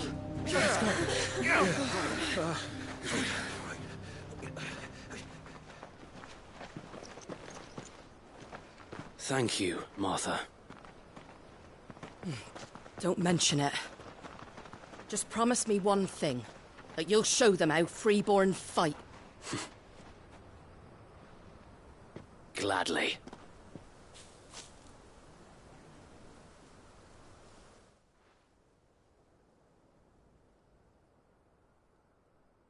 Well, if it was numbers you were lacking, you certainly won't be now. Thanks to you. Me? Oh, I just love the sound of my own voice. Lord Rossfield, my lady, we're ready. So what's the plan of action? We'll divide our forces into several small detachments, each made up of guardians, bearers, and guards from the rest. These will position themselves at strategic points around the village. Upon engaging with the Akashic, each detachment will keep the creatures occupied as best they can, steadily retreating all the while. You're going to lure them into the village? I am. We will have neither the time nor the resources to treat the wounded, so injuries must be avoided at all costs. Instead, we will focus purely on defense at first. By coordinating our withdrawal through the use of messengers drawn from among the bearers, we will aim to have the swarm converge at a point of our choosing. With luck, that point will be the village square. The perfect place for our most able warriors to surround them and fall upon them. And for you and I to finish them off. A sound plan, but one that'll require a leader with a cool head and strong nerves to coordinate the retreat. I'd say you have both in abundance, Sir Wade, but you'll be needed. Please, leave the last of the fighting to me. Ha! And let you have all the glory.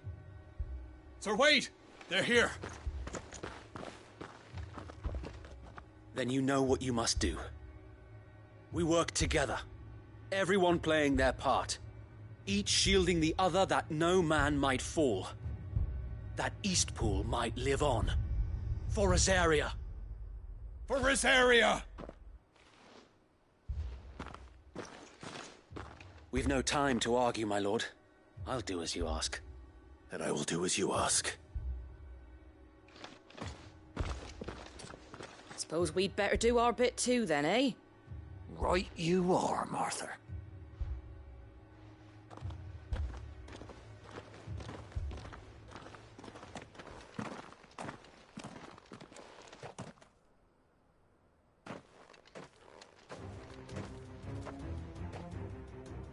The calm before the storm.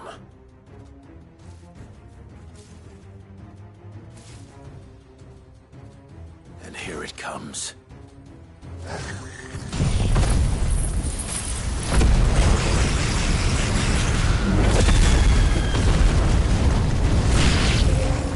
will not let this village fall.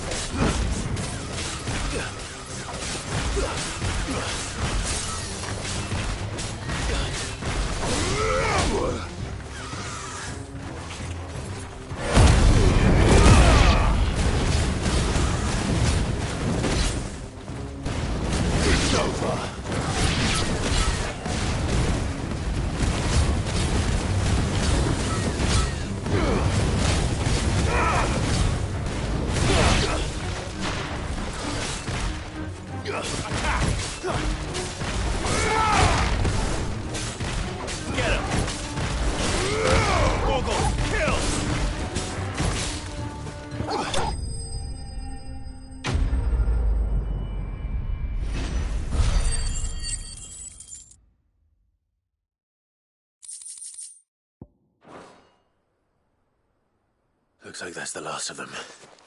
Lord Rossfield! Change of plan! What is it? Owl from the rest. An Akashic curl's been sighted on Rhiannon's ride and is headed in their direction. Well, the better half of her guard is here. So wait, how many Akashic remain in Eastpool? Hard to say. My men are still facing some resistance, but I think the worst is behind us. I could order a detachment or two to fall back and... No. Let them finish the job. You stay here too, Sir Wade. Your men need you. I'll go after the Curl.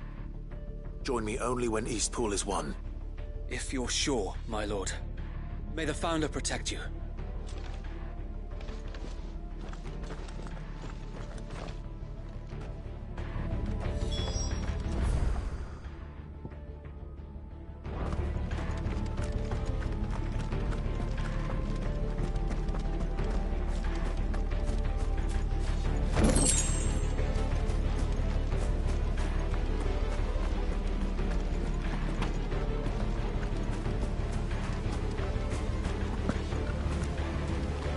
Eastpool will be safe in our hands, my lord. You have my word.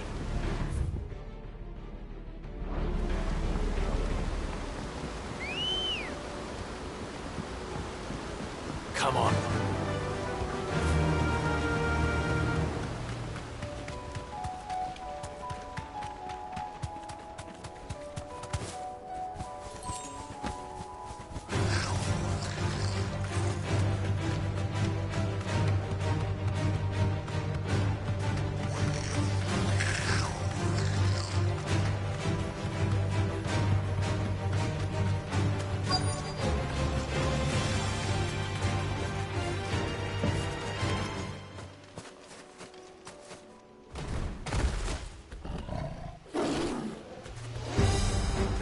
is with me, Torgal.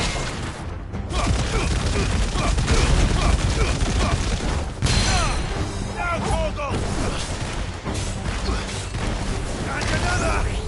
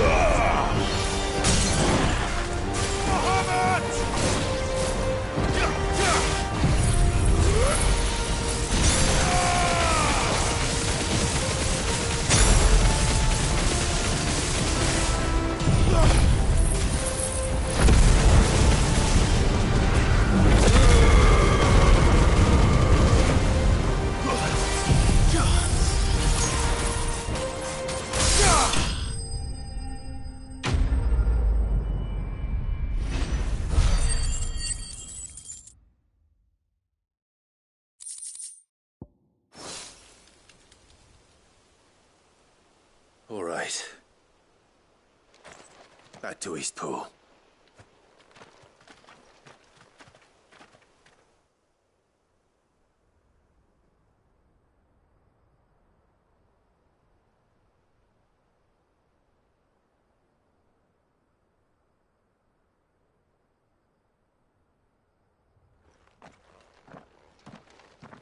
Lord Rossfield, the Curl, is it? It's dead. Thank the Founder for that. And for you, my lord. We were able to eradicate the rest of the Horde. I have guardians posted around the village to keep watch for further attacks, but all seems quiet for now. I hesitate to say it, but I think it might be over. I think it might.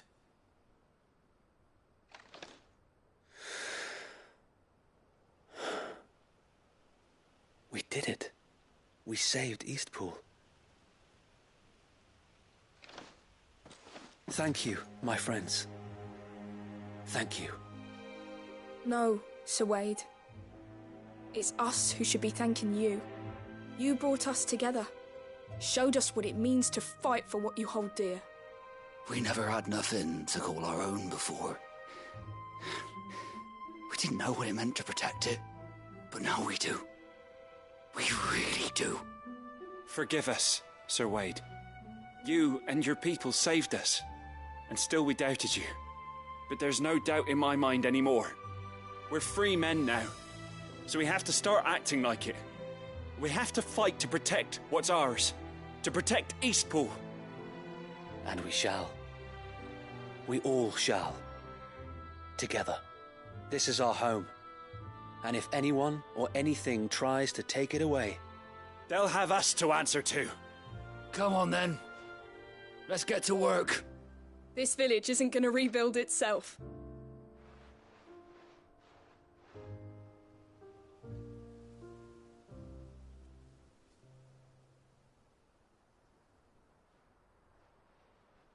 They're not slaves anymore. No. They're Rosarians. Your father took pity on the bearer's plight, and I believe if he were still with us today, this is what he would have wanted. I believe you might be right. I shall remain here, my lord, and do what I can to help rebuild the village. After all, this is my home now too, and I could hardly call myself an Eastpoolian if I didn't pull my weight.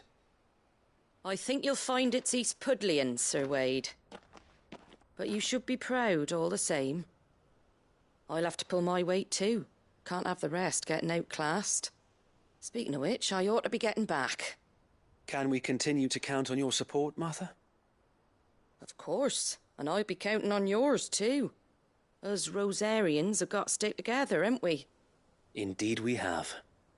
And Clive, come by the Golden Stables when you get the chance. I ain't paid you for delivering them seeds yet. All right. I will.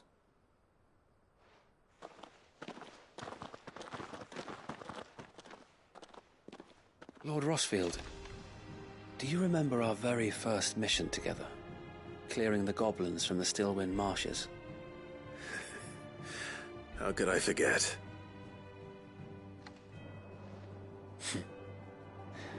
There's one sight that I shall never forget.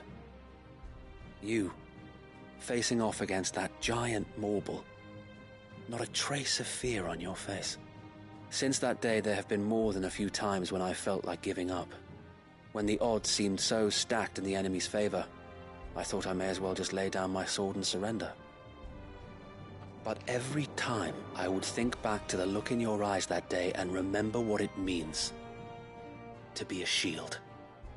Know that whatever trials Eastpool may face, I shall never lose courage. Thanks to you. So Wade, you have always been a true shield. I know that Eastpool, and indeed all of Rosaria, will be safe in your hands. Thank you, my lord. I know the rest of the world will be safe in yours. I'll do my best.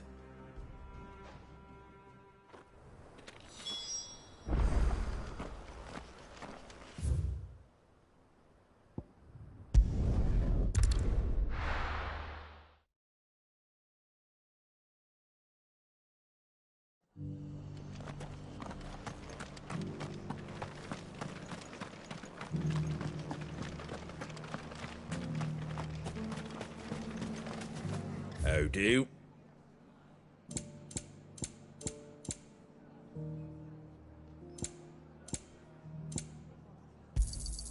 There you go. Thanks very much. Much obliged. There you go.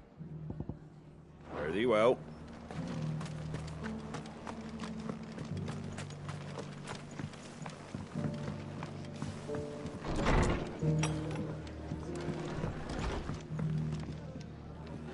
The hero returns. It's lucky you came by when you did, eh? Not only did my seeds get delivered, but you went and saved Eastpool and all. I just did what I could. And it's only right that you get rewarded for it. Take it before I change my mind. Thank you, Martha. So, Eastpool's finally back on its feet again. And a home to free bearers. Who'd have thought we'd see the day, eh? Well, it was your idea. I know that, but I never stopped to think what it would mean. Bearers in charge of themselves, thinking for themselves, working for themselves. Like your hideaway, but not even hidden away. Though I suppose the rest ain't much different nowadays. You know, bearers living free like that reminds me of when I first met Sid.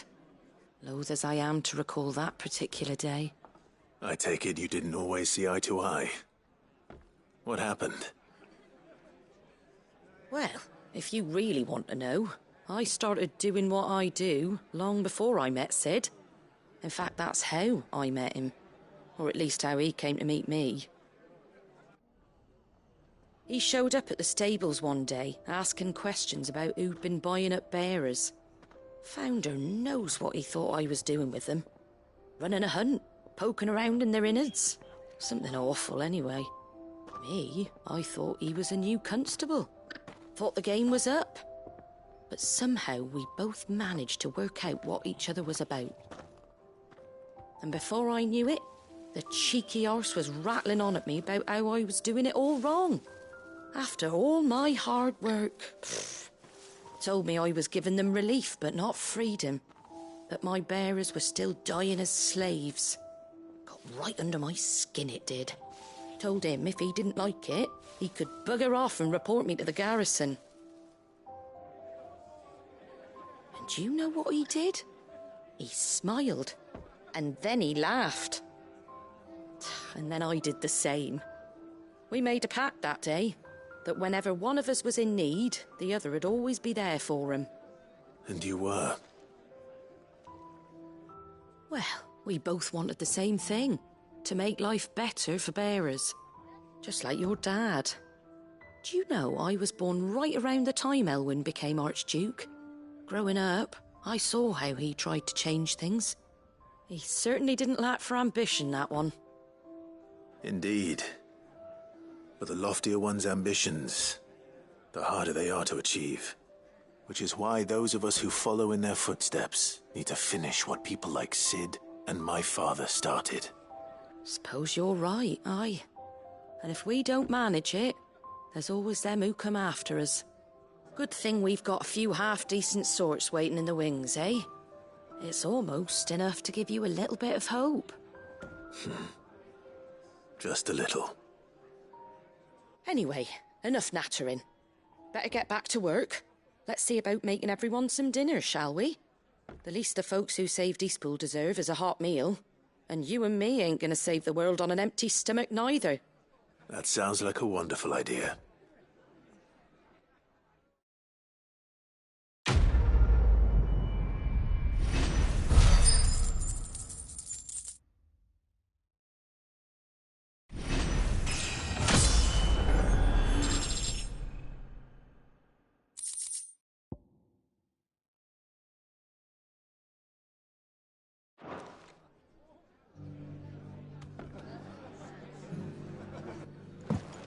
Don't worry, Clive. You went alone in this fight. Whenever you find yourself in need, be it of money, land, or a bowl of hot stew, the stable's door is always open.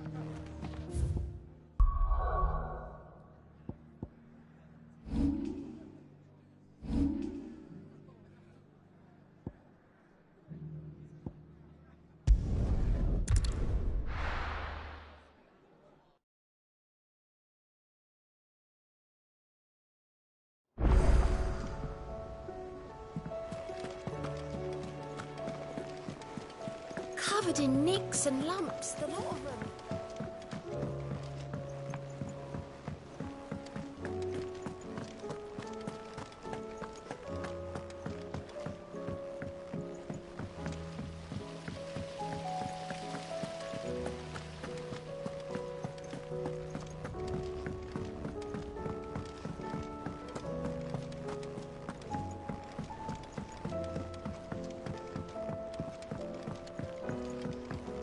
How was she? The Enterprise, I mean. Ah, Sid. Just the man I was hoping to see. Did you have a mo? Don't tell me. You need more bomb ash. Oh, no. We still got plenty of that left. I'm working on bringing another one of the Chief's designs to life. This time, it's a new smelter. It's got a reverberatory hood over the top for additional thermal amplification and a system of reciprocal recirculatory regenerators that let's just say it gets very blimmin' hot. A heck of a lot hotter than anything Blackthorn's got in his forge, that's for certain. Only mithril engines get hotter, and you can't chuck ore in one of them and get metal out the other end. Trouble is, we won't be able to make it out of any old rubbish neither. We need the good stuff. And I hear you once helped Helena get her hands on exactly that. Any chance you could help me too? If it's for the good of the hideaway, I'd be happy to. Oh, it is. I promise you. So, what exactly is this good stuff you need me to find? We've got a couple of examples here. Spherical echoes, we call them. More fallen materials. So this smelter is similar to the mithril engine in more ways than one. That's right. They're a bit like the thermal helms. Fallen ceramics deal with heat like nothing else, see? And what's more, they're directional, transferring heat from the inside to the outside. But these things, they're all outside. If we line the hood with them, they'll reflect the heat right back into the furnace. We've collected as many as we can, and I know where we can get the rest. Trouble is, they're all watched over by their bigger, uglier cousins. So you want me to visit some ruins, destroy some echoes, and bring back the spheres they're guarding? That's it in a nutshell, yeah. We're only 3 short, mind, and we know exactly where they are. There's one up Amber Way, in that ruin that they call Lost Plume. and another in the Silent South over in Dalmekia. Last one is in the ruins of Advent, which is in the Empire. All right then. Wish me luck. It'll do. I'll be keeping all my fingers and toes crossed.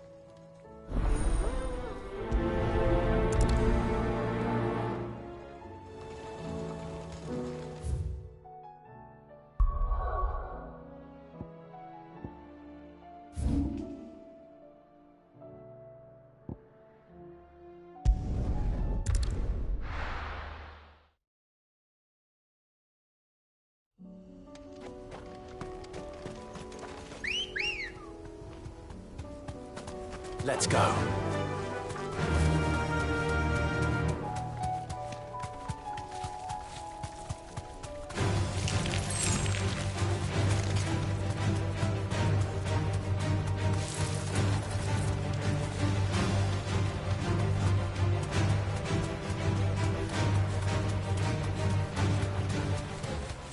Damn it. The whole village is turned. I can walk from here.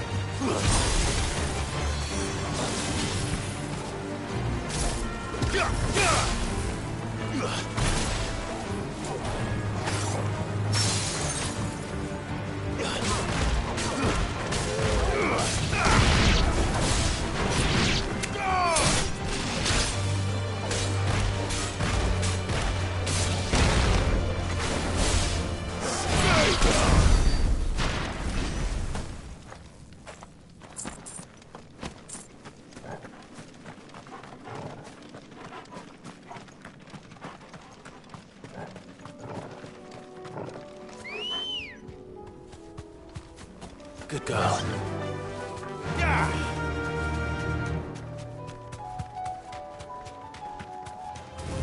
All right.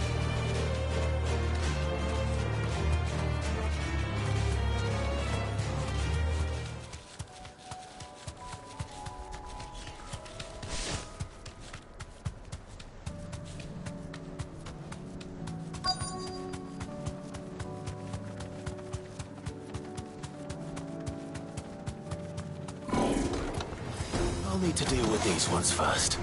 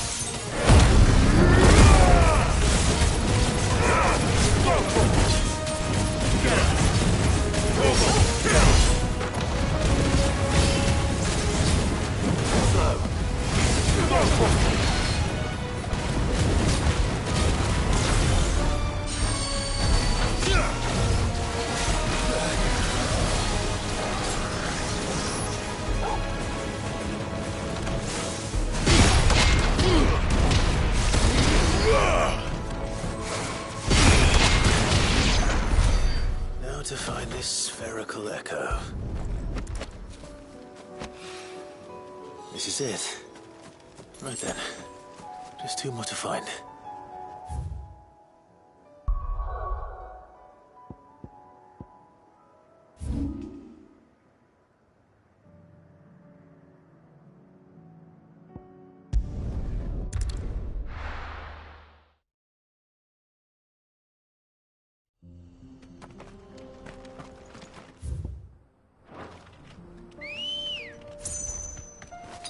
That's better.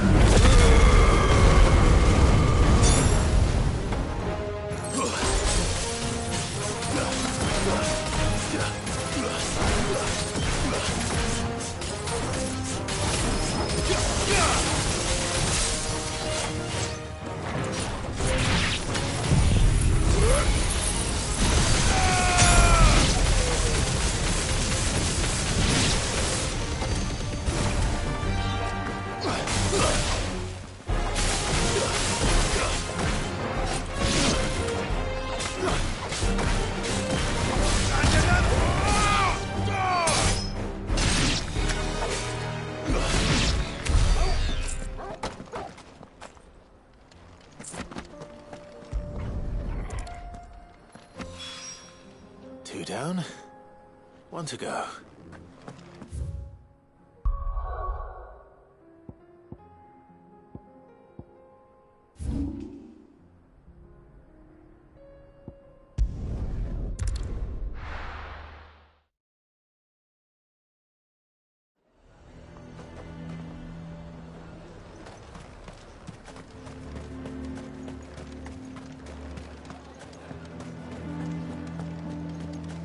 I swore to protect this town and the people I love. I don't need a uniform to do that.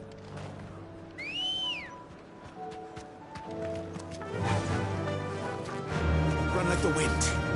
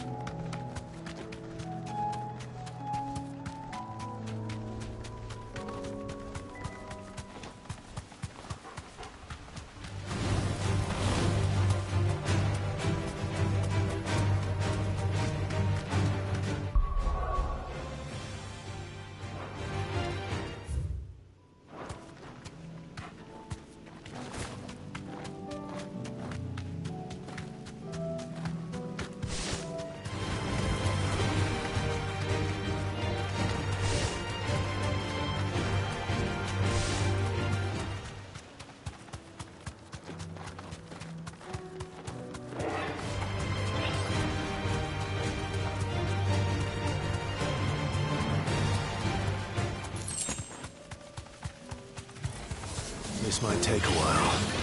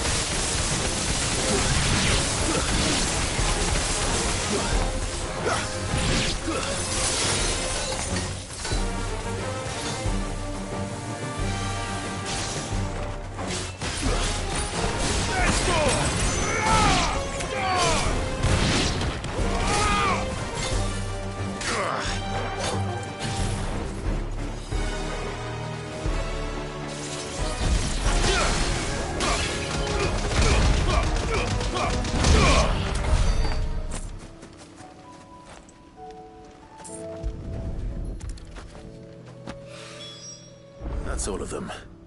Owen can uncross it.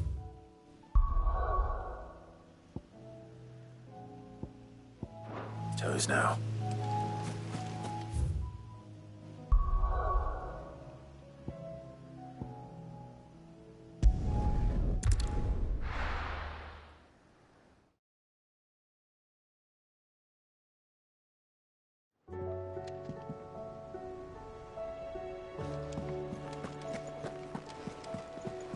Covered in nicks and lumps, the lot of them.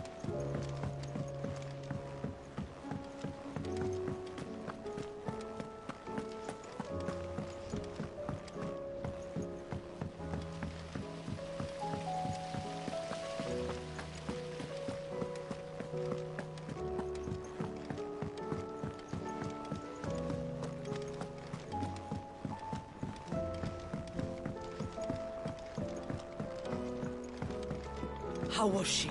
With Canva in the hands of Akashic. Ah, Sid. Wasn't expecting you back so soon. So, is it good news or bad? Good, thankfully. Here. Ah, that's brilliant! Thanks a blimmin' million! I'll fit 'em to the smelter right away!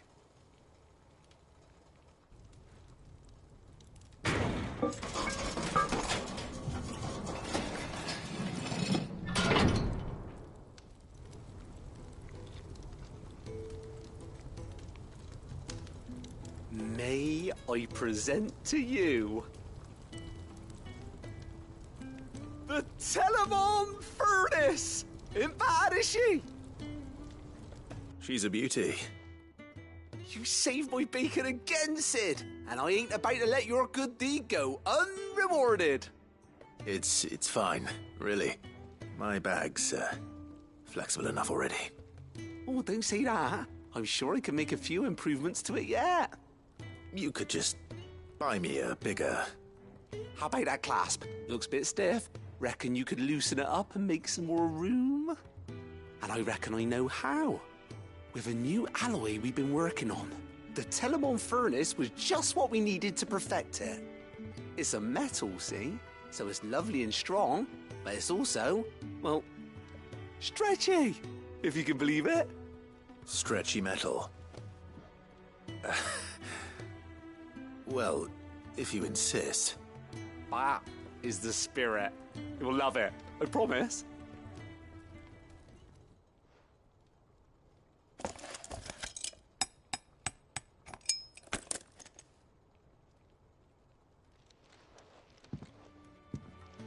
So, what do you reckon? It's actually quite ingenious. Thank you, Owen. Shh, don't mention it. You earned it. And I wanted to get some practice in using that metal anyway. Reckon we'll have all kinds of uses for it around the hideaway. Can't think of any right now, but that's our job, innit? Dreaming up new ways to make life easier around here. Maybe even out there, too. One day, the whole world's gonna know about the inventions you've helped us put together. That bag of yours will be the first of many. You mark my words. They'll hardly believe their eyes, I'm sure.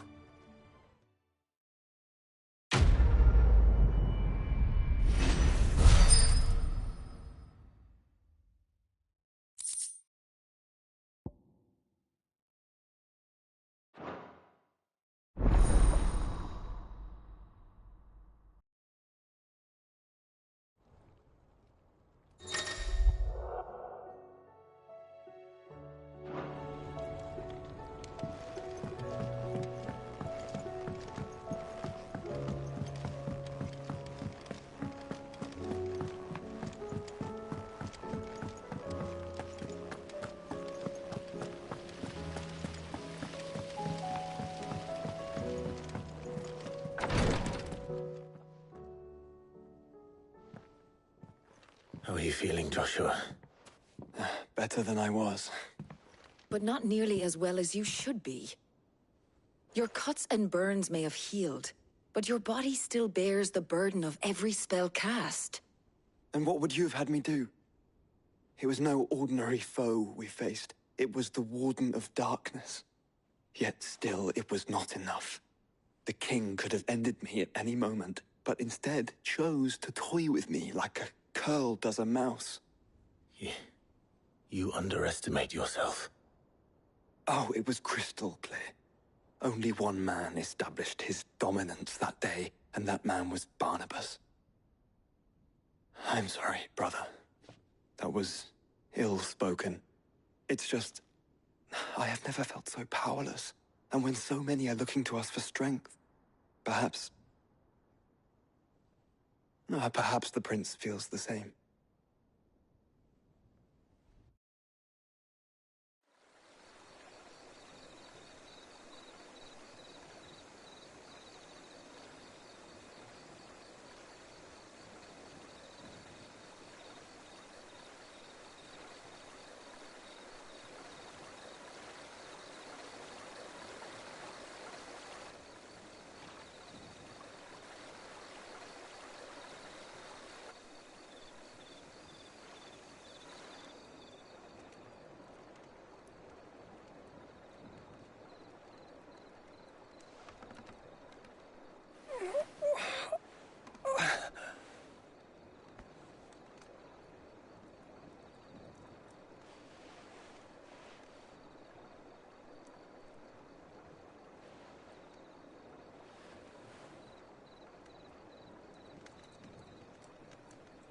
What is this place?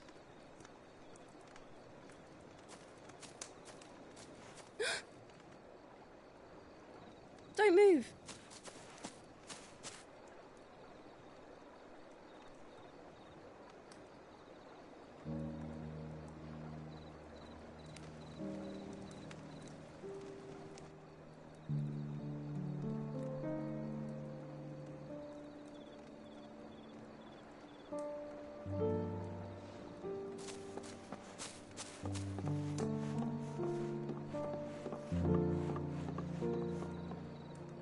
Here, it's fresh from the well.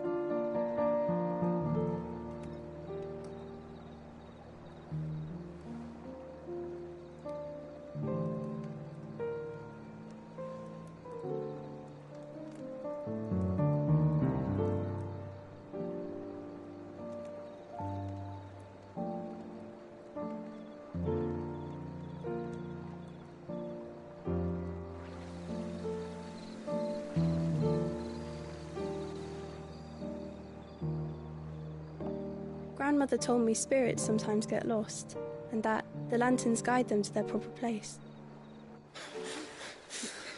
I set one on the river for her when she passed away.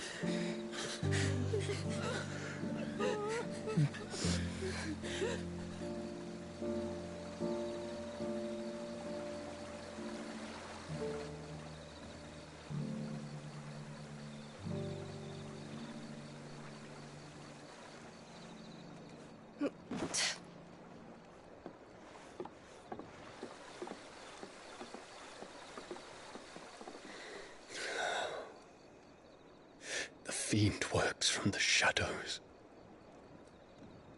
Was it you who guided my hand then, Ultima?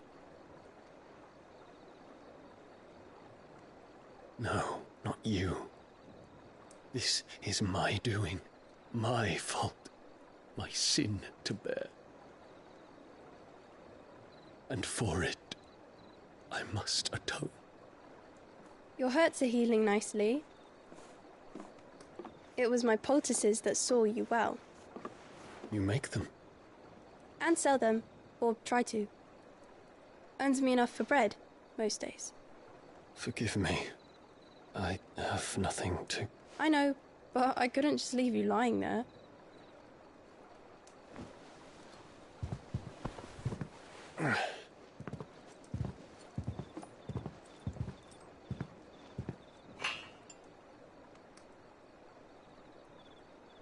You're going then? Of course. I'm healed. Thanks to you and your poultices. Will you promise to come back and visit?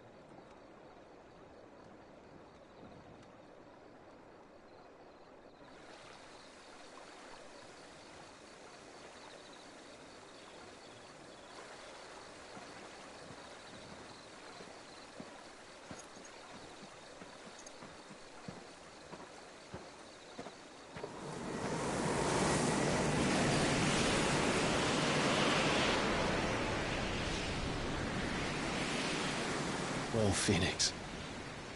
It would seem that I owe you my wings.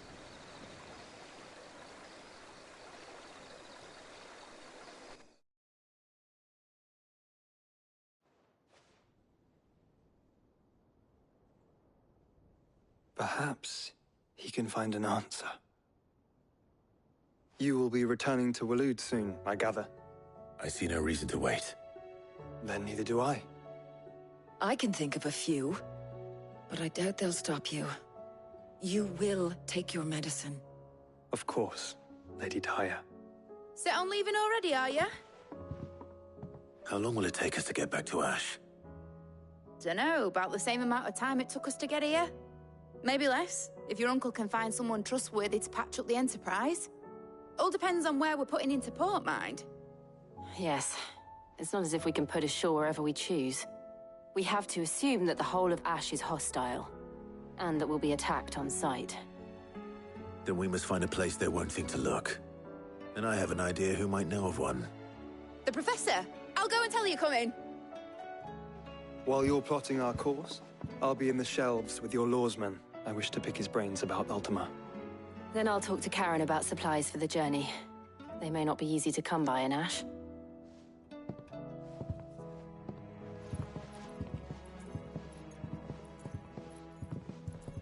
Your brother's body won't take much more of this recklessness. You know that, don't you? I do.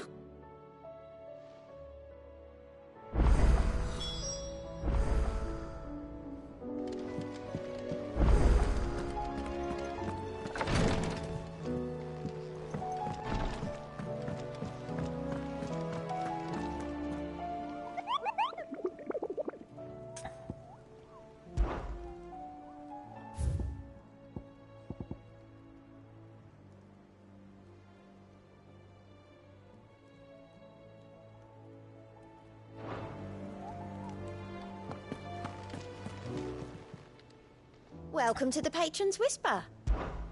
Is everything we've received and everything promised? Here you are.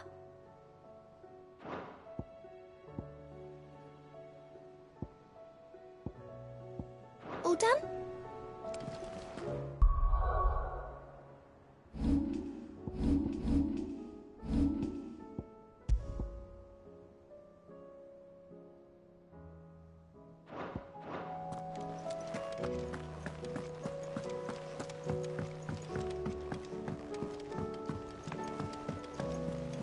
Covered in nicks and lumps, the lot of them.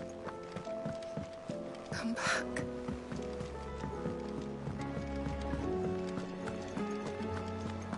Don't tell me we've run out of... Aye, it's a dangerous world out there.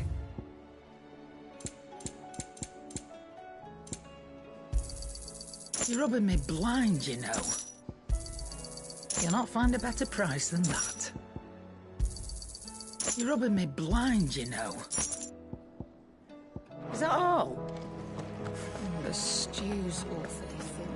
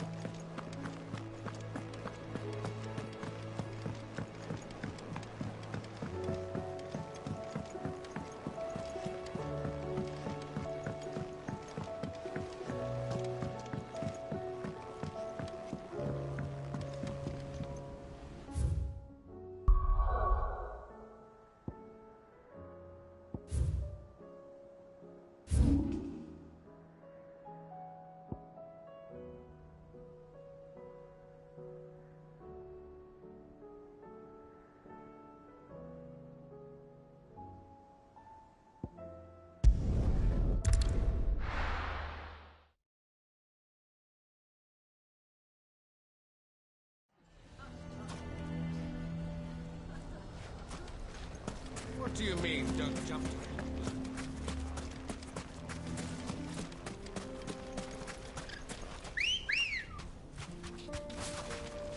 Come on. How the hell did that buzz?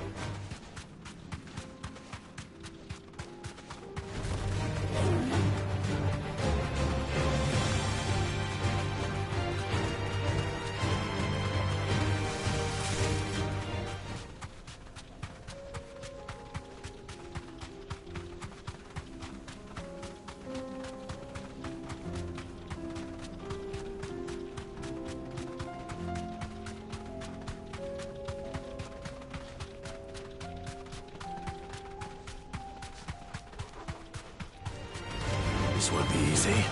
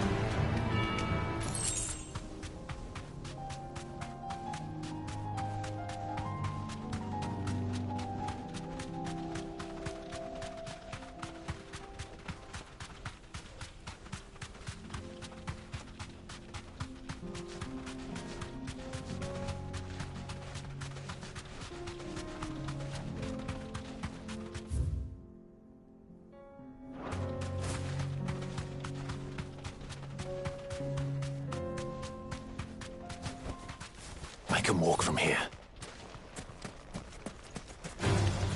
Don't get surrounded.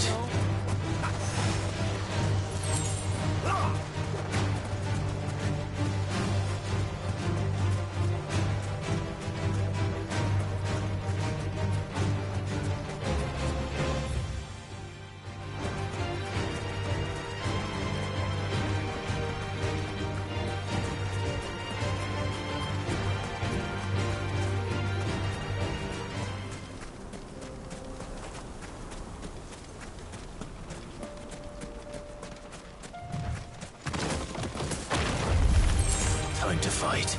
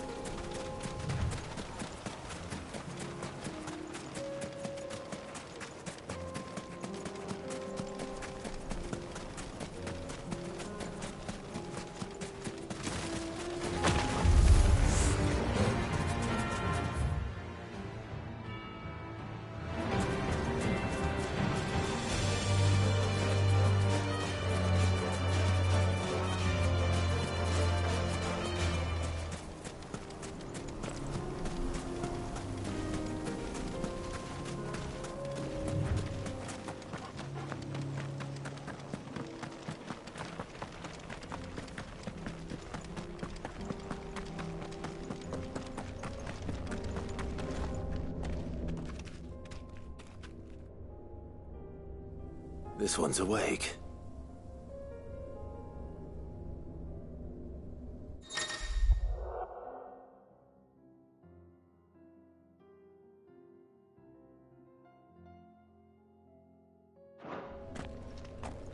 Let's see what's inside.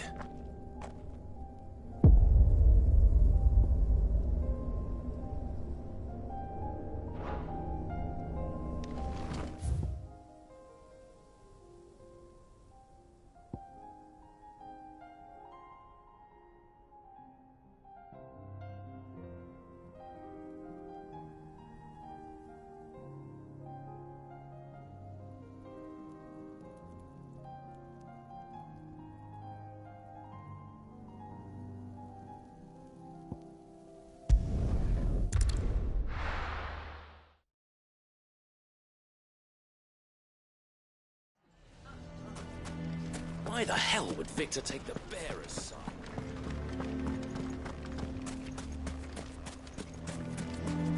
None of the stalls were plundered this time, thanks be.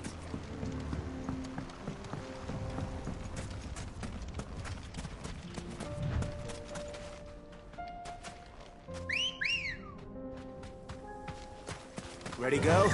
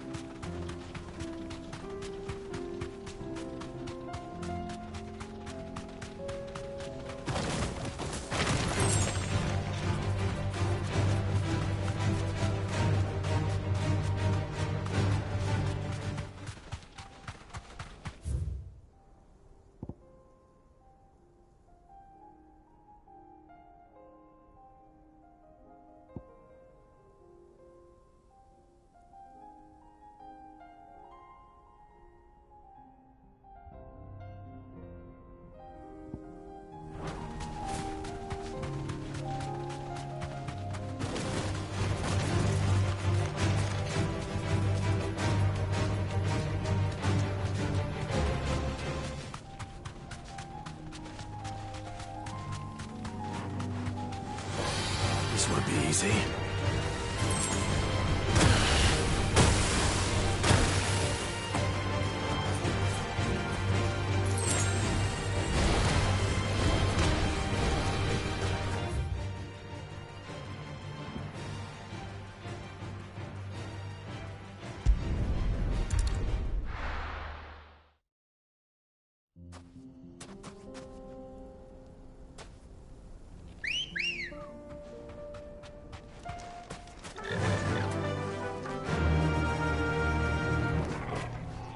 Faster!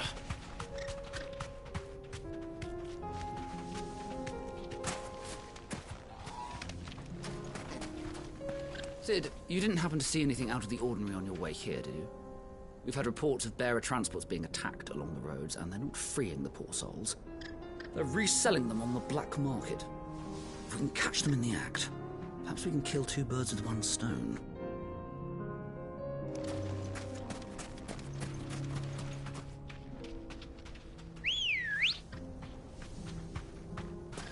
Come on. Fly, Ambrosia.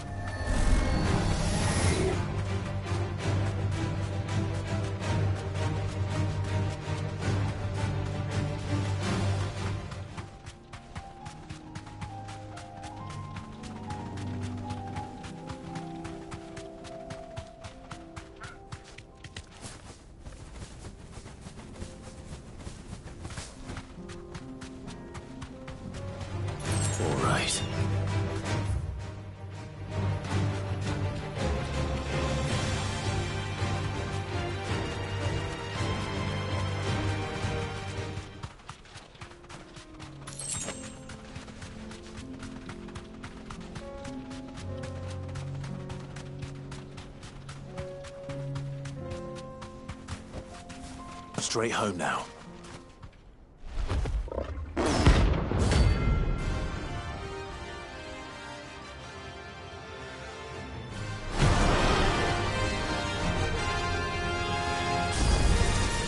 We're not going to outrun this one. Stay close, Torvald.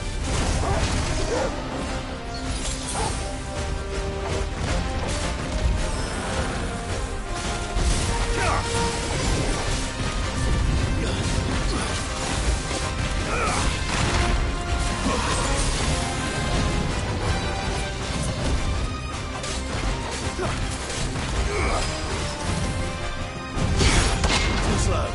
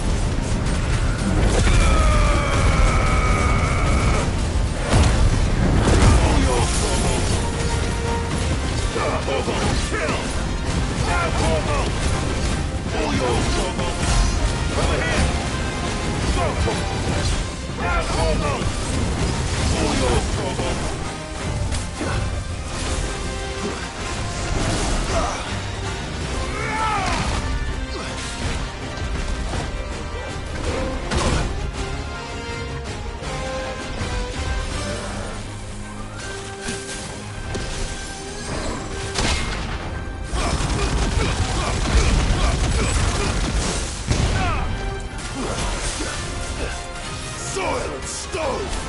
Let's go!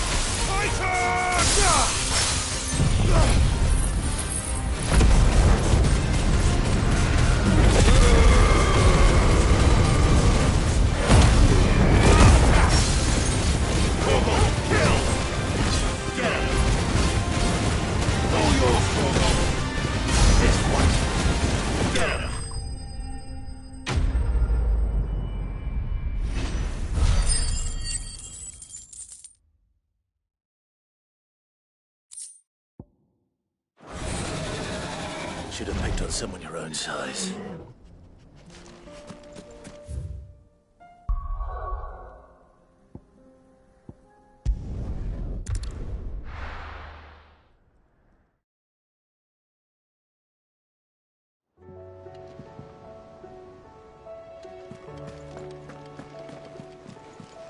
Covered in nicks and lumps, the lot.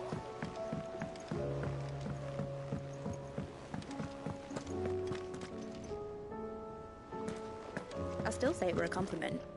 Say it all you like. It doesn't make it true. Ah, Clive. I was wondering when you'd arrive. Please tell me you've come to take our young prodigy here off my hands. I'm not here for Mid. I need information on Ash. Then why not ask Molly if you can look in one of her ovens? Go on. As soon as the Enterprise is ready, we'll be setting out for Drake's Spine. And we're going to need a safe place to land. Preferably one that won't see my ship blown to shit and splinters. If it were that easy, do you think Waloed would have resisted invasion for so long? Very little is known of Ash, and the information we do have is spotty and outdated. We have the good King Barnabas to thank for that. Waloed's borders have been closed to outsiders since the day he seized the throne. If there is anywhere safe to land, you won't find it on my map. Then tell us what we will find. I'm sure you know better than we do. But no splinters! All right, if it will get you out of my hair. But interrupt me, and it's over. Understood?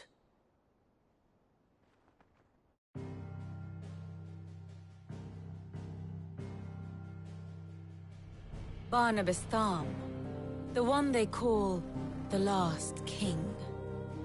Understand him, and you will understand the kingdom of Waloed. Barnabas was only a boy when he arrived from beyond the southern seas, and barely a man before he united the ragged tribes of Ash. And having unleashed them upon the formidable Veldamark, he set his throne upon the ancient kingdom's ruins. The victory sent shockwaves around Valisthea, tales of Odin's might spreading through every court, parlor, and drinking hole in the realm. Note that this was in the year 843, and that the king still sits upon his throne some 40 years later, quite untouched by time. Waloed's recent inaction left many wondering if Odin had lost his appetite for war. And yet here we are. The Einherjar was committed to the fray, a bold declaration of intent. Orcs swarm around Drake's Fang, and throngs of Akashic haunt Canvas streets. Though how precisely the havoc they wreak serves Waloed remains unclear. Regardless, if the order to attack truly came from King Barnabas, then one thing is certain. Waloed has achieved the impossible, and made bedfellows of beastmen and the ether-addled alike. All of which is a roundabout way of saying that you will be in unknown territory when you set foot on Ash. Much of the continent has already been lost to the Blight, and what few ports remain will be fiercely guarded. And that is to say naught of its natural defenses. Offshore currents will cast an ill-equipped ship out to sea one moment, and dash it against the rocks the next. But then the Enterprise is anything but ill-equipped. And Mid has made land there before. Now, if only there were someone with an intimate knowledge of the Shadow Coast, and where a daring gentleman might put ashore.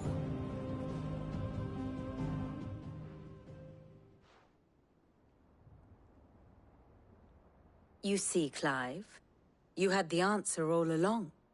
Do you think you can get us back to that beach, Mid? Picked you up from it, didn't I? Not that it were easy. The currents were a right bastard.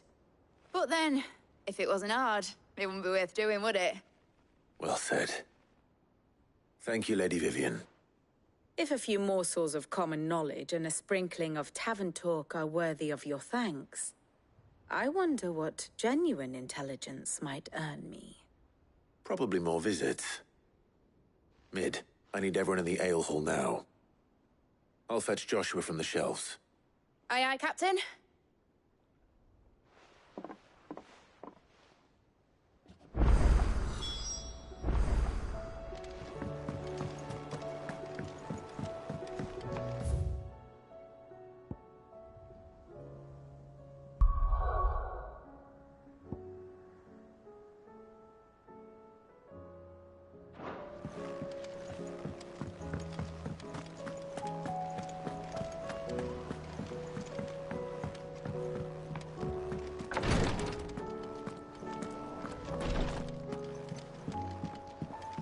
Please, your grace, stay strong.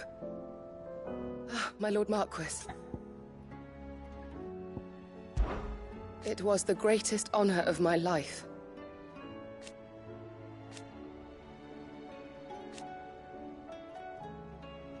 But now, so I bid you. Your companions are kind indeed. I must admit, but I see now.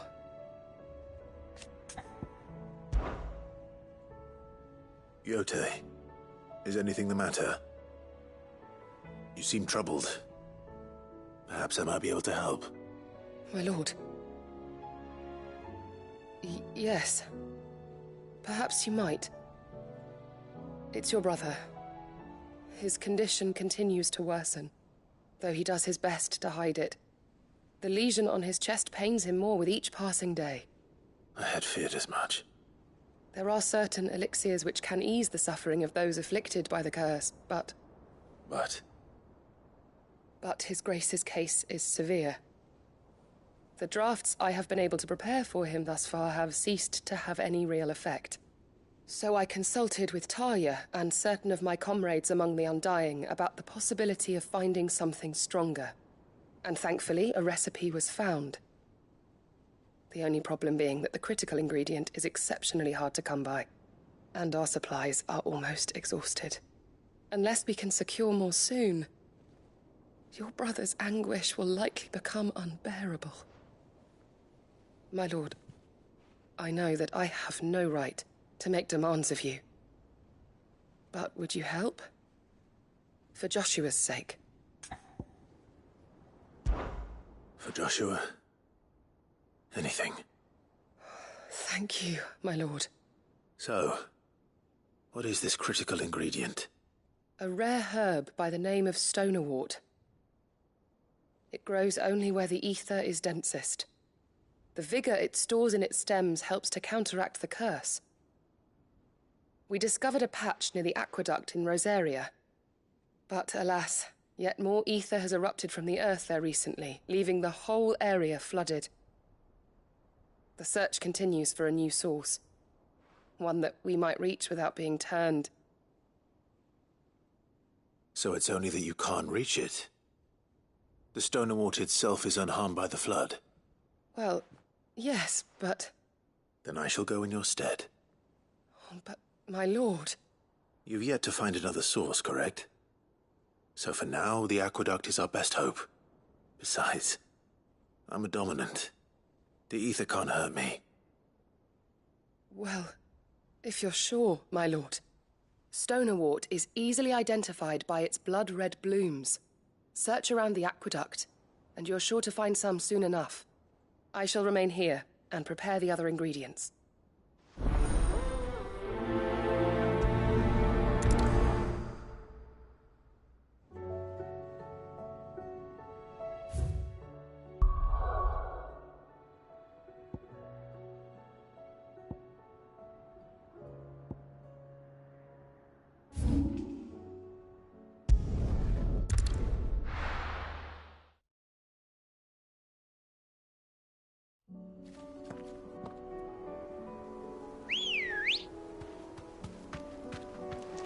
Ready, go?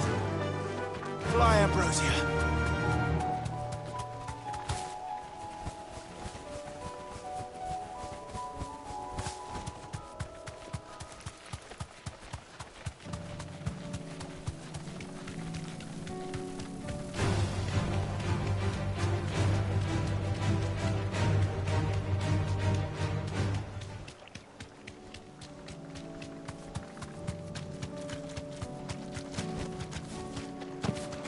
Here's the aqueduct. Now to find our stonewort. Yote mentioned blood-red petals. That's my luck.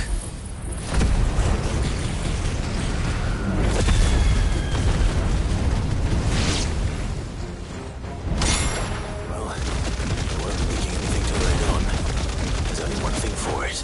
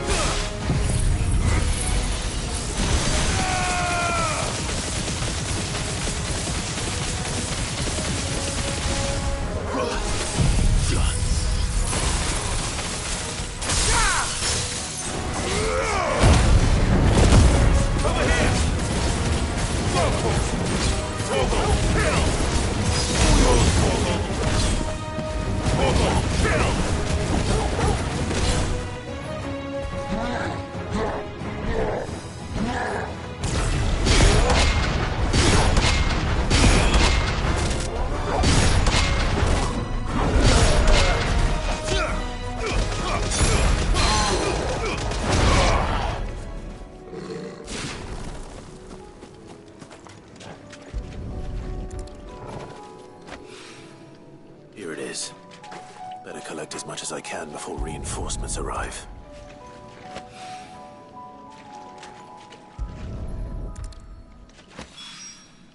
Right. That should do it. Let's get these back to Yote.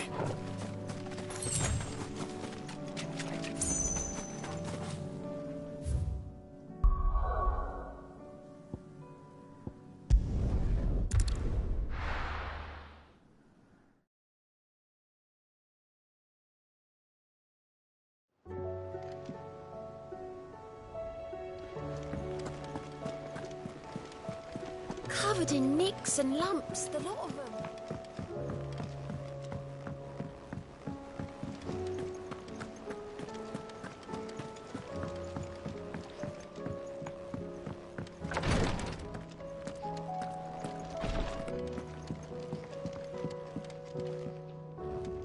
Yote, I brought back all the stone and water I could find.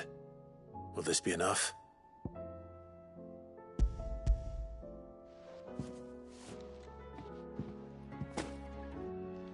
Yes, my lord. Thank you. I'm sure it will serve us until we can find another source. I'm very glad to hear it. You and His Grace are very much alike, you know. You think only of how you might help others, and never of the danger to yourselves. No more than you have minding my brother. You've risked a lot for him, and I thank you for it. I am honored that you should say so. But I beg you, my lord, do not give too much of yourself for the sake of others. We could not afford to lose you. I'll keep that in mind.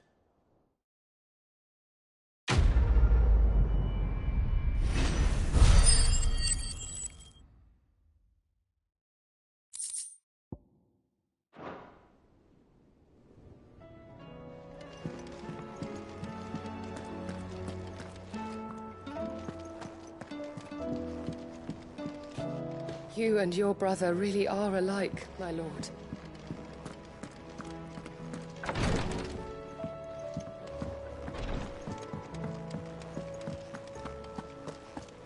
How do you split the sea?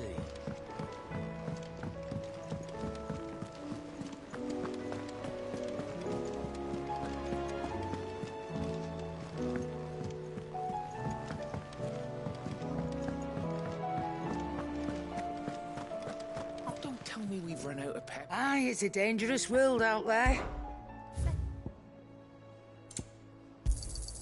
It'd better all be here. You'll not find a better price than that.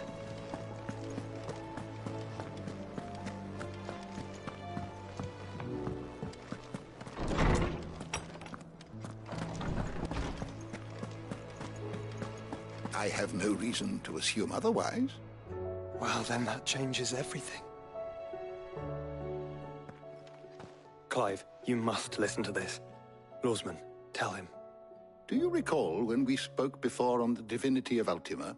Well, it inspired me to delve deeper into the subject. And what I discovered appears to agree with the findings of His Grace. You will recall that my quest to uncover Ultima's origins began with the mural at Phoenix Gate. But while I've always known it to be important, its secrets have heretofore eluded me. Now, however, I believe I know where to find the more complete example, one that will reveal all we seek. Master Clive, have you ever in your travels chanced to hear of the Circle of Malleus? I would think not, if you have. But there was once a time when the faith flourished, the oldest known religion in the Twins, and though its popularity eventually waned on Storm, hints of its dogma remain embedded in more modern faiths such as the Crystalline Orthodox. Wait, you said it waned on Storm. What of Ash? Religious monuments are often torn down or repurposed when new faiths rise to prominence. But if no new faith arose, then perhaps the ancient temples might still stand. And so, you see now why I must accompany you to Waloed. It would appear the past still has much to teach us, though in this case, it would not have been possible without the musings of Moss. To think that you carried a copy of my old mentor's chronicles all along. I am relieved to discover it in good hands. I shall guard it with my life. Joshua, if you're finished here, join me in the ale hall. I need to speak to everyone before we leave. Right away.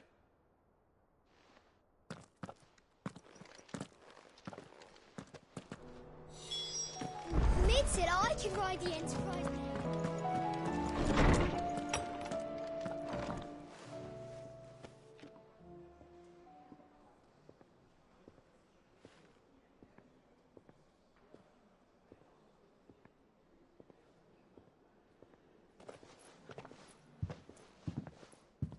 My apologies. By now you've all heard where we're going and why. So I won't bother you with the boring details, only the important ones. If we attempt to approach Stone here by sea, there's a good chance we'll be sighted and fall prey to the capital's artillery. So instead, we'll disembark on the southwest coast and make for Drake's Spine on foot. I say we, but it's highly likely the entirety of Ash is under the rule of Ultima. A large party would only attract unwanted attention, as well as slow our march and require supplies which may be difficult to obtain. Only Joshua and I will be going. And a scout. Preferably a good one. Gav, do you know of any? You bet your ass I do. Might still borrow some of Lady Vivian's maps, though. Just in case, like. Once you've dropped us off at the Shadow Coast, you need to retreat into neutral waters, fly merchant colors, and stay inconspicuous. If you sense any danger at all, you leave us behind and return to Storm. Inconspicuous is my middle name. But like hell am I leaving anyone behind. The ship ain't going nowhere till your scurvy mugs are smiling on deck. Jill, the Enterprise will appear a tempting target for royalists and pirates alike. You're to stop anyone boarding. Don't worry. I'll keep the ship and her crew safe. You'll be needing passage home, after all. But... very well. If there are no questions, I'll see you all at the docks.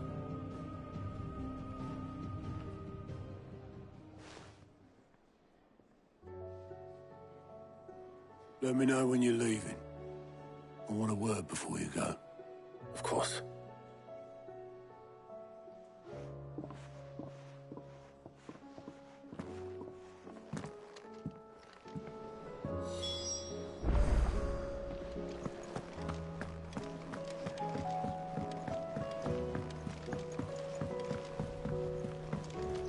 am certain we will find what we seek in Ash, and learn the truth of Ultima's origins.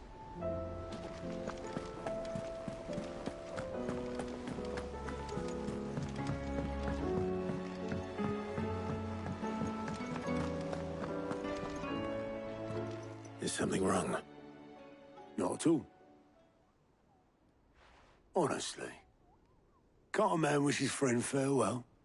Just wanted to let you know that I'll keep things in order while you're off saving the world. I'll hold you to that.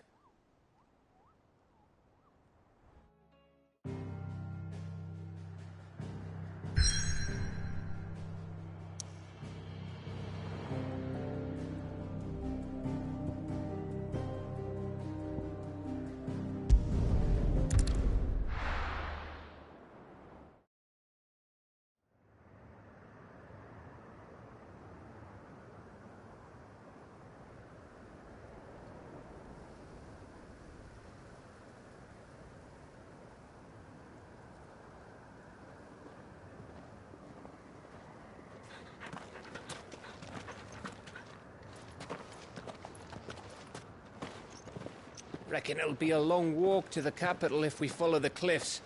I'll scout ahead, see if I can't find us an inland route.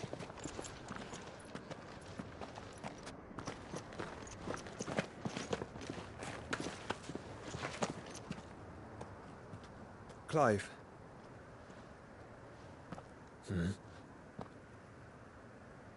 There's something I've been meaning to ask.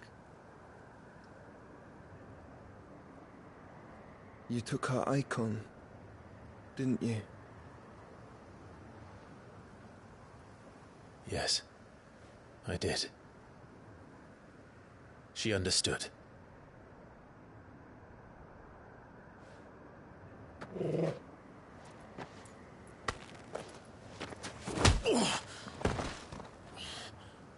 Oh, she understood. Understood that you decided to save the world all on your own, and that you'd die without her power. How dare you make her choose? You knew damn well she'd never refuse you. But I will. You can't keep pushing us away, Clive. The world is ours to save, not yours.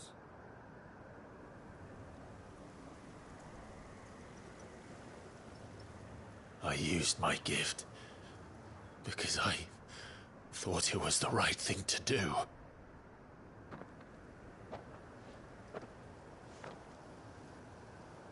And you truly believe this will save you? Will save us all? I do.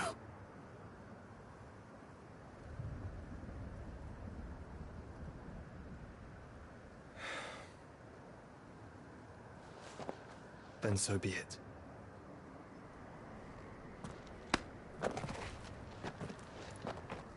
Just don't forget, you're not alone.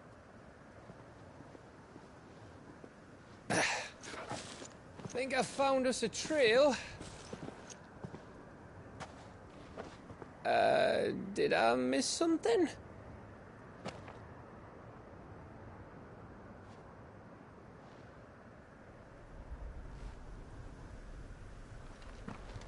Only that Joshua didn't. I don't get it.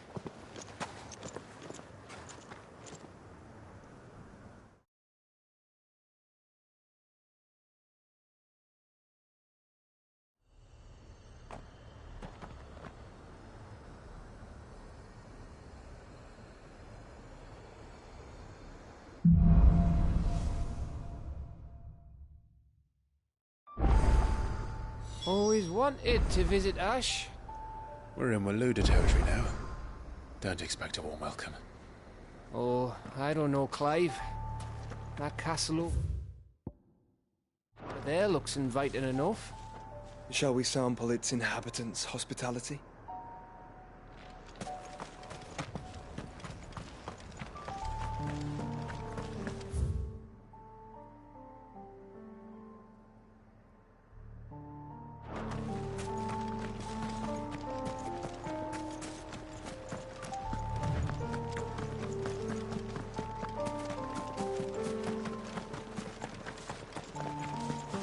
Remember what I said about warm welcomes, Gav?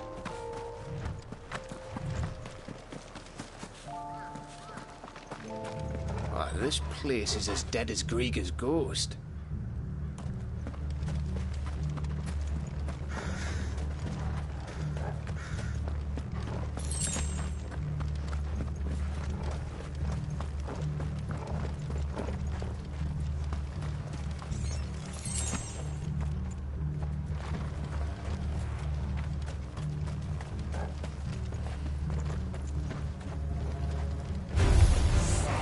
I knew I smelled something.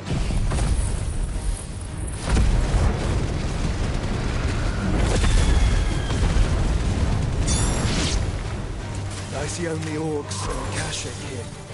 Let's hope the villagers will be out in time.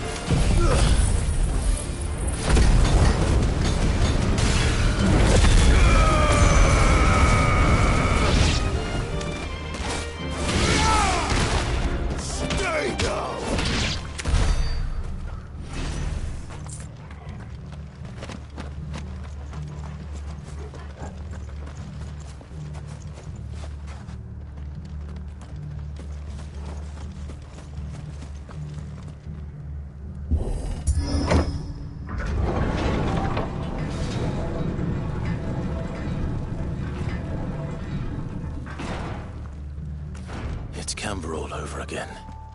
Where the hell are the royalists?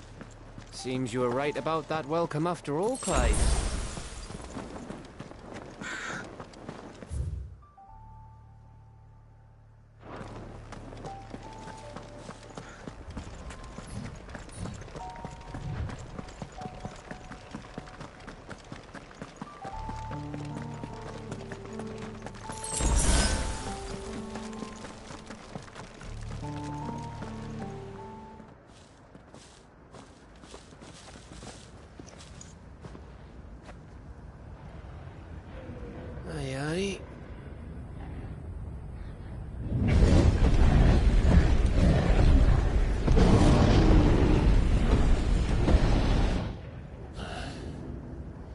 Is the whole of Ash fallen into Ultima's hands?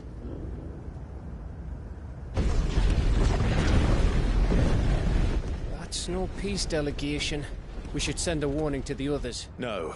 My uncle will have an eye on the coast. I trust he'll find a way to entertain any uninvited guests. Our mark is Drake's Spine, and there's a lot of road between us and it. We press on to Stone here. Aye, you never know. It might not be a nest of slavering monsters.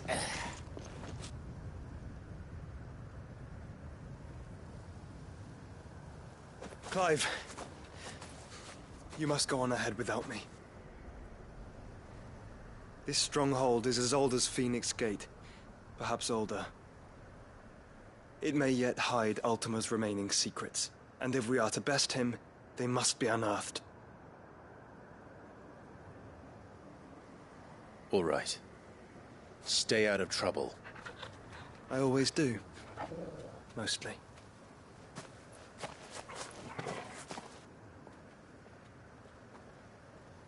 You sure about this? About leaving my brother on his own?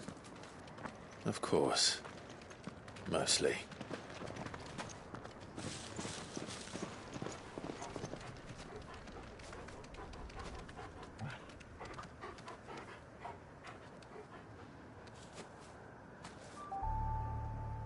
Lady Vivian's map is so old it's hard to tell which way is up. But if I'm right, we're not far from a village called Eastla. Then we make our way there, resupply, and wait for Joshua.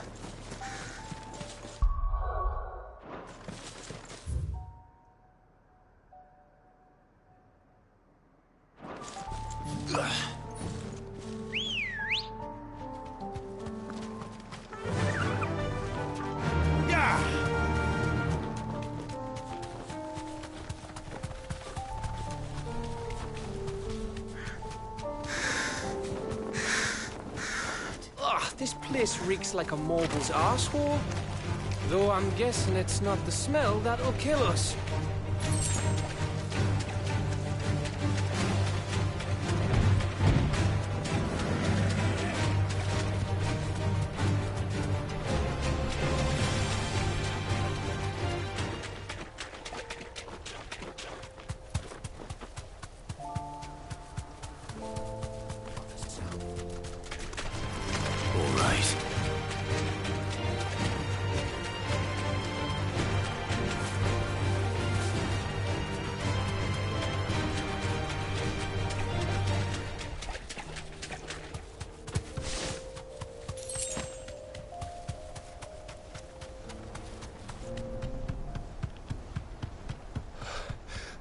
Oh, much breath. Don't look down, Torgal.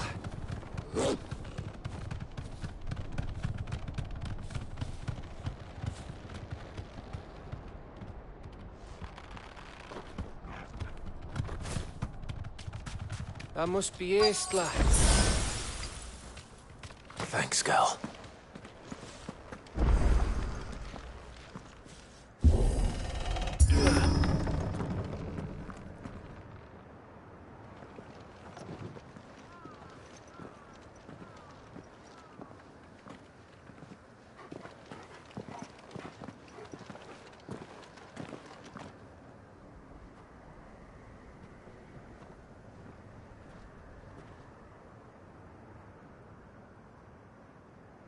What do you think, Clive? Then we're too late.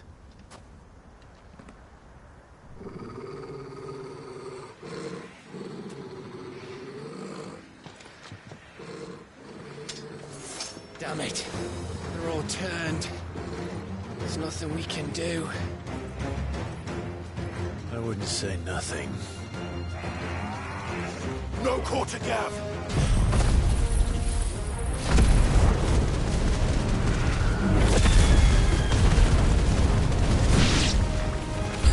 No quarter! You think all the villages in Ash are like this? A question for later, Gav.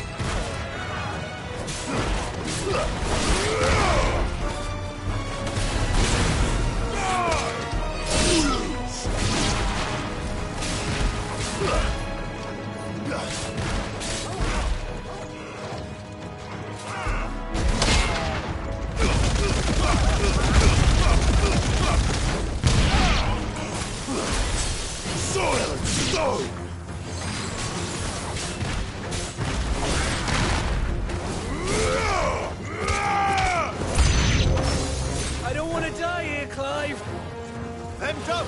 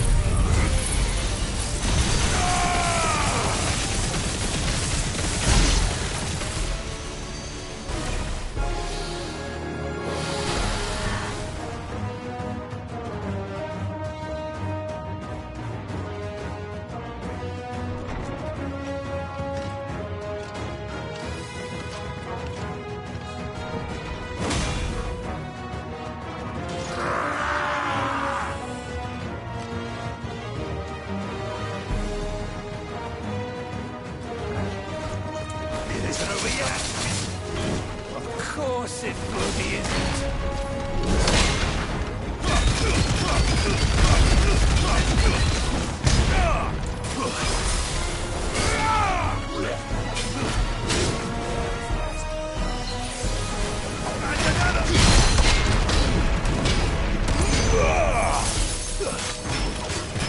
Nice try.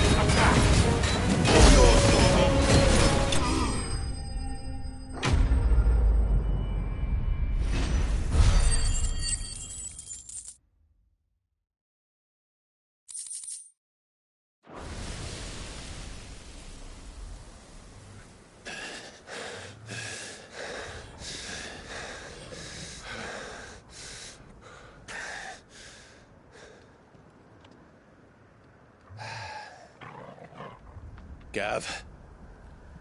Gav! Don't tell me there's more of the bastards. Oh, fuck.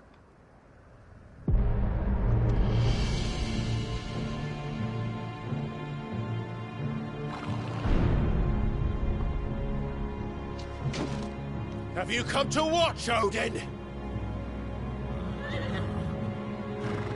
Bound for Stonehill. Good. My master awaits you in the capital, though I cannot allow you to attend him in your present state. And how are you going to stop us? Why, with this!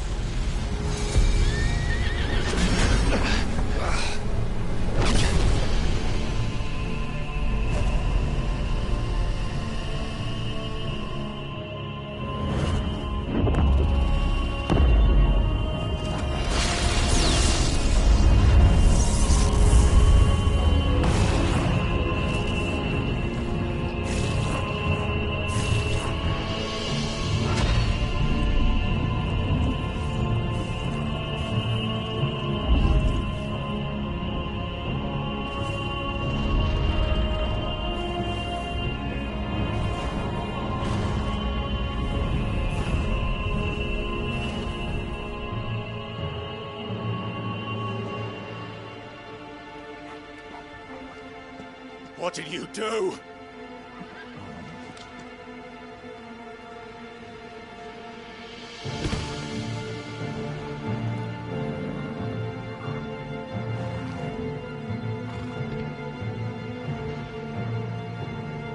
If the vessel would see the path opened, it has but to ask. I shall see that my master's prize is made presentable.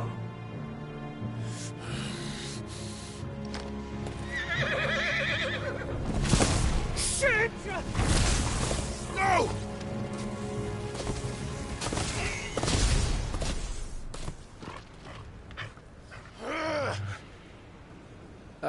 Clive, would you mind telling me what the fuck just happened?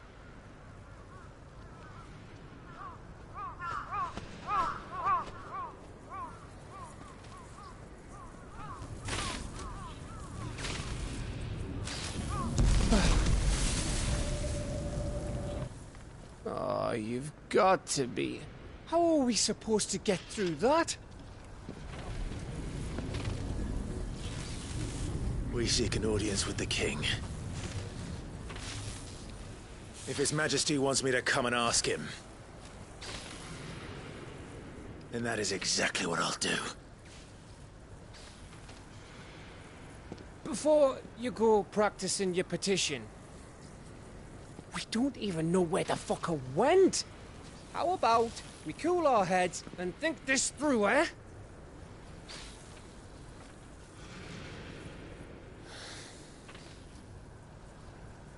All right.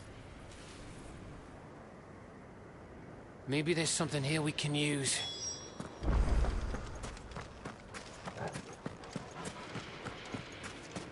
I thought we got them all. So did I.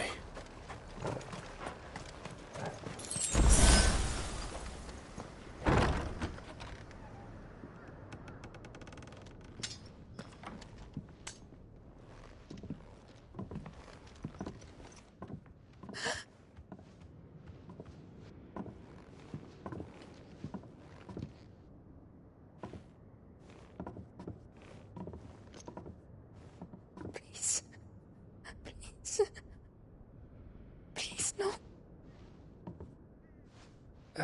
Miss.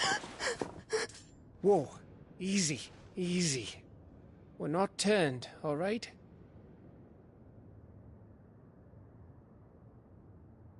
Who?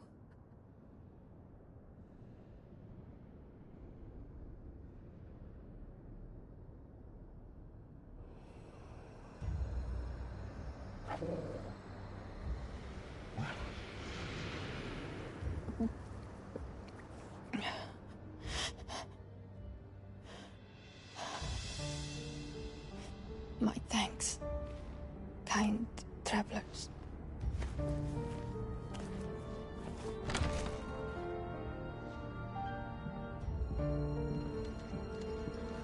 Edda, forgive me for asking, but what went on here?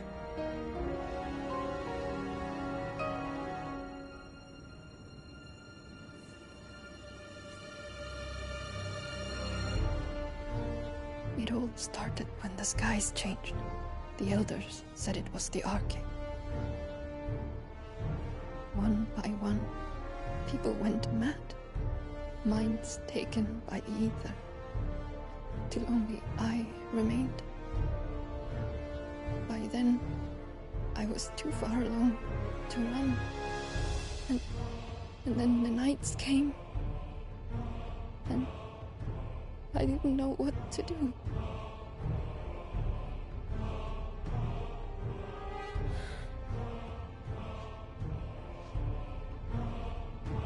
And this, Arcade is... Just a story. Something our grandparents told us when we misbehaved. About how the heavens would grow dark before the land took her last breath. The end of the world. You said the others went mad. But where did they go?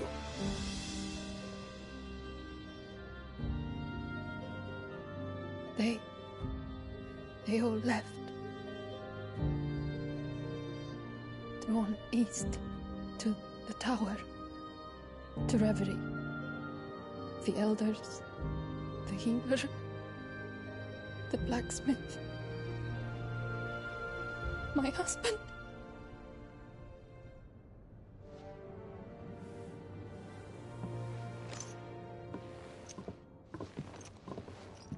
You thinking he did this? Of course. Who else could it be? You were in Canva. You saw what he did to the people. But then what about her? How come her nut hasn't cracked? The baby, perhaps? Could be protecting her from the ether. I can't think of any other explanation. You mean... it's a bearer? It won't matter what it is once Ultima's magic takes hold. Time's running out.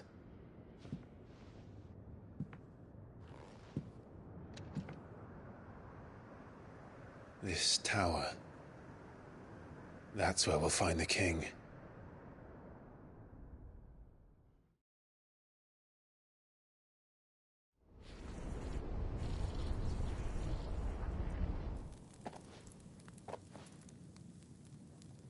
I knew it. It's the same as Phoenix Gate.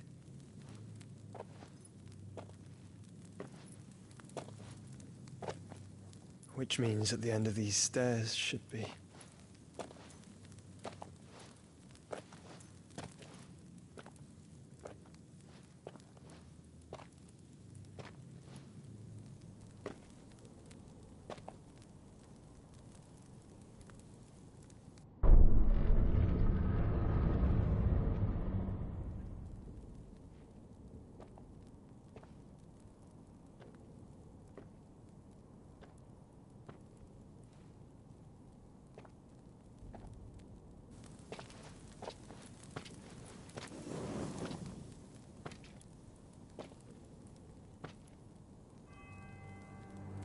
The mural is complete.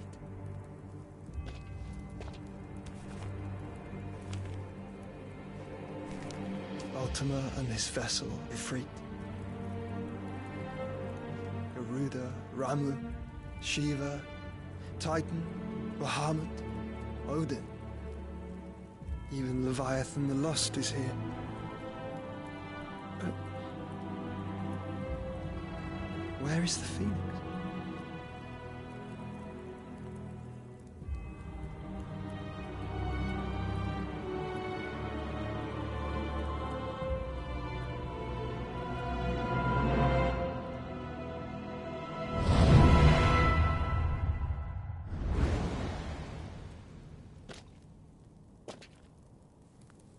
By the Founder.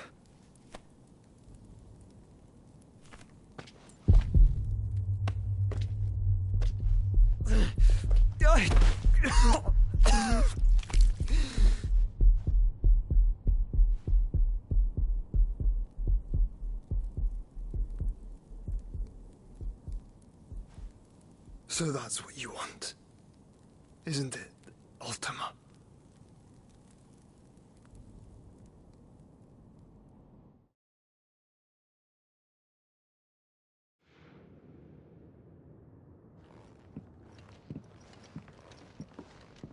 So that's how it's gonna be then? I'm not asking, Gav. I need you to stay with Edda. What? I must do this alone. If I don't return, you're to find Joshua and make for the Enterprise. Understood? Aye.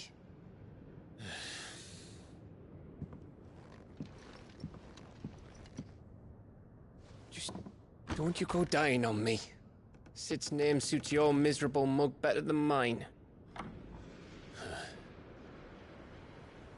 Don't worry.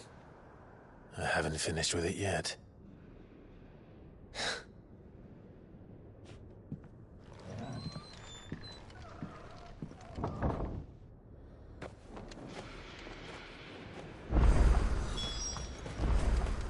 If Barnabas is controlling the Akashic, then wherever he goes, they'll follow.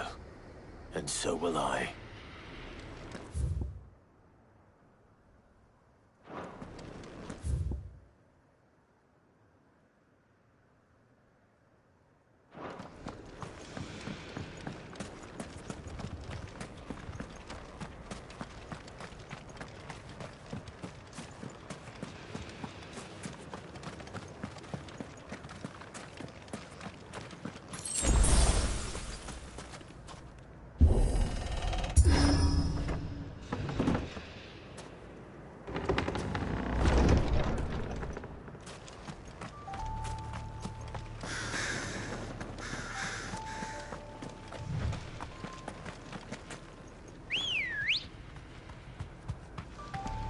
Let's go.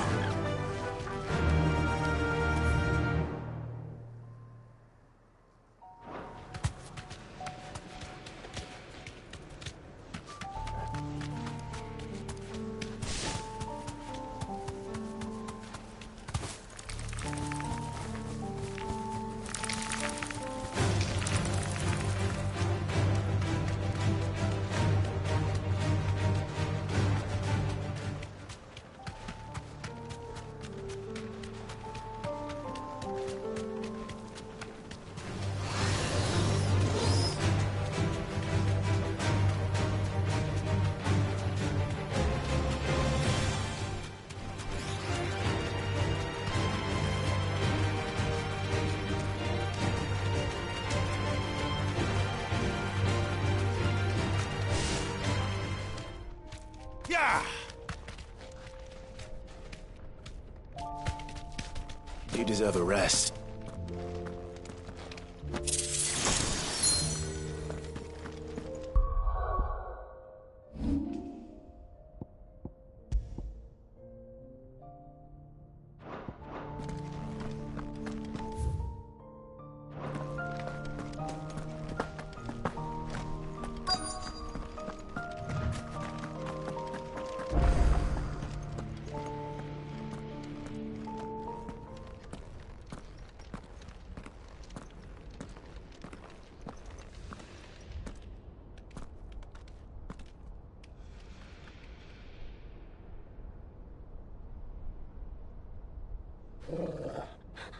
This is it, boy.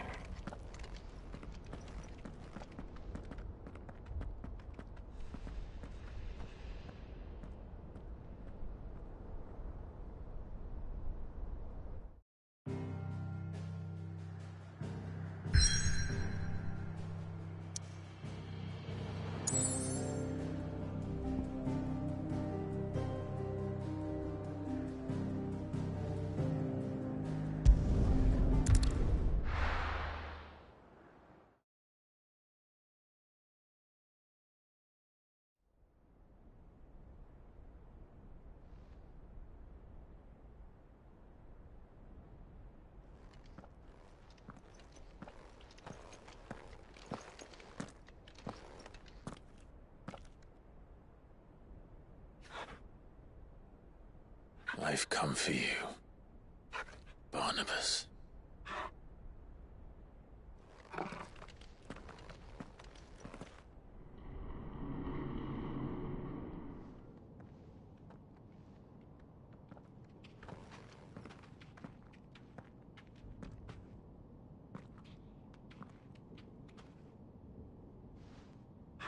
Stay close, Torgal.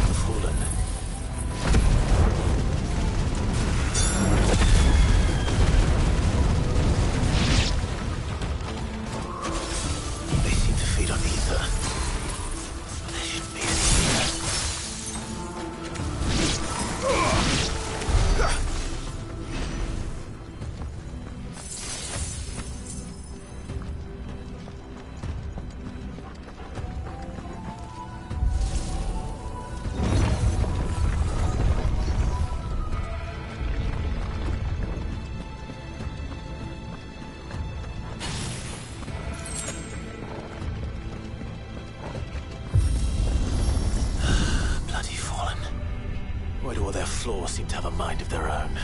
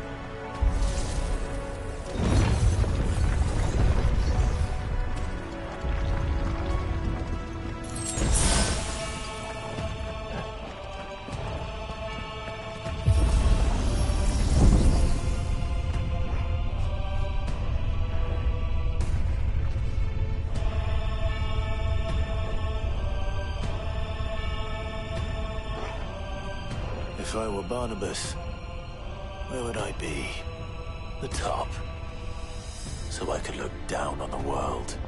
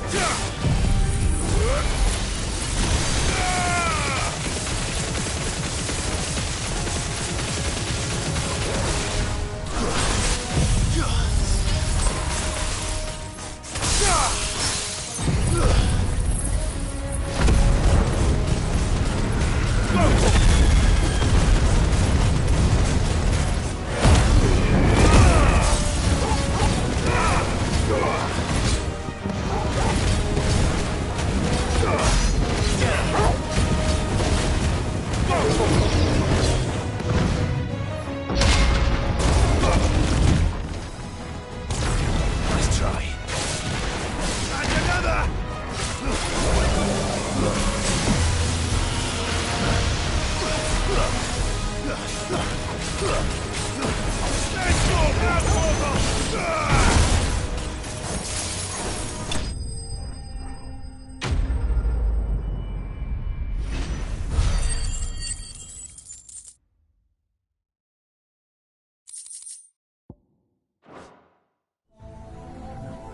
was that thing?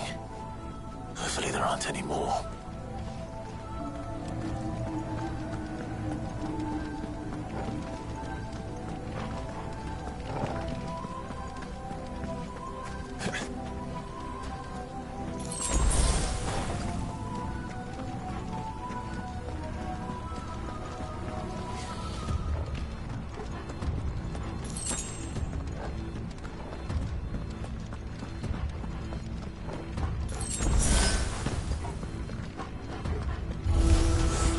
You know what to do, boy.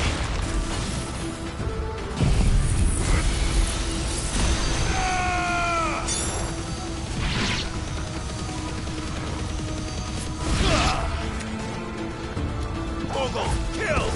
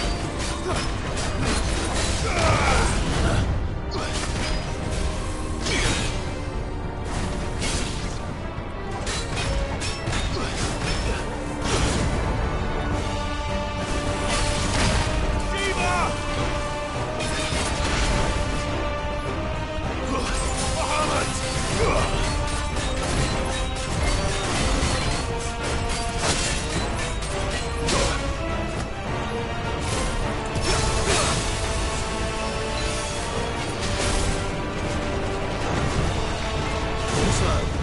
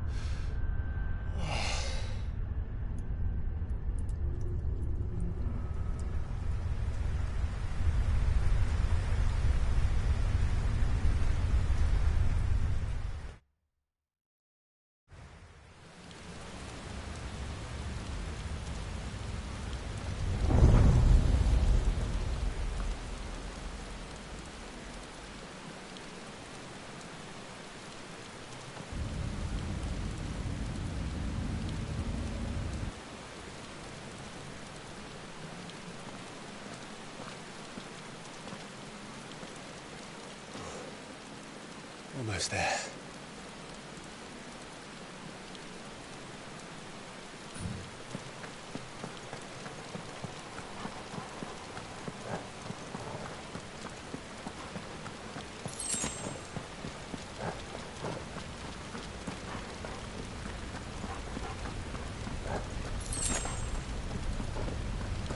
He's here. I can feel him.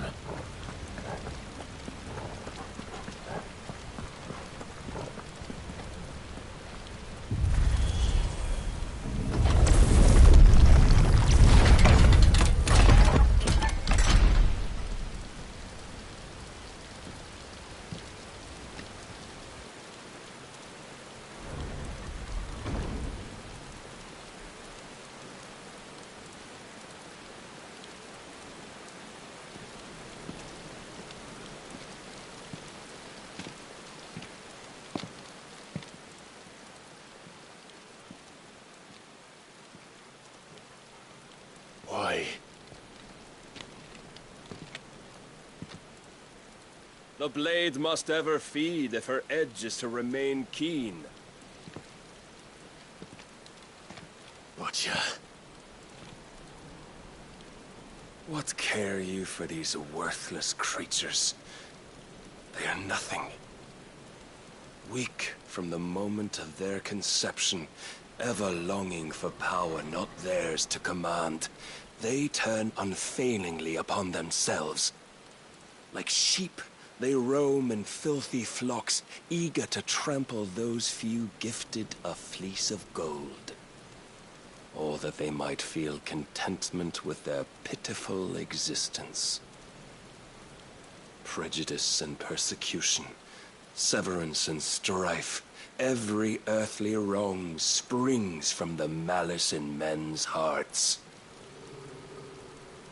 Malice born of the pain and suffering that is free will.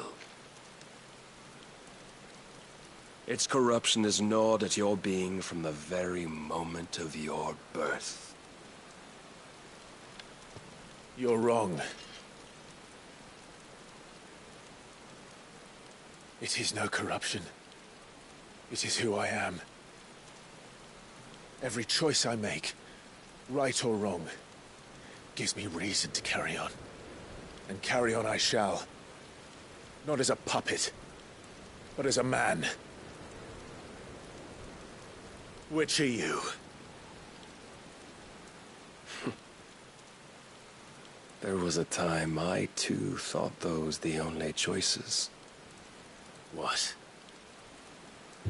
Long ago, God granted man the gift of magic. And with that gift did he build great civilizations. Yet over time, man lost sight of the gift's true meaning, stepping from the path of shared prosperity to one of avarice. He abandoned his creator for sword and flame, and through his folly, beckoned the blight. Yet, there were those few who refused to turn their eyes from the heavens, and they prayed to God that he might lead them back to righteousness. And the Lord, he did answer. Before the worthy shall the gates of paradise open. And so did I spread my arms to the ether, and cast my soul upon its gentle waters. I gave myself unto him.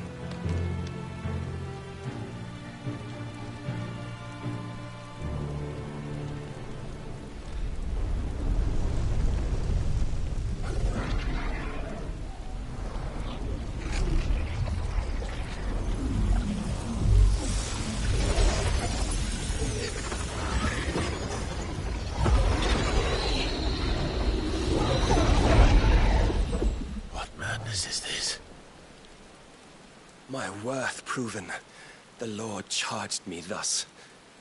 If your kind are to find salvation, they must be made to serve. You see, paradise lies but a single step away. Could we only take it? Could we only leave our transgressions behind? For none save the pure of heart and mind may set foot in the new world. I will save us. But it all begins and ends with you. You are the key, Mythos.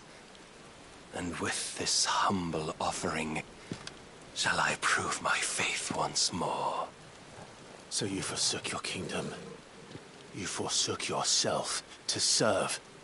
Tell me, how is that living?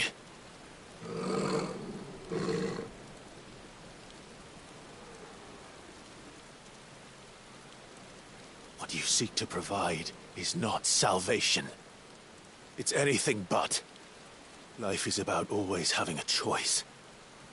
Take that away, and we might as well be dead.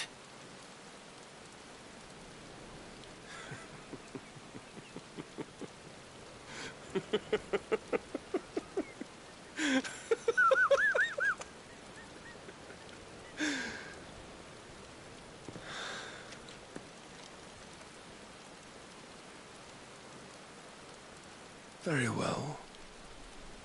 Come then. Show us the strength of your will.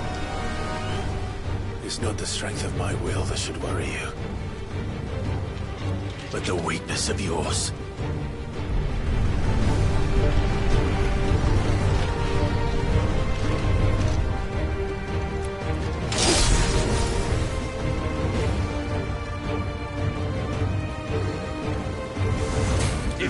your will the stronger? Prove it! By this day's end, you shall know the truth. Show me more!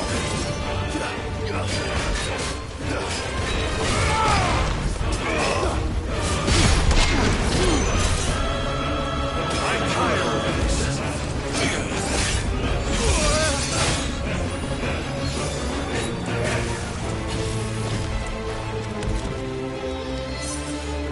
Blessed with the might of a god, yet still you fight like a man.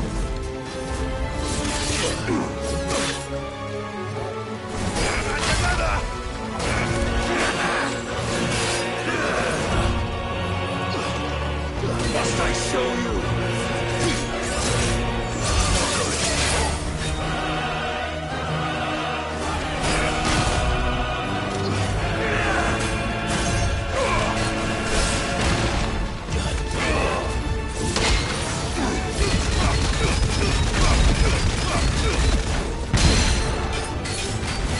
Don't disappoint me.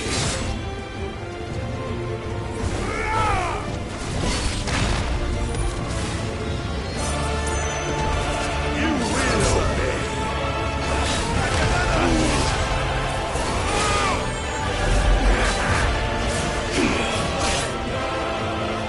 And when you see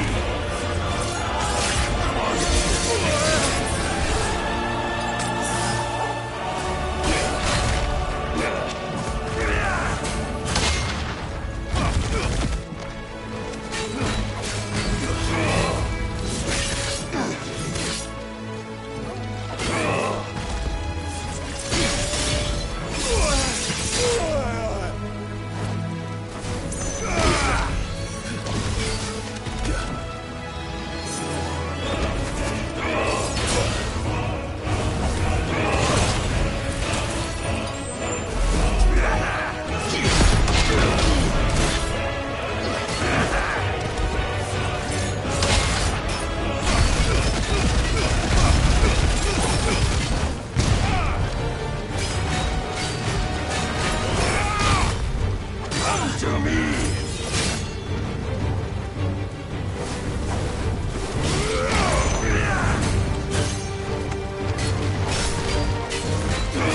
That's a good boy.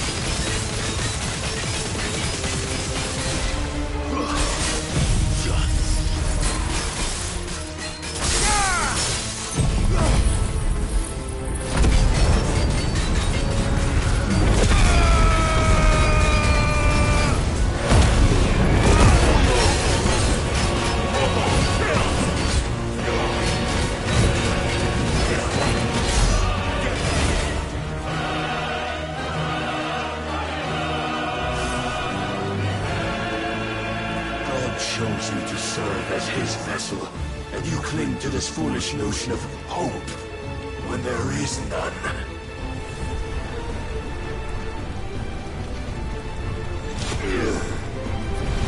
Fuck!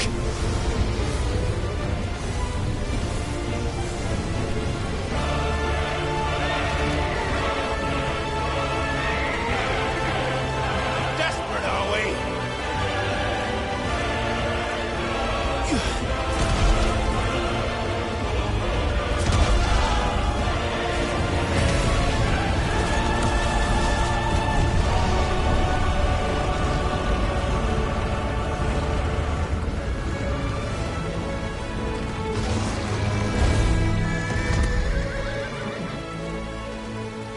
Finally, we can begin! Yeah!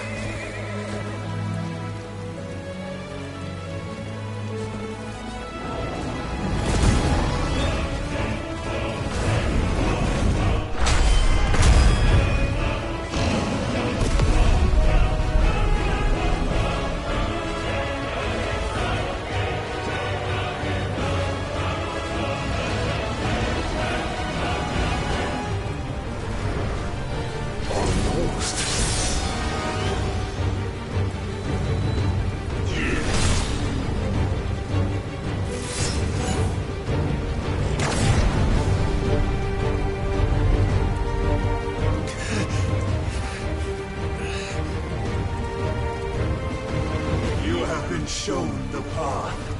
Now you must follow it. Free yourself, Mythos. You will not defeat me otherwise. We'll see. Perhaps you still require persuasion.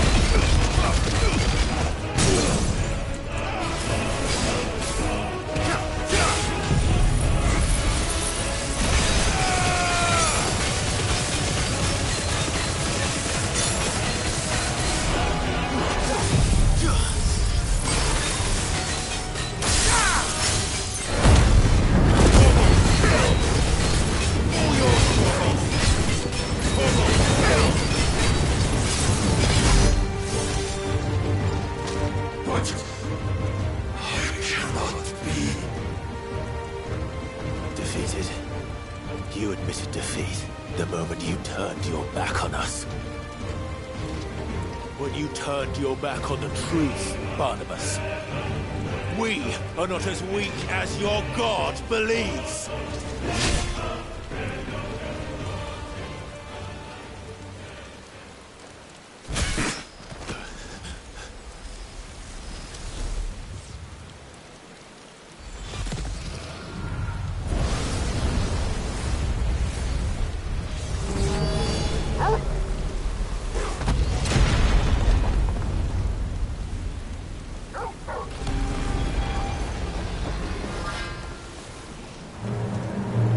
Damn it.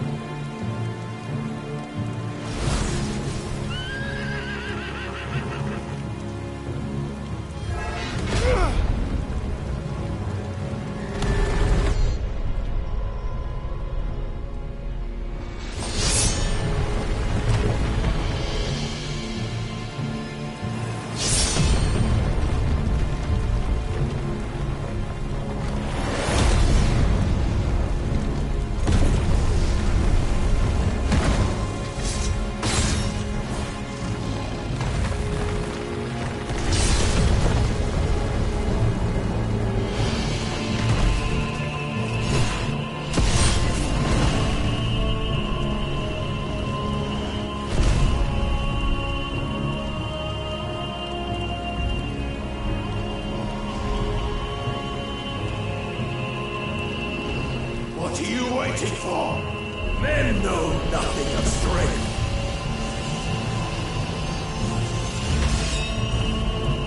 But you will.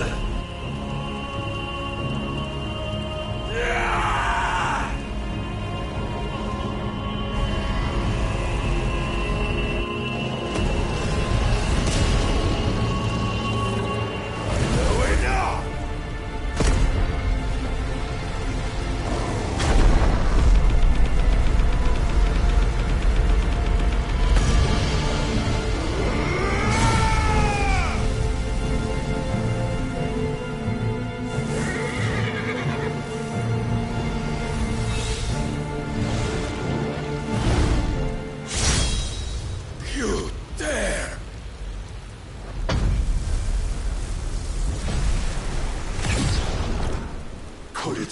I've made a weapon of your weakness. My apologies.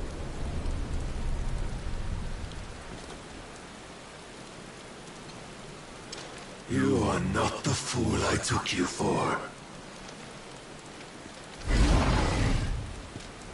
And so it ends. No!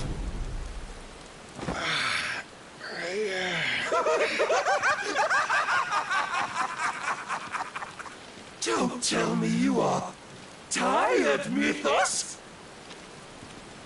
Your stubborn defiance has stirred my long-becalmed heart, filling it with a joy that I have not known for generations! I had thought the tantalizing kiss of self-indulgence a dream forever out of reach. And now that its sweet ruin courses through my veins, I shall not be quick to relinquish it. Show me your work, Mythos, that I might revel in it!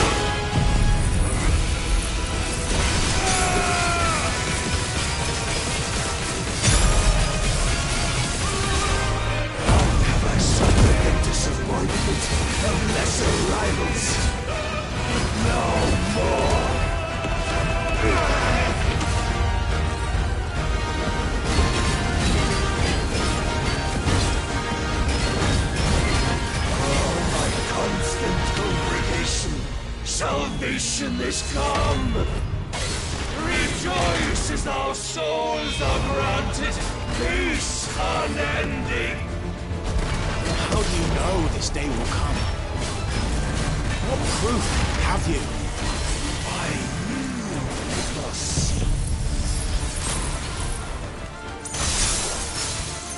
Your mere existence is proof of the Lord's grand design. I'll never serve your god!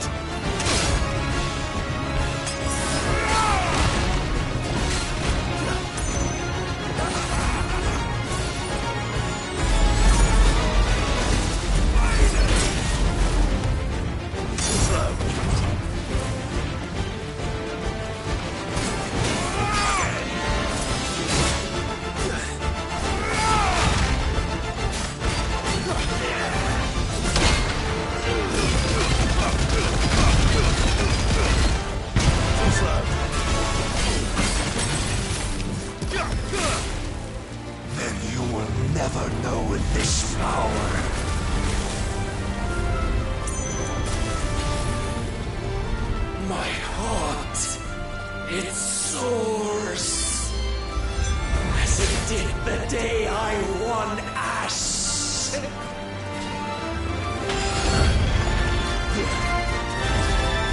Since then, many have sought my crown, Mythos. But none could wrest it from my head.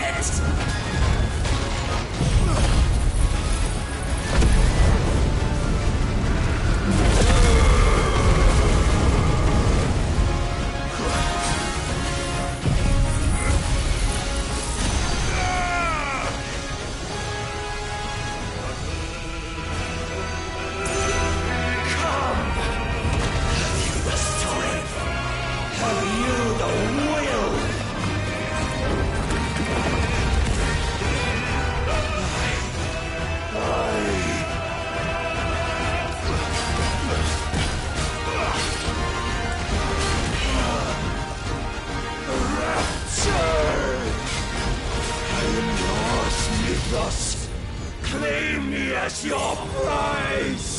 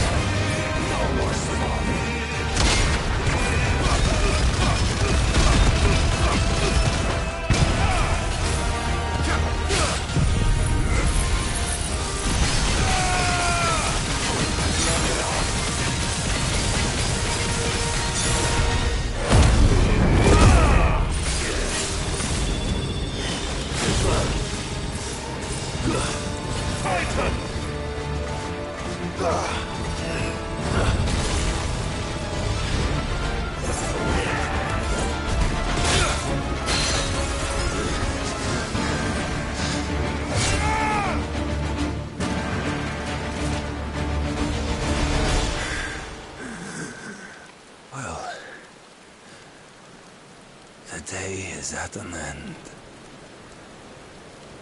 Then we both know the truth. It is I who stand victorious. My will that prevailed. Your will? No. It was his. Clive Rossfield.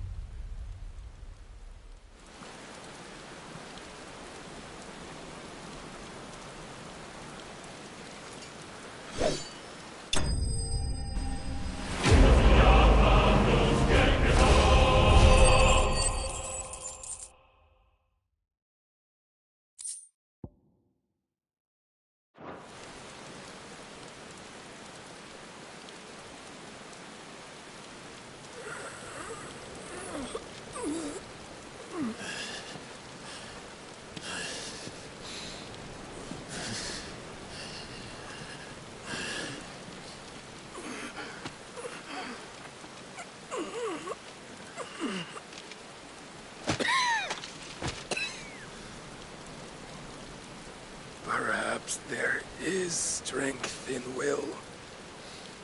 Would that I had not relinquished my own.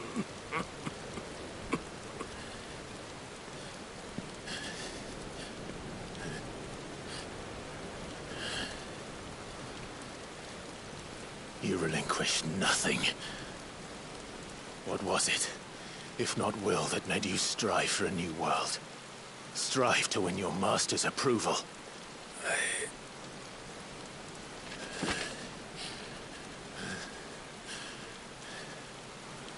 You were shown a fantasy, and you chose to believe it. But you were wrong. There is no world but the one we live in. And that world is worth saving, even if it means killing a god.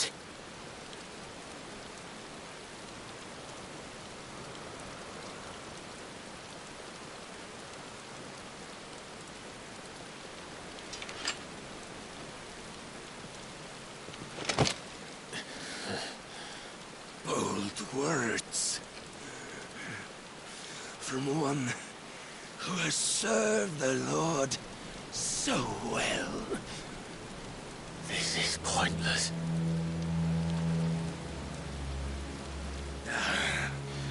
But I almost forgot. I promised that I would make you presentable. Did I not?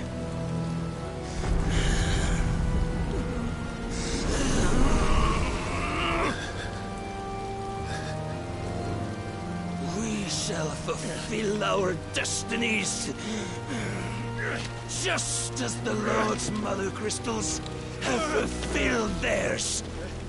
Come, Clive Rossfield. Take what is rightfully yours. Become one with God. No.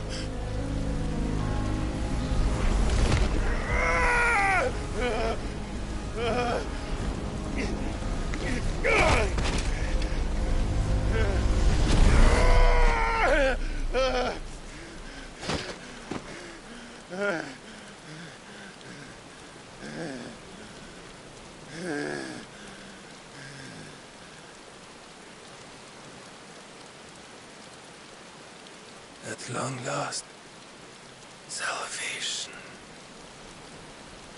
I'm coming home.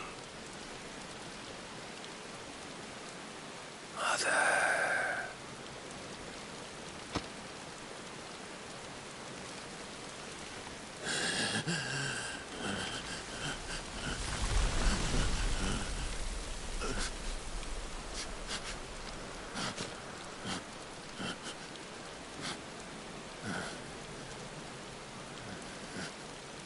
Tell me, how does it feel?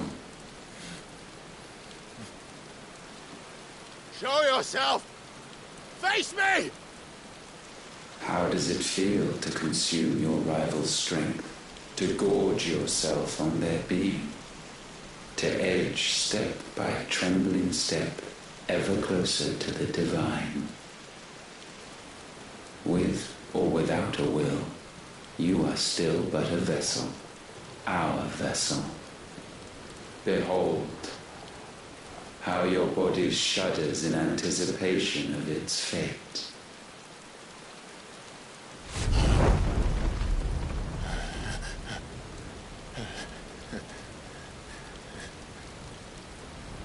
Oh, it's not yours yet. No. Come then, O wayward child. We shall await you upon the back of the first worm. There all shall end and begin again.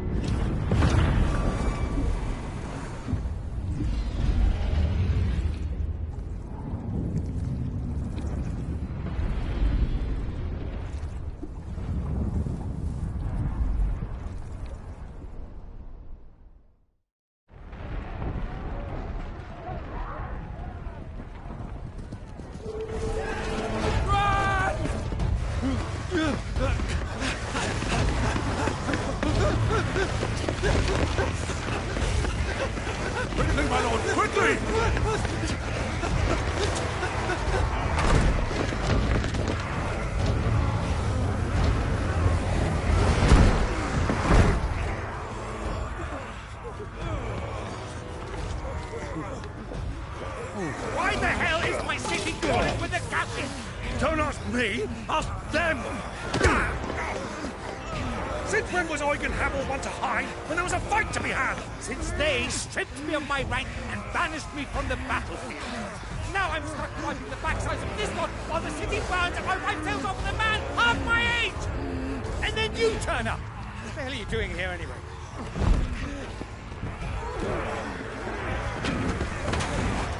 What indeed? The enemy numbers 200,000 or more counting yours. There are simply not enough soldiers garrisoned in the capital to repel an army of that size. Then what of the central keep? Held by a contingent of soldiers and bearers from the surrounding boroughs. They are the sole reason it still stands. And all it took was an army on their doorstep to bring them together. The prospect of death does put things into perspective. Perspective? Perhaps it's what we've lacked all along.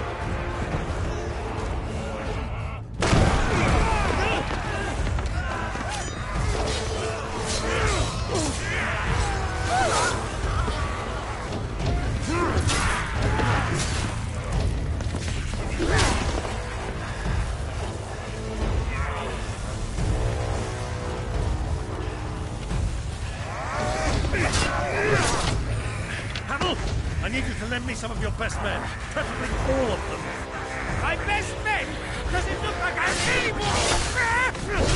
I admit this might not be the most convenient time, but my nephew's in trouble, and I may have already promised him my help. Your nephew, the outlaw?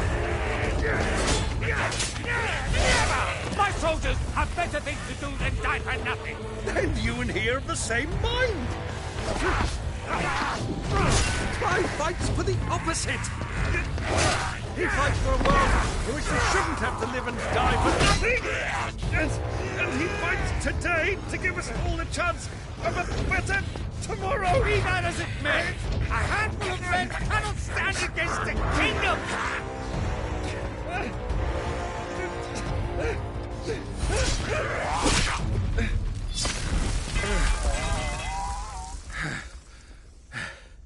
Then mayhap they are the wrong men. Well, I'll be damned. Our numbers are few, but I shall rally as many of my dragoons as I'm able. You, apprise the Lord Strategist of the state of the city's defenses. Yes, Your Radiance. And you would fight alongside us? I owe the Phoenix a debt.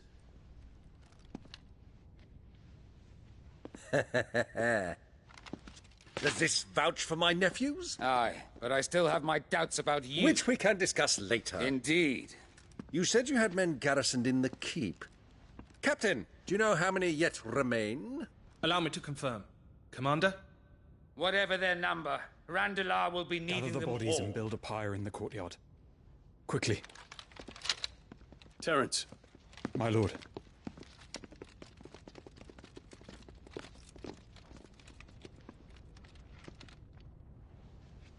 You will find a girl there. A girl? We are in the middle of a war. I owe her my life, and I always pay my debts. You are to see that she is provided for. Dion, I cannot leave. But you shall. If I'm ever to be worthy of the forgiveness of our people, then I must earn it. And I must earn it by my hand, and my hand alone. Know that I do not ask this lightly. And know that I will do it.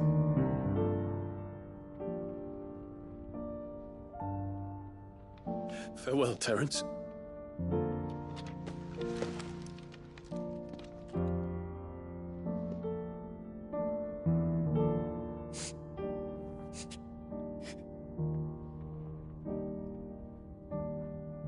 Farewell, my prince.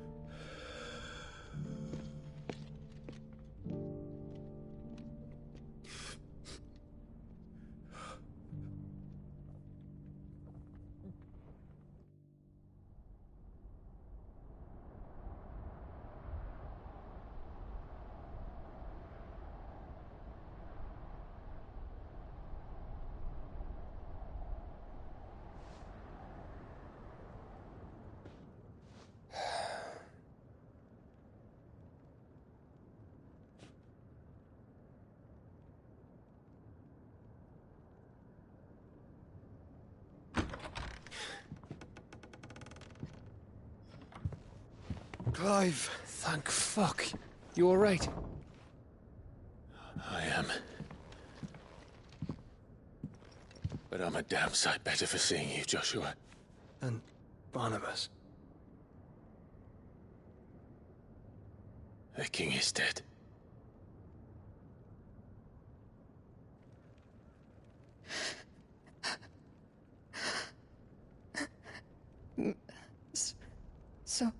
So they're all...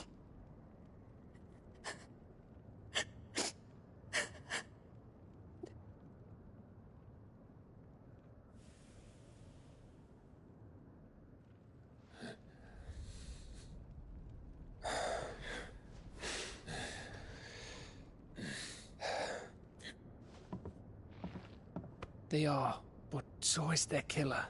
He can't hurt anyone anymore. You're safe.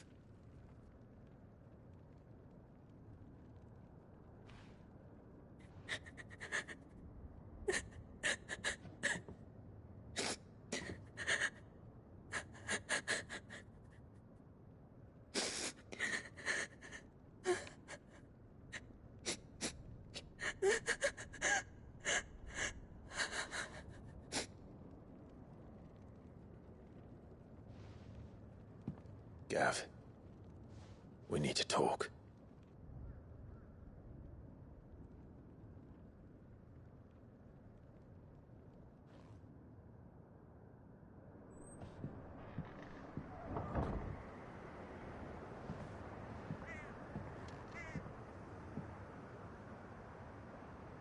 I'm sorry, Clive. You know I want nothing more than to go with you. I do. But I'm glad you're heading back to the Enterprise nonetheless. And not just for Edda's sake. Our people need to know what happened here. You can count on me. As can she, I hope. Thank you, my lords.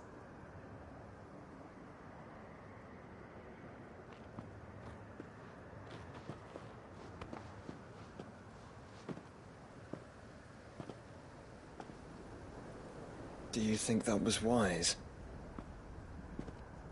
Wiser than leaving a woman with child alone in the Deadlands. They'll be safer at the hideaway. For now, at least.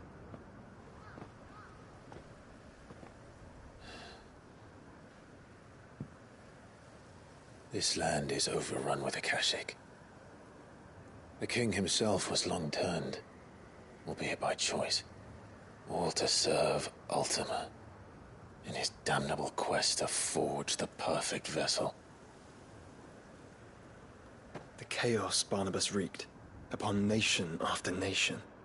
How many were killed for this? He didn't consider it killing, or a mercy of sorts, a way to end their suffering. He truly wanted to save mankind, and ultimately used that. As he uses us. But why us? What are we? What are we? We are dominance. That is our fate. But that doesn't mean we have to accept it, which is why we fight. For the right to deny it. Is that not so? It is. For our sins.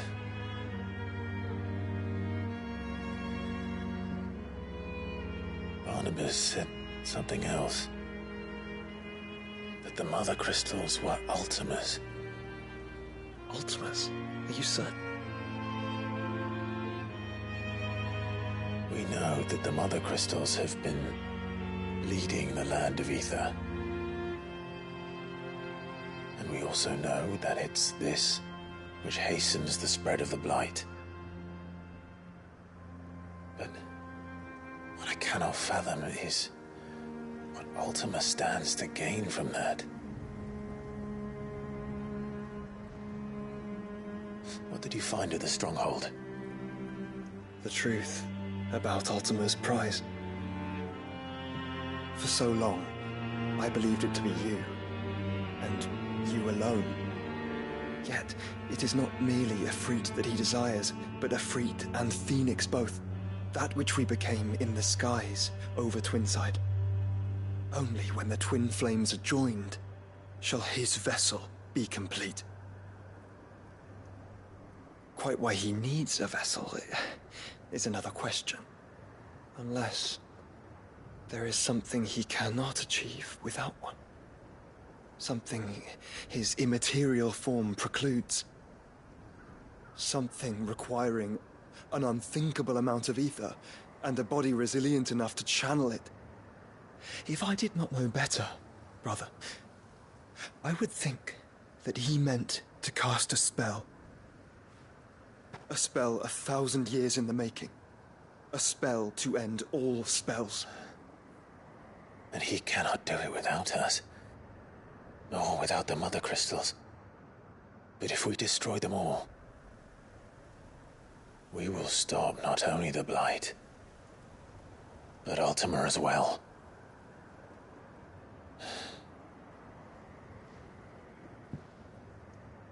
We stick to the plan then. Only this time, we face him together. Well, it's a long walk to Stone here. Let's not keep Ultima waiting.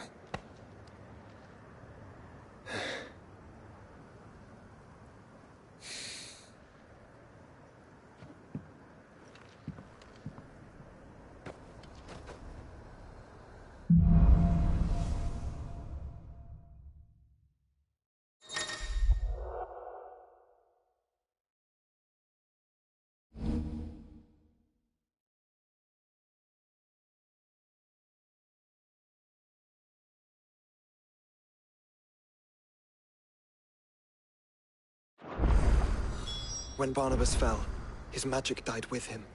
The road to Stone here is barred to us no longer.